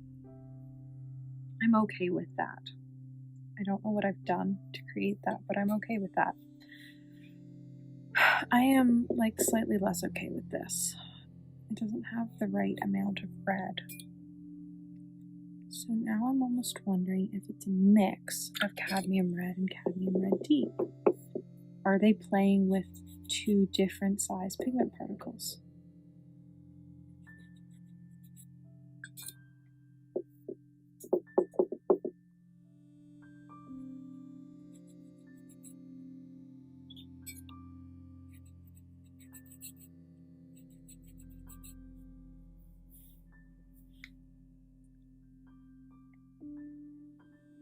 Yes, they are. Cool.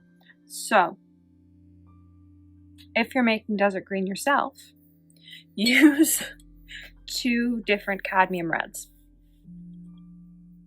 so that you've got the variation. Oh, this is so contaminated. So that you've got the variation in particle size, because there just isn't enough variation in the single version. It's still too red, but I think if I add a touch of green and it gets to go here,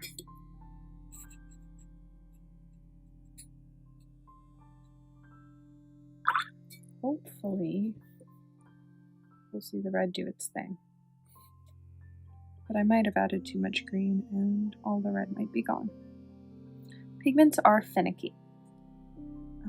If you've seen any of the paint mulling videos on YouTube, you've probably seen them mix colors together where you don't think they're going to end up with the color that they get.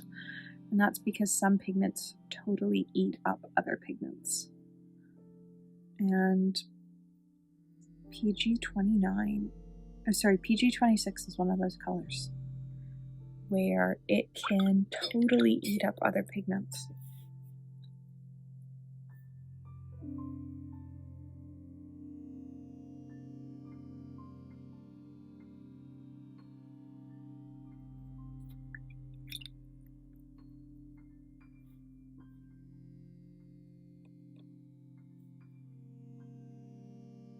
Oh, we didn't use that. We used this. We used the Daniel Smith one. We used Mahogany Brown.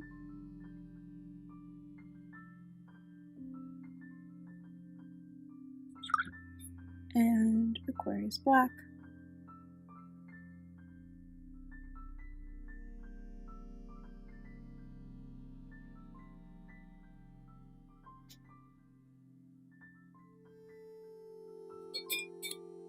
There we go.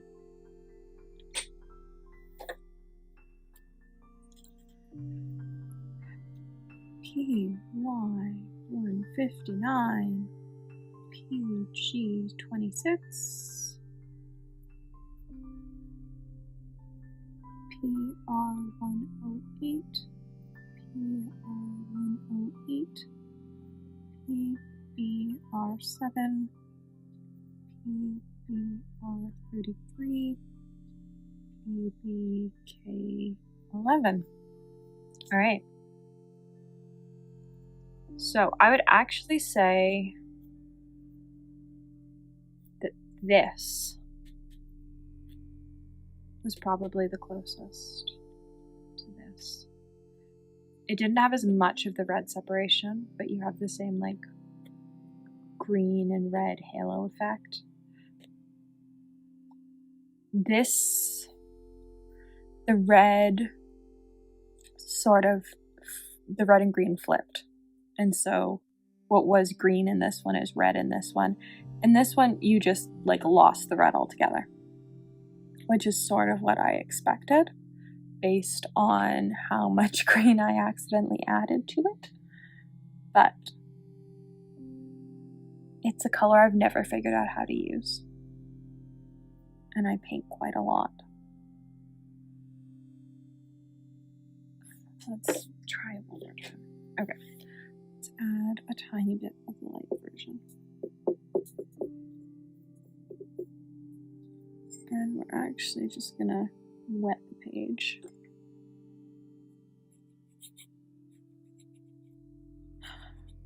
Oh, this is just brown at this point. We are just painting with brown. I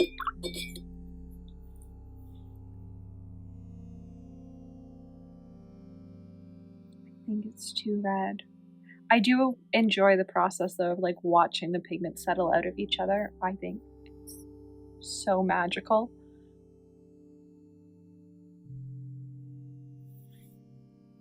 You're too red. That's interesting. Okay. Green. Let's do the deep.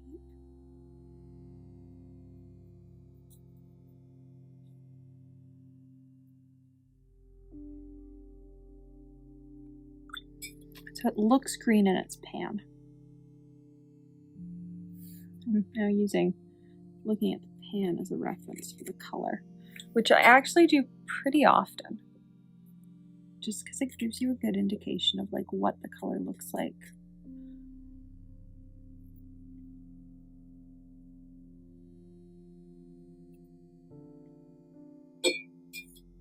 So that was way too red.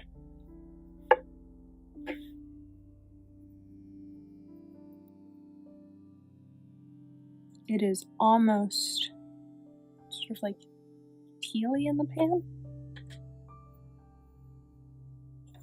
I would think that it had a phthalo green in it as well, just to get that bright green along the edge.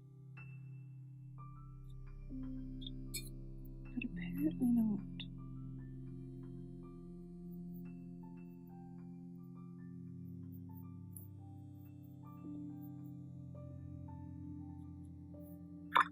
Okay, this is the last attempt. Mostly because I'm running out of space.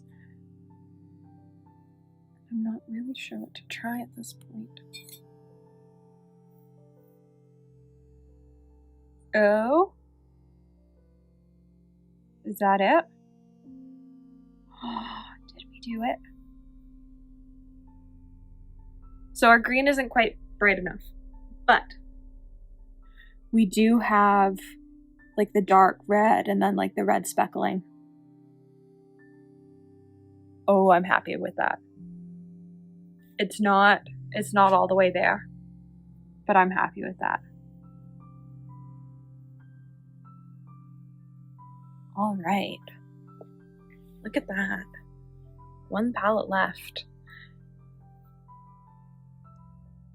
Welcome to the final mixing installment of the which Schmincke colors do you need to buy and which of the super granulating colors can you probably mix yourself.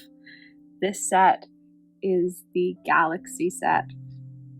We started and ended with my favorite palettes in the set, Tundra and Galaxy, and I am really excited to mix for this set. I haven't actually mixed for any of these colors in any of the mixing videos I've done previously, and so this is going to be totally brand new. It has some of my favorite colors in it, like Galaxy Bat Black and Galaxy Brown, as well as colors like Galaxy Purple that I only got in a quarter pan because I didn't think I was going to like them, only to discover I actually really like them. So we're going to get into labeling the page as always, and then into swatching and mixing. With Galaxy Purple, you can already see the pink separating out of them, so there's like nothing going on with Galaxy Blue. Galaxy Black, I actually like, which surprised me. I wasn't sure that I was going to. I've sort of been blurred that most of the grays and blacks, they all seem pretty similar, and while it does feel pretty similar out of all the ones that look basically identical, it is my favorite version of the identical colors, which is a weird sentence to say, I know, but it is. I like sort of the indigo undertones to it that I feel like the others don't have. Galaxy Pink is another one where I'm conflicted. I don't actually like it that much. I did a palette video recently where I did somebody's landscape palette and created my own version of it, because it was just the picture that was floating around on the internet. Picture on a list of colors, and somebody wanted to know if they could do it for less money. And I switched out Galaxy Pink with Potter's Pink, because if I'm going to create a versatile palette, I'm going to use a pink that I can mix with a whole bunch of things, and Potter's Pink is the way to go. I just feel like Galaxy Pink had so much potential as a really cool color, and just sort of much like Galaxy Blue fell flat for me. Galaxy Brown, on the other hand, is one of my favorite browns in the entire set of colors, and there are a lot of browns. I think 7 of the 10 palettes have a brown in them, or a color labeled brown. I do go if it's an actual brown color or not. A color labeled brown, I think that 7 of the 10 palettes have one. And Galaxy Brown is one of my favorites. It granulates really nicely. It's got purple in it, and so I really like its undertones. Its base is a brown that I quite enjoy having in my palette. And so, of each 3 of the colors, I use quite a lot. One of the colors, Galaxy Pink, I don't mind, but I just feel like it could have been better. Galaxy Blue, I don't get the point of. I get how you could use it in a Galaxy piece. I just feel like as a super granulating color, they could have done something so much nicer and so much more impressive. And it just sort of feels like it fell flat. So, we are going to mix Lapis. What is it with these? Anyway, I started mixing in different sections, so we're just going to continue mixing there. Mix Lapis and Potter's Pink. I love Potter's Pink. If you've watched any of my mixing videos, probably easily aware of. I love Potter's Pink. I think that should separate up pretty nicely. Galaxy Blue is this, and Lapis, which is interesting. I don't know that it's all that different from the mix we had for Deep Sea Blue. I'm going to have to look that. Because that doesn't seem all that different. Also doesn't seem all that different color-wise from deep sea blue. I think that mine is too teal, maybe? Maybe I'm just seeing things. I think I'm too teal. Not sky blue enough.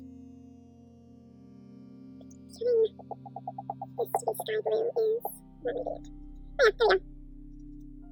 It is possible. So that was 29 and Daniel Smith cobalt teal blue. Yep. So 29. 29 and PDK11. PDK11 has gotten a lot of use in these products for various mixes. Everything uses PDK11. We only maybe have one product that hasn't used PDK11. Everything else does. Use PDK11. So we're not going to get the same sort of light sort of gray tone because our PDK11 is in significantly larger particles. I was only able to track down the small version after going to the art stores. Schmincke does make a version, but even stores that stock almost all the Schmincke colors open stock didn't have it and weren't able to order it in. So I don't know if that means that even though they say it's still around, it's not really still around or what's going on there. Next up is mahogany brown. And permanent but mauve. That one's unusual. Which is an interesting mix for a pink. I have to say, I'm a fan of the weird mixes that are making me think. I was also a fan when I was having to track down all these pigments. No, first one was right. Second one's too dark. This is right though. So, Mars brown. And weird violet that I haven't got recently. Only Schmincke made. One small one makes it too. PB62. They did not make it though when I was looking for it.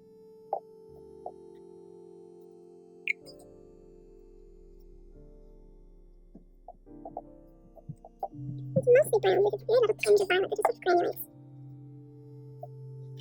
You can see the purple here quite a lot. You can see the purple less here. And once again, my first swatch is actually perfect. So, I'm going to go back here and actually add a little bit more powders.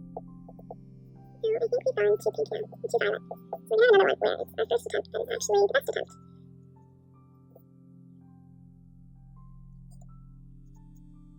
So, cobalt teal.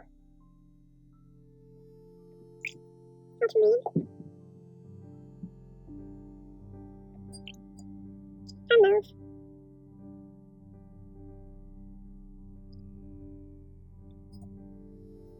Cobalt violet hue, which is not my favorite color. But it's used in some of these super granulatings. Hottest pink, which is one of my favorite colors. Nice brown.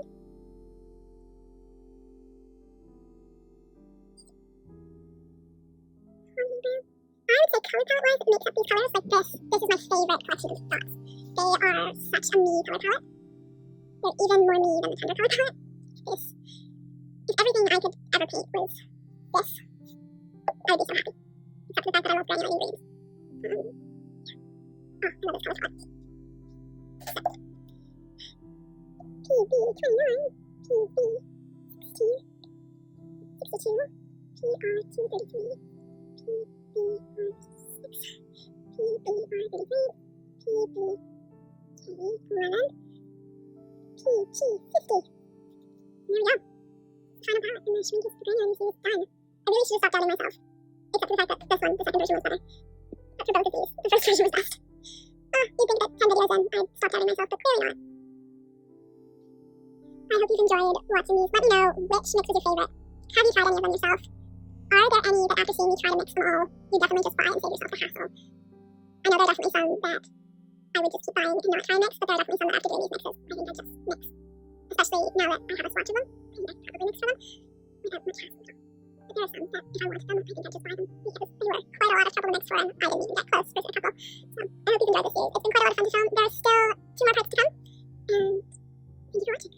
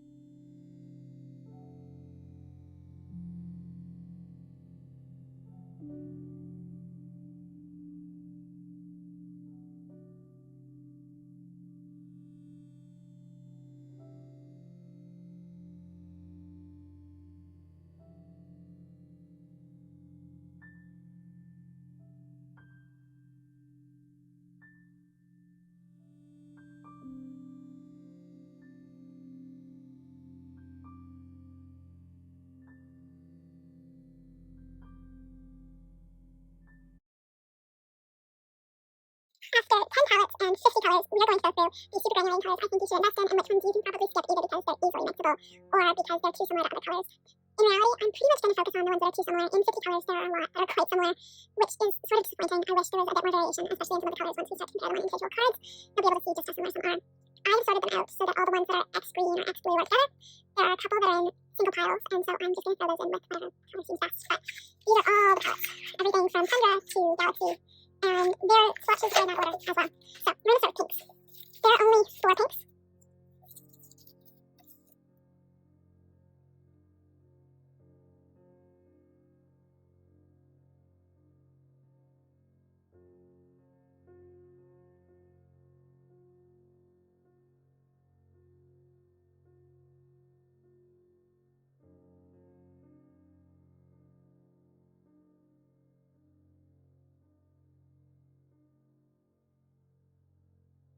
We're going to start with pinks. There are only 3 pinks in the super granulating series. They're Tundra Pink, Haze Pink, and Galaxy Pink. And luckily, they're all very different from each other, which I appreciate, especially as we get into stuff that is going to be a lot less different from each other. Overall, I would say I use Tundra Pink, and now that I sort of understand the pigments that make up Galaxy Pink, I will probably use pinks like it more often now that I know it's made up of a brown and a purple. Haze Pink, I find leans too blue to be a pink for me, though I have used it as clouds when I'm trying to create like a moody sky or a misty sky. Colors like Haze Pink are great. So overall, pinks aren't the ones that I'm worried about being super similar, but there are definitely some that are going to be quite identical to each other. So do you need all 3 pinks? No. Really, if I was going to pick a unique pink, I'd probably go with Tundra Pink.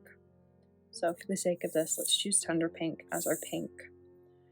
Let's go into greens because there are many of them. I think nearly every palette had a green. So Tundra, Glacier next.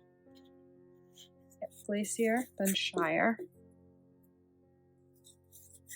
then Urban, then Deep Sea, Forest, and Desert. I would say that, for the sake of it, let's just add in turquoise as well because it's by itself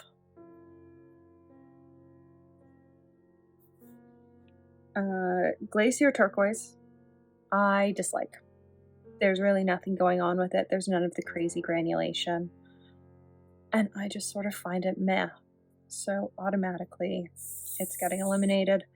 That is also how I feel about Forest Green. Desert Green, I've never been able to find a use for. Deep Sea Green, it's got some granulation, but I don't love it, so it's going to disappear as well. Now we're down to 4. Glacier Green, I actually like. I use it quite a lot in skies and water. Shire Green, I also like. It's quite a bright green with a dark blue to it. The way I paint, though, I tend to reach for colors like Urban or Tundra Green more often. Though I wish Urban Green had a bit more going on with it. I feel like its granulation is very single color effect, and I wish there was some more going on with it. So we're going to eliminate that one as well. So for now, all 3 are going to move on, mostly because I feel like it, and we might cull some more later. Next, we're going to move on to olives. There are 2, and Shire Olive that I actually like? It is Shire Olive that I actually like. We're getting rid of Shire Green and we're keeping Shire Olive. I don't like... Did I like Forest Olive? Let's look at the swatch of it quickly. I think the answer is probably no. No, and it was really easy to mix for. I wouldn't get it. Volcano Yellow. Let's look at yellows next. There are 4 in this set, and I'm actually happy with how different they are. I was concerned that they'd be quite similar. They look like they could be quite similar, and they're actually different enough. You can do quite a lot if you have Volcano Yellow, though Winsor Noon makes the same pigment. It looks identical, and it costs less. So, Volcano Yellow is being eliminated because you can get the same pigment for the same amount. Like, it looks the exact same, and it costs less. I think my tube from Winsor I think my Winsor Noon tube cost maybe $8 at my local store. Like, it wasn't a lot compared to the fact that right now a 5ml tube of the super granulating colors are £7.5 a piece. And so they are quite the investment, and that's just for a 5ml. I like...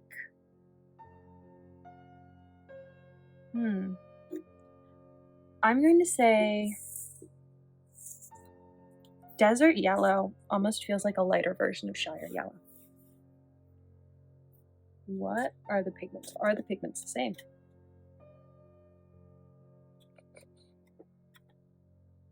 No.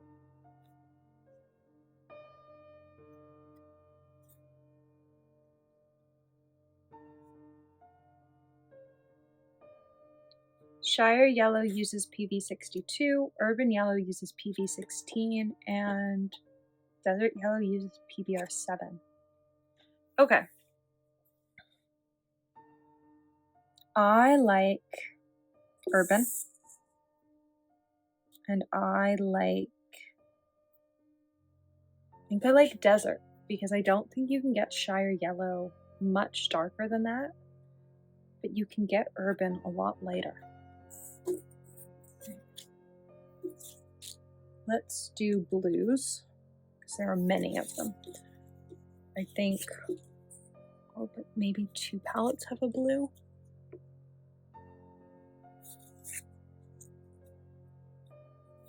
All but 3.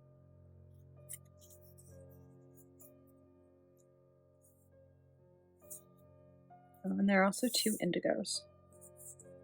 So let's add those 2 indigos in as well. Just sort of so that we're looking at everything together.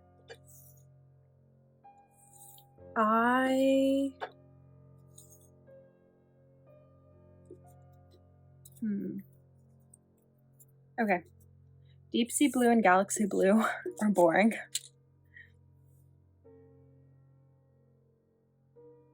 I like Tundra Blue. And I'm saying that because I know from experience that you can use it in mixes.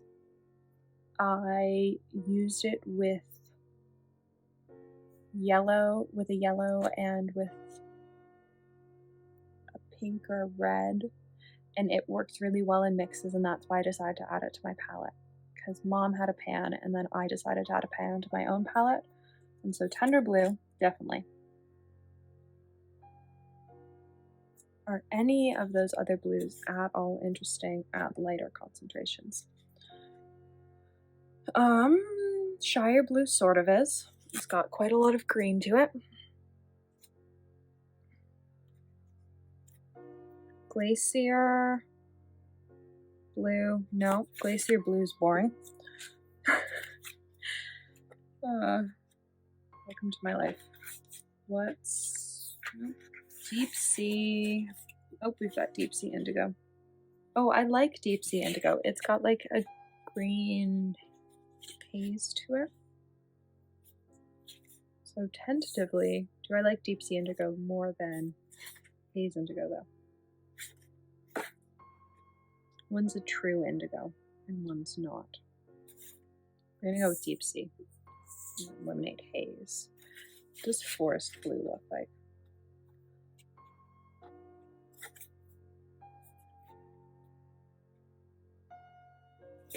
We're gonna move on forest blue. We're gonna get rid of these.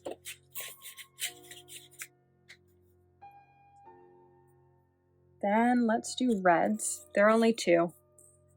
And even though you can get volcano red, the pigment, other places, I have now tried like 6 different cadmium reds and none have the right granulation effect. I've talked to friends and none of them can find one that has the right granulation effect.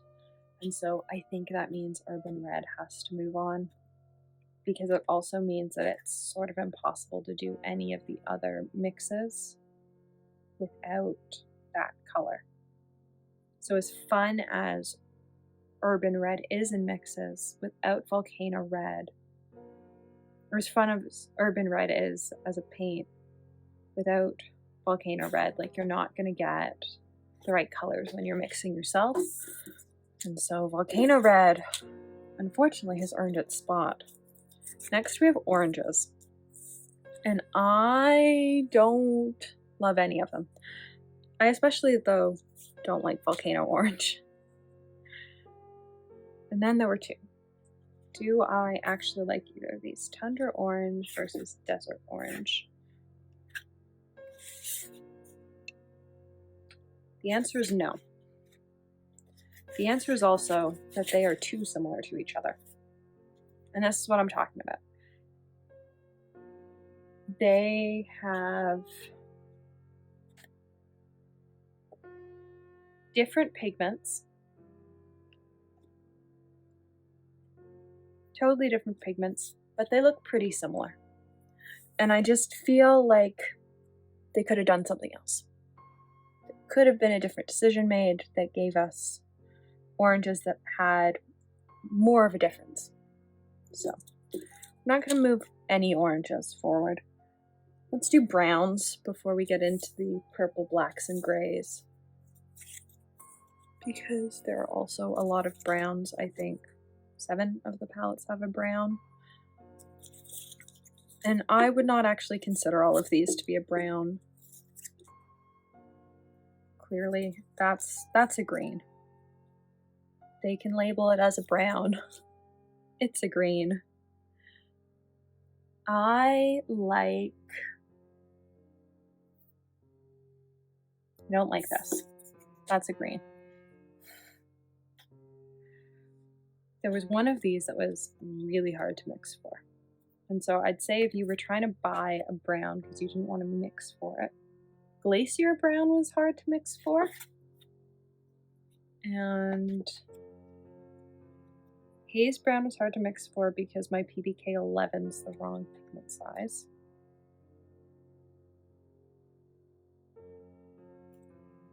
It's Urban Brown like.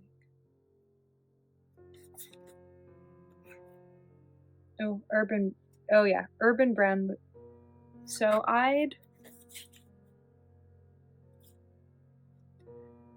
in all honesty, these 2 are the ones I'd pick. Galaxy Brown, just because I love it. I love the purple in it. It's my favorite brown in the entire series. And then Urban Brown because it's the hardest one to mix for. Though I do like how neutral Haze Brown is. So maybe tentatively moving all 3 forward, and then I'll do a bit of a cull of colors because we clearly don't need this many. Violets are up next, and there are 4. I appreciate that they're sort of different. You know, Volcano Violet looks pink. Deep Sea and Tundra aren't that different, and then Galaxy is. different enough. I would go with, it depends on what you're looking for. If you're looking for something that can be both dark and light, I would probably go with Deep Sea. Just look at this watch. Yeah, Deep Sea. There's already, that's Volcano Violet versus Tundra Pink.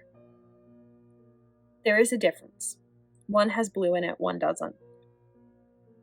But if you're just looking for like a pink or a pinkish color, like I guess there's a pretty good difference. You could probably justify having both in a palette. I have both in my palette. I also hoard paints, so like a squirrel. So yeah. That being said, I don't actually use Volcano Violet that often, so I would probably get rid of it. I would keep, I want to say Galaxy because it's my favorite. That being said, I think Deep Sea is actually more usable.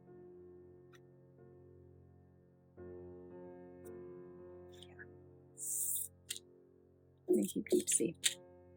Alright, grays. They all look too similar for me. Actually, we're going to do grays and blacks, and you're going to see exactly what I mean by the fact that they all look too similar. I appreciate these two, where they're trying, but other than that,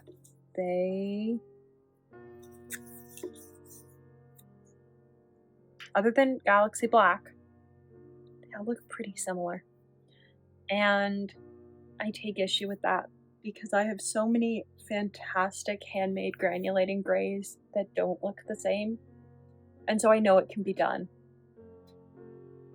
There is no reason for this section. Like, there's no reason for these four, and sort of desert gray as well, to all look that similar. But they do. I would keep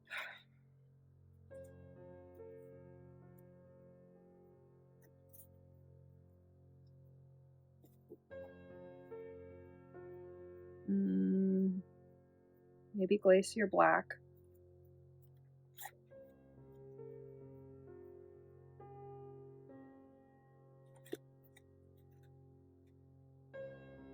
Alright. I would keep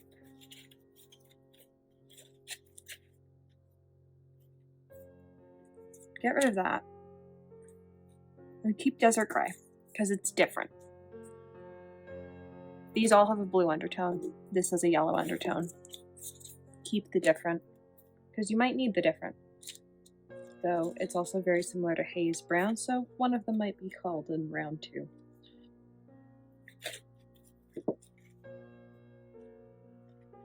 I really like Galaxy Black, but I think we've already got a dark blue. For the sake of making me happy though, it's gonna go in. And then we're going to keep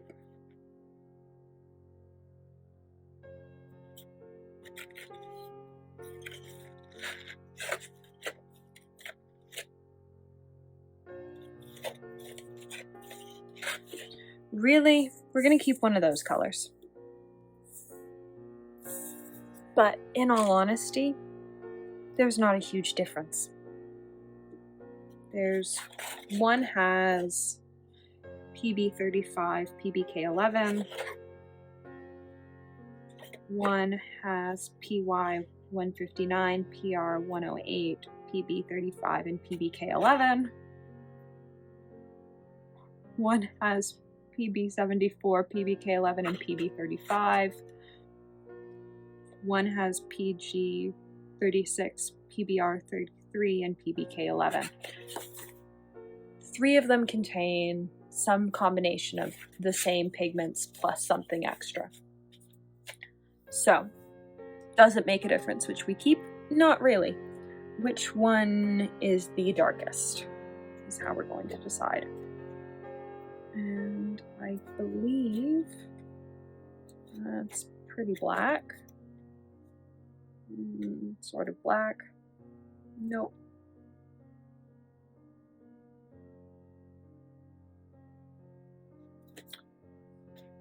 We're gonna keep urban. No, we're not. We're gonna keep haze. Purely because I'm tired of keeping colors that come in sets that don't exist. So, here are the colors that made it through the first round, though I think we're gonna cull again because it's quite a lot of colors. It feels like it's too many, and that there are probably some similar, like those two. So one's a brown, one's a gray. Which is which? I'll have it be known, I'm not normally this cynical about paints. If you've watched most of my videos, you'll know that. My issue comes from the fact that these colors are so expensive. They're so expensive, and there are so many that are similar that it just sort of feels icky.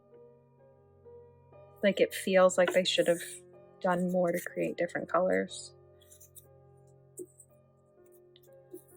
This is also a really unbalanced set. It is very blue and very green, and we are going to get rid of Deep Sea Indigo. We are going to get rid of either Haze Brown or Desert Gray.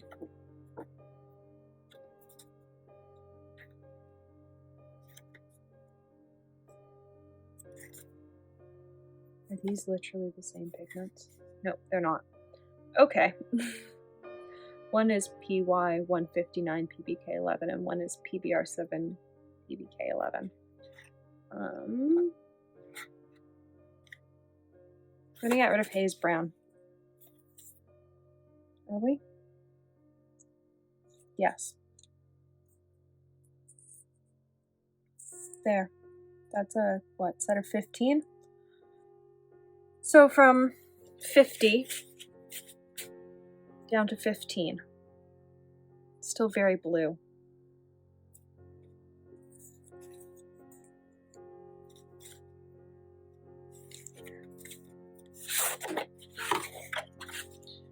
Galaxy Black versus Tundra Blue.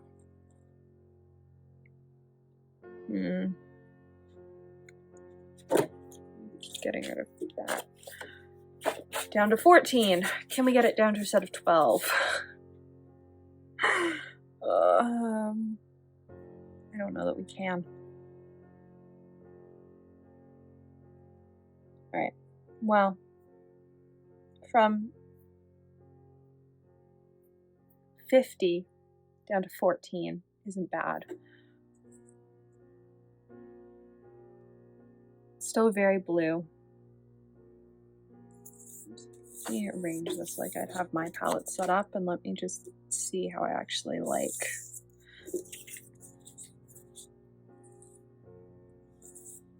Would this be a usable super granulating palette for me?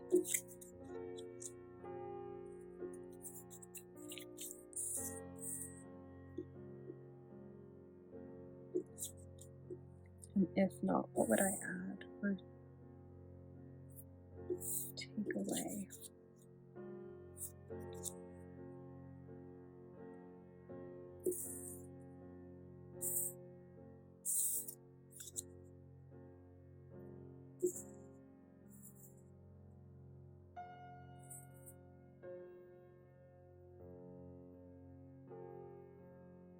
Okay, now that it's actually in the order of my palette, I don't actually hate it.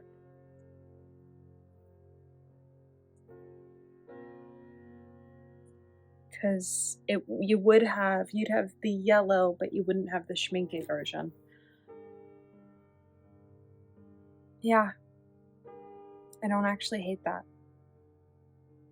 It's a much smaller palette. It's still expensive, but it's more reasonable.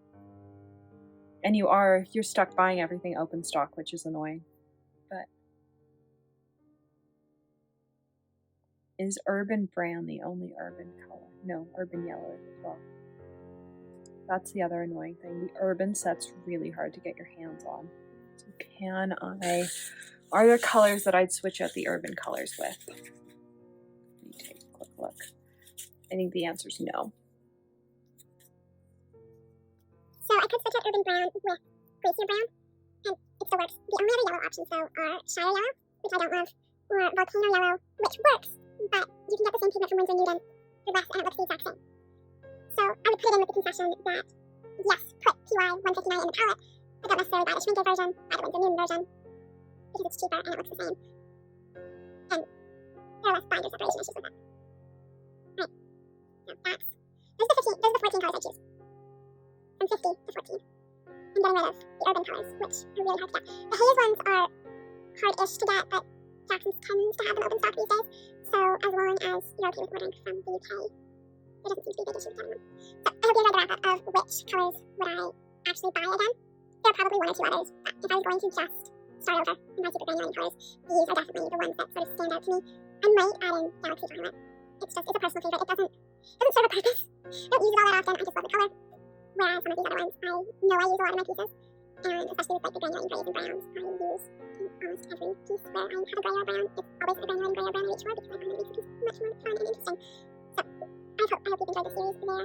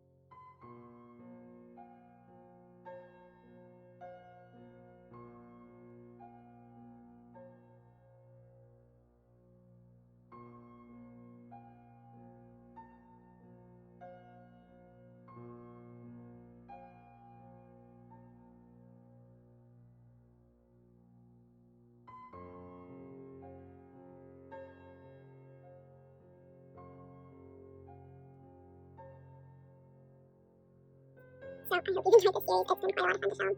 And let me know what project you'd like to see me tackle next.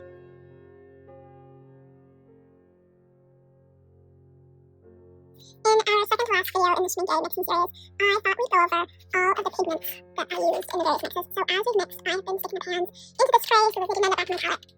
And I am going to label this sheet, and then we're going to swatch everything out. So I have been leaving all the pigment information and color description and color information and everything in the description.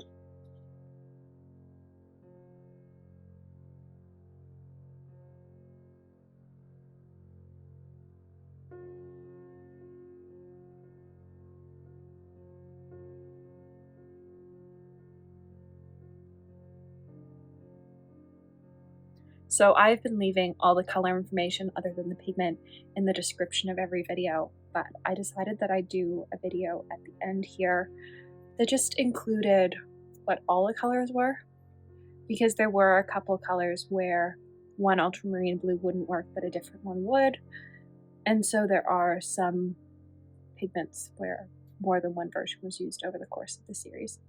So I'm gonna label this sheet, and then we're gonna get into filming the second to last video in this series. The last one is looking at all the colors individually and just comparing them and seeing which ones I would actually have in my palette, which ones are a bit too similar. So if this isn't quite your speed and you're more into like the looking at different colors, that video should be up in a few days. So here are the first 15. There are 9 more leaves that need to go on. So we're doing a PY 43. My Winsor Newton. I've got several versions of it. I just prefer the Winsor Newton version, in all honesty. It works the best in mixes, I find. There's a big difference between any of them. It's not like PR.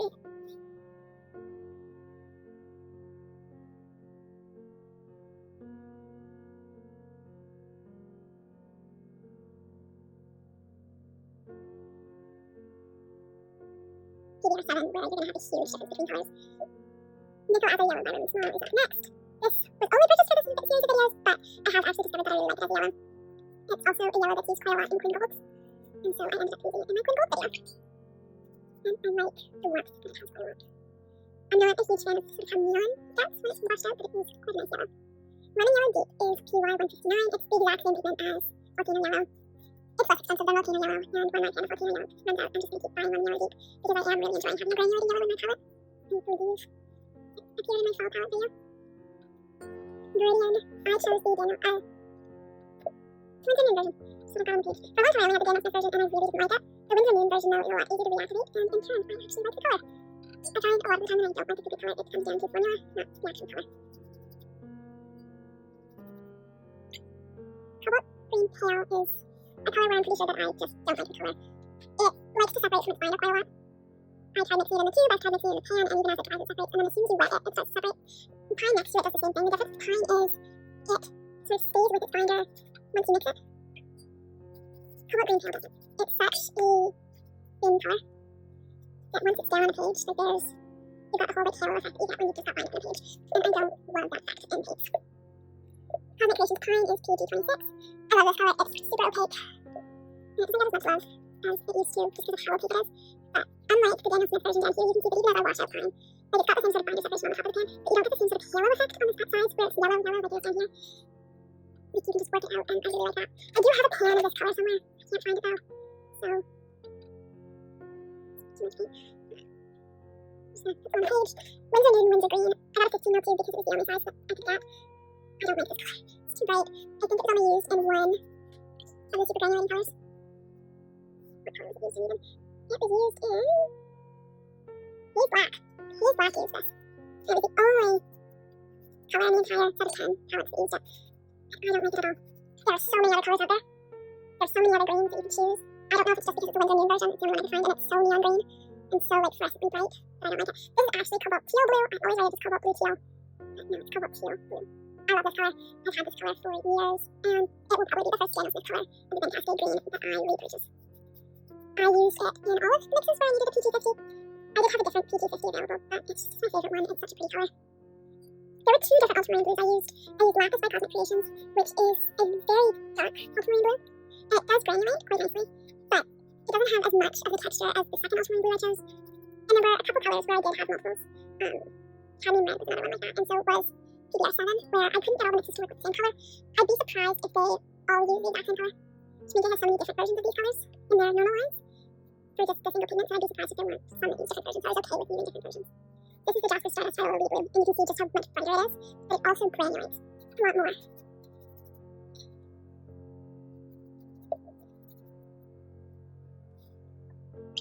Cosmic Creations Cerulean I used in some of the mixes, but it's very bright for cerulean, and I found that for some of the mixes it was just too blue. And so I ended up using the White Night Cerulean Blue, which I didn't have when I did my swatch cards, but worked quite well, especially for any of the colours where it was just like sort of blue undertoned, where it had blue but it didn't look blue. I found that the White Night Cerulean was the cerulean I had to use. Stormy Seas is a PBR. It's a PB36. I love this colour. It's one of my favourite paint colours, and it appeared in a number of the mixes. I want to say it appeared in the heat of summer. It's a really pretty granulating teal colour. Cobalt Blue Deep by Roman Small is a very pretty blue. It was one of the colours recommended to me when I didn't have Yeoman in my palette yet, and I wanted a comparable colour. I would say that it is quite comparable. It's a little too purple for Yeoman, but it's pretty close. I think this only appears in maybe 2 or 3 colours in the palette. That is still a very pretty colour just to have in your palette as a blue. Harriet Mauve was another colour that I had to purchase for this project. I didn't have it. I had no PV16s in my palette, which is shocking. Seeing as I do love purples, but most of my purples granulate, and so I didn't have a single pigment version of this colour. I had many colours that included PV16, but not a single pigment. I ended up going with the Windsor Moon version, just because it was hard to find. A lot of the ones that I had to purchase for this video series were just the version I could track down, either at local art stores or free trades with friends or on Facebook. There we go. So, I'm going to let this dry, and then we're going to go on to the last couple colours.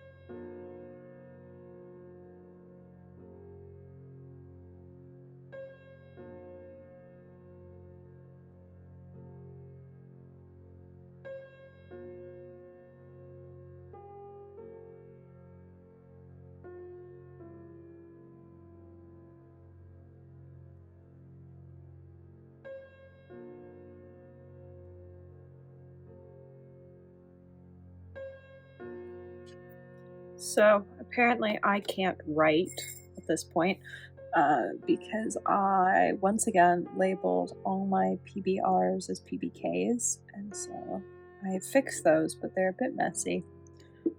And we are going to go into painting these. Cobalt Violet I had to purchase for this. It reminds me of a mix between PV3 and PV15. I don't know how I feel about it.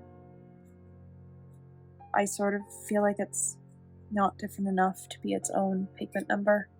I need to look into it more because I don't quite understand why it has its own pigment number when it seems so similar to some of the other pigments that are already purple pigments.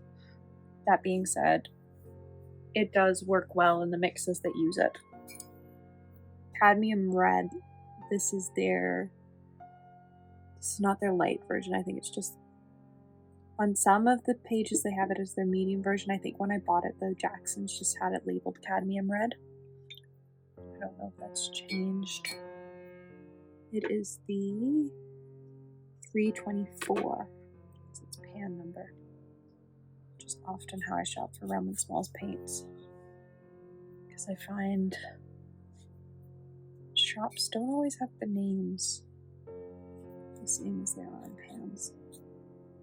I quite like this Cadmium Red. The Roman Smalls Cadmium Reds are probably my favorite Cadmium Reds, though Cadmium Reds aren't my favorite. I prefer the Cadmium Red Deep though, which is the second one. And it was about 50-50 which of the mixes used a cadmium red deep and which used a regular cadmium red for the Schmincke colors. I think it just sort of depended on the color. I would assume that all of them use Volcano Red, but knowing that you can get a pretty close version with just cadmium red or cadmium red deep is nice because Volcano Red is expensive. Next up is Roman Smalls Potter's Pink, which is my favorite Potter's Pink. I have many. It's my favorite. It is inexpensive, it comes in a pan, it reactivates really nicely, and it mixes really nicely with pretty much any other brand of paint, which I think for any paint is important, but especially for one that is really useful in mixes. I want a color that, or a brand that is just going to mix well with everything, and the Roman Small version does that for me.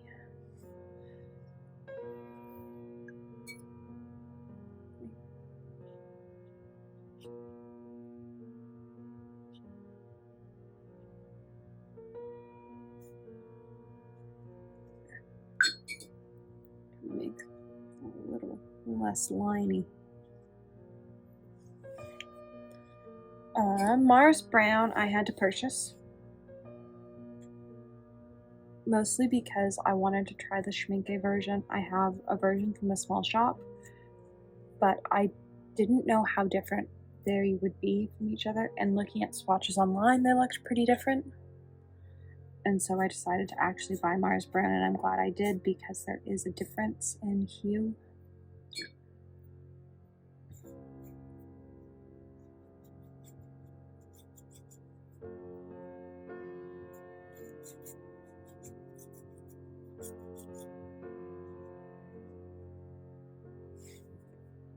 Roman Small Cypress Raw Umber Deep is probably my favorite PBR7.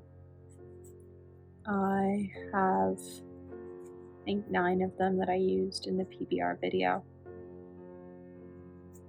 and it's my favorite version. It's such a nice color to work with. It's the lightest and sort of most neutral one I've got in my palette, and I love it because it's so neutral, and also because it's so neutral it works well in mixes, but it wasn't neutral enough for some of these colors in the Schmincke video series, and so I had to use the Daniel Smith Raw Umber, which is even more neutral.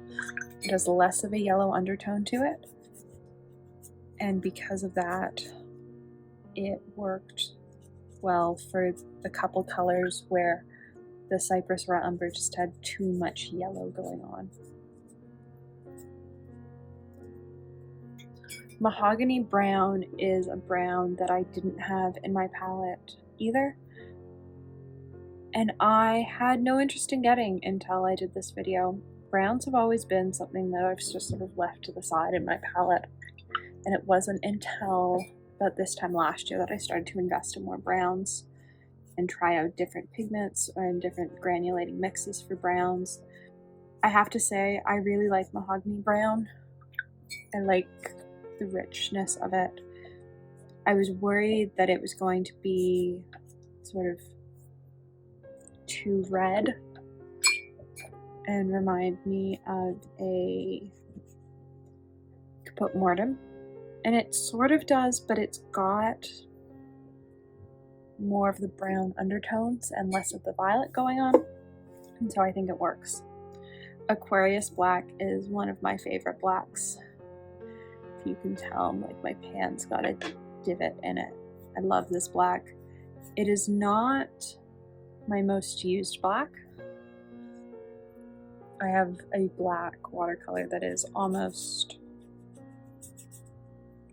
like black, and it's great, but Aquarius Black is often what I use in mixes. It granulates really nicely. I do wish the pigment particles were slightly smaller. They're a little bit big, and because of that, it doesn't always mix super well. Schmincke does make a version of it, but I couldn't find it. I looked in about 8 stores.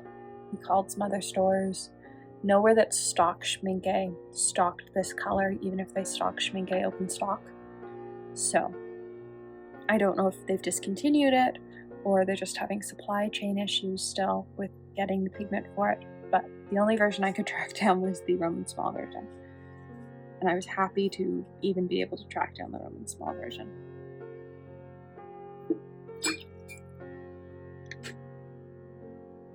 Overall, here's all the colors. So it's you need a pretty good selection of colors to do this. So that I can fit them all on this screen at the same time. Well, I can. You need... So let's disregard any that are duplicates. So we had 1, 2, 3, 4 duplicates. So I used 24 colors in making the 50 colors. Theoretically, you could do it with 20. I think you'd really need to tailor your PBR7, your cadmium red, your PB29. You'd probably just get away with this lighter version of a cerulean. Though there was one that it didn't work and you needed the more turquoise version. So it's an interesting palette to look at everything all together, because really it does take a whole bunch of different pigments to do. I sort of want to pull these into like a travel palette my next trip. That's an idea. This being my travel palette. Maybe. We'll see. But you could theoretically do it with 20 colors. You just need to tailor them really well.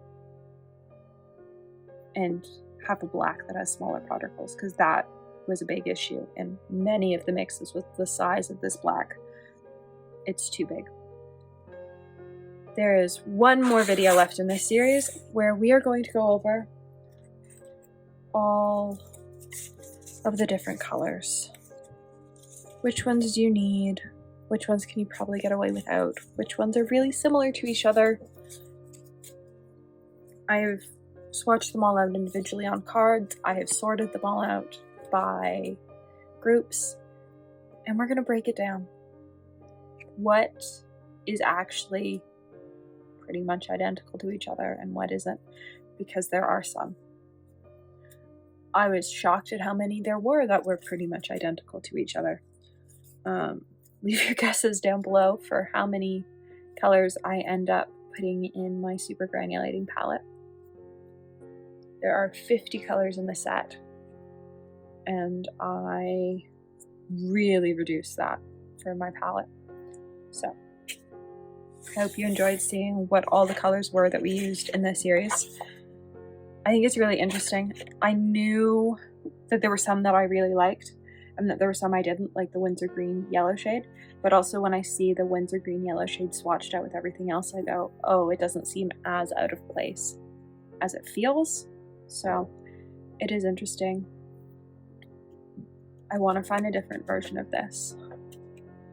I hate this binder halo on the edge.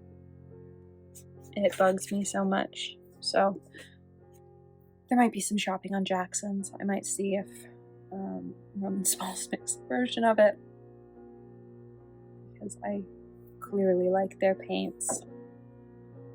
And I know that when I was looking, I didn't see a version on Windsor Noon's site. I hope you've enjoyed part 11 of the Schmincke series.